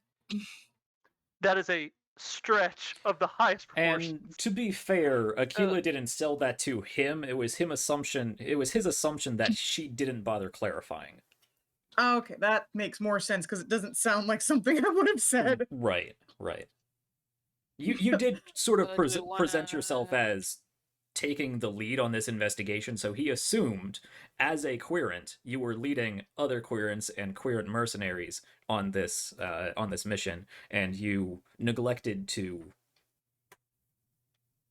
elaborate further. Yes. Do we want to tell him more truth, or do we? No. Oh, okay. I don't think there's any way we make the truth of we've got Dimaliba with us work. Do we even really trust this guy? It kind of sounds like he spelled his own title wrong. What's a prefect?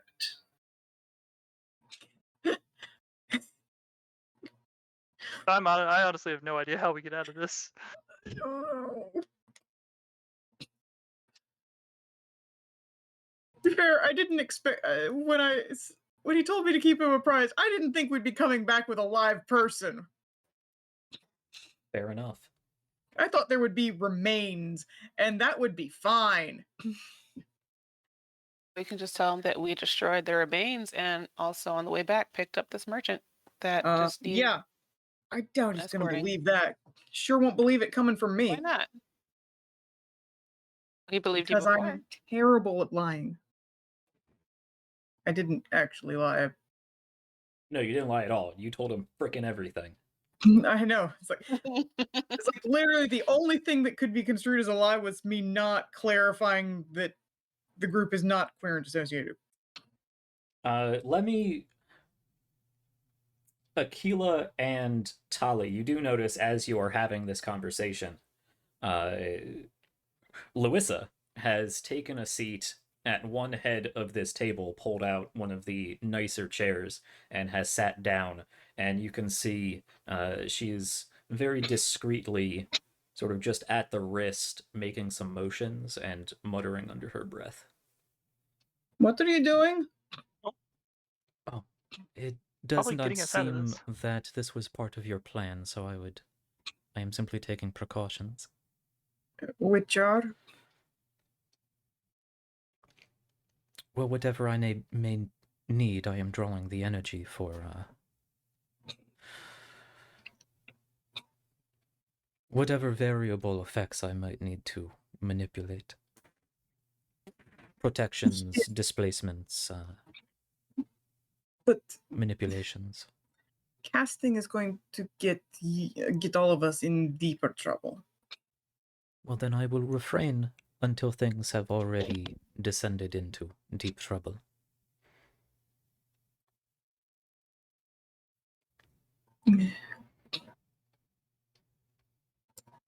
Also, there's a decent chance she's more persuasive than I am and knows better spells for That, getting that across.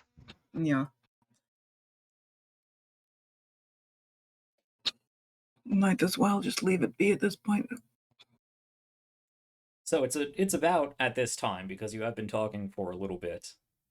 It's about this time you notice the door open once again, and stepping into the room, you see one standard guard, might be one of the guards that was by the door while you were in the interrogation room, step in, followed closely behind by the resplendent form of Prefect Milos Orentius, this late middle-aged man, cleanly shaved, hair perfectly cropped up in a very military short, but slightly stylized in the front fashion, wearing what is clearly functional armor, but it is filigreed and accented with gold, draped over his shoulders. It's not like a full mantle, but draped over his shoulders is a sash, just a piece of fabric that is laden with medals and golden rope and various other accommodations of his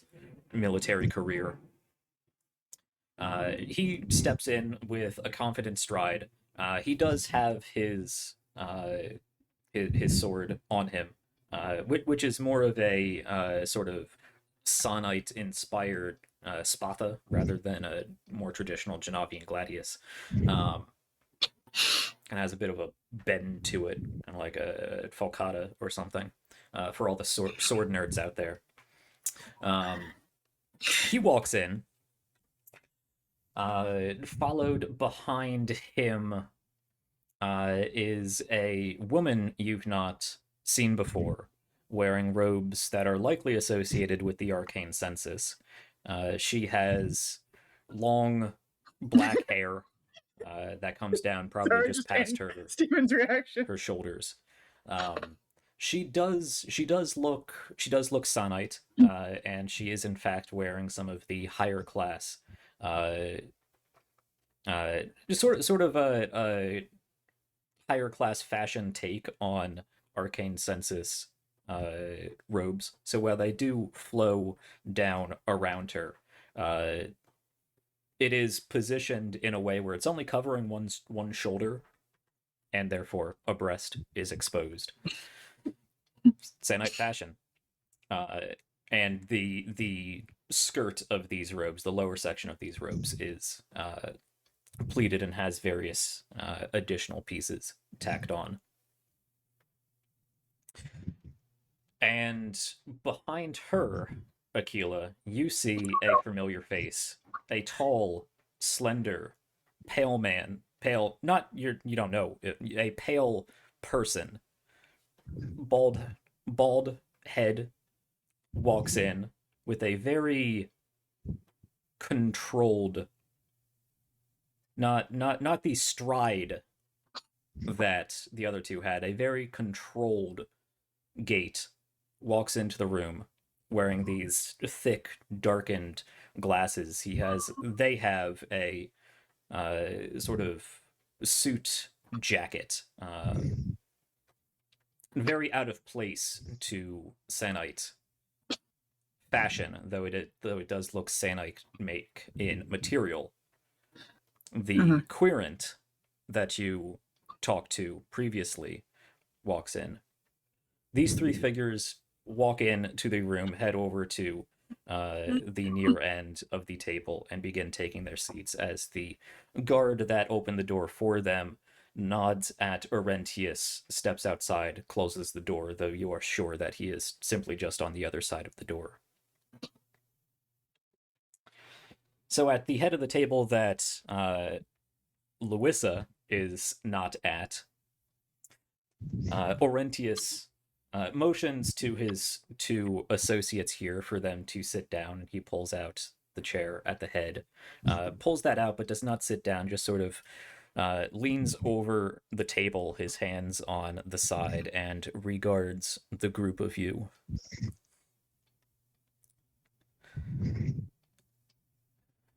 I am glad to see that you are all well, and that you have returned to this fair city. It was my understanding that you had left to pursue whatever investigation that had come to fruition with the assistance of the Sannite administration.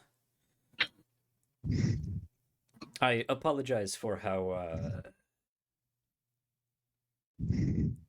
formal and insistent I'm sure the guards were that we were to meet. However, given the importance you placed on your mission, the wide-ranging ramifications, and the clear dangers it posed to the Sannite people, I wanted to make sure that, should you have information to report, that you were here to report it.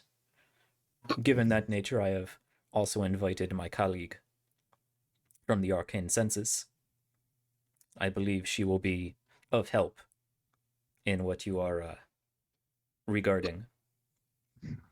He turns to her. Just sort of motion. She doesn't stand up or anything. She looks over at you and gives a nod, not terribly pompous or anything, but not going out of her way for formalities.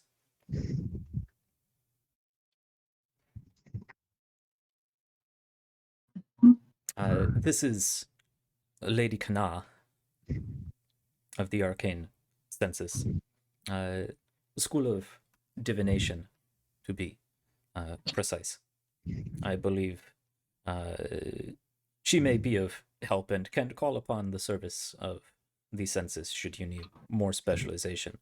And of course, he nods towards Aquila. I am sure you are familiar with Mix Black here. What was his name again? MX Black, Mix Black. It is the non-gendered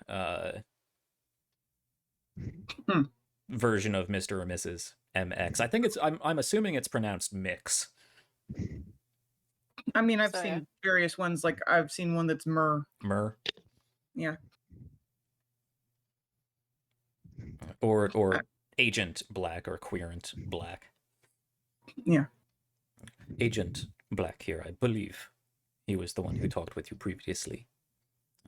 Yes. Liaison to your order here in the city. It seems, however, that you have picked up a traveling companion. Would this have anything to do with your investigation? He is clearly talking to Aquila. Yep. I will ask, we are a bit early on time, but it is a suspenseful moment. We could end here if you would like. I don't want to go into the full meeting, but I think now, unfortunately, we might call it 15 minutes early, but I think now is a good cliffhanger to leave Aquila hanging off of. Oh, thanks. Stop putting me on clips. I'm fine with that. I'm fine with Aquila sweating for a week, yeah. All right. Yeah. I'll be fine. Aquila on the other hand. It's like, stop putting me on cliffs.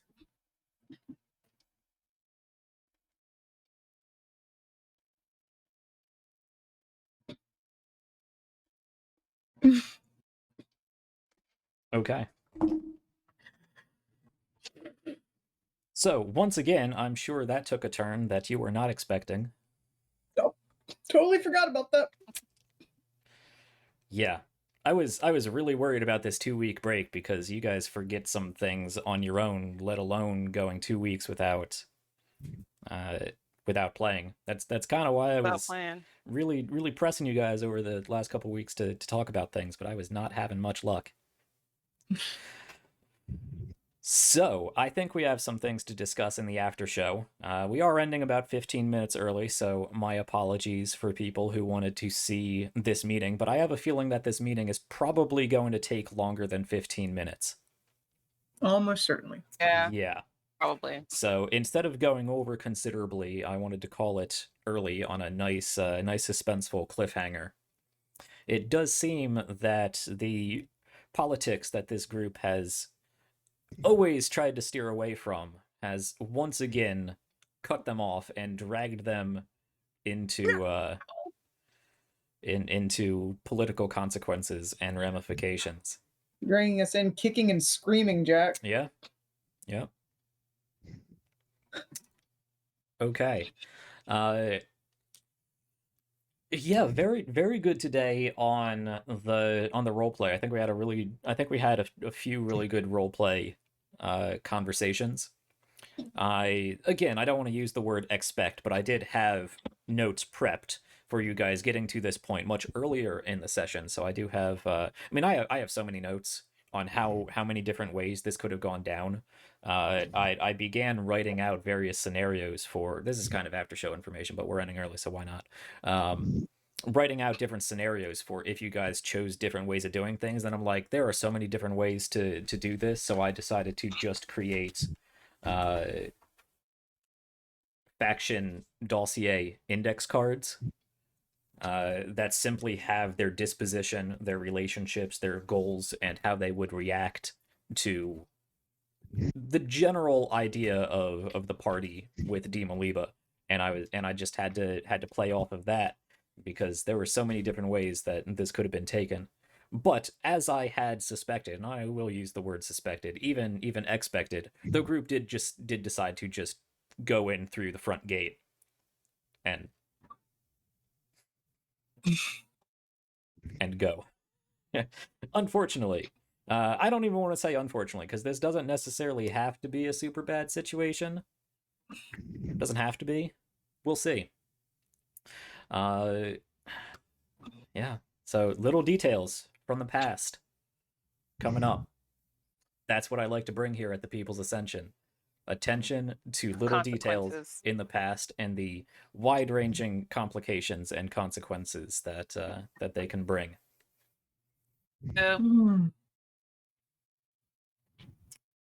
Okay, so it seems next week we are going to have an interesting episode. Interesting from at least my standpoint. We'll see how these guys do. I am once again excited / anxious to see how that goes, and for the prep work that will entail. But for now, leaving the group. We'll be fine. We'll be fine. Yeah. Leaving the group with some very political, high stakes improv to work out with this meeting with some of the most important people in the organizations that they were trying to keep under ye old fantasy radar of, are now in the same room with a lot of information and a lot of expectations. We will get to that next week and see if Sann'Kett still stands at the end of it. Who knows? All right. I just end up telling them everything again. Yep. All right. That's all we got. We're going to go and do an after show, at least those of us who are conscious and feeling okay. And that will be posted to Patreon in a couple days. So do keep an eye out for anyone. Well, I mean, if you missed any of the earlier parts of this episode and you want to go back and watch it, this episode will be uploaded to YouTube on Monday around 2:00. That's when these drop, and the after show should be going up sometime. I mean, probably in the middle of the night tonight. So it'll be up by the time the show drops on YouTube, and the after show will be available on Patreon for our adventurer tier supporters and higher. On there, you can also find level 10 character sheets for the esteemed party here, as well as the votive flood encounter. And I am working on getting the Persicus should be going up soon because I don't think he's going to become super relevant. I think I'm gonna hold off on Tessadrin because that's still an ace in Akila's pocket if she really needs it. Not that I suspect that's going to be the way this group wants to go, but he's there. I know he's there. Yeah. Anyway, I have a lot of things that are likely going to be dropping on Patreon, probably hero tier and above. Extra support comes, extra behind the screens information, and DM prep information and whatnot. So that's where you're going to find the more intricate, mechanical details of how I run the game. So if that interests you and you like what we see here and you want to support it, go check out Patreon. Also, remember to check out the Twitter and the Discord, both linked below, so you can talk with myself and all of these wonderful people and engage with the rest of the community with reactions to how we play this game, and tinfoil hat polishing. Also, memes, lots of memes. Okay. So, thank you for joining us. I suppose this is where I sign off. So thank you for joining us, everybody out there. Stay safe, stay happy, stay healthy. Keep checking back at the People's Ascension. And if you do find yourself being escorted by stressed out gate guards, it could be nice to offer them a simple snack of a heart tomato, because that will very much ease their disposition. They also make good fruit baskets for bringing to a high stakes political showdown. Basket with tomatoes in it? Yeah. No, you don't put Heart tomatoes in a basket. They are fruits. They are, but you still don't put them in a fruit I basket. mean, why not? Honestly, I would take that fruit basket. I love tomatoes. A nice, delicious basket of heart tomatoes. Cucumbers are also fruits, Yeah. technically. So Well, yes, a lot of vegetables are fruits. See, this is the stuff we talk about in our after show when we should be talking about the game. Cucumbers and tomatoes. Good night, everybody. I will see you back right here at the People's Ascension throughout the week and hopefully next week for this big political showdown. Good night, everybody.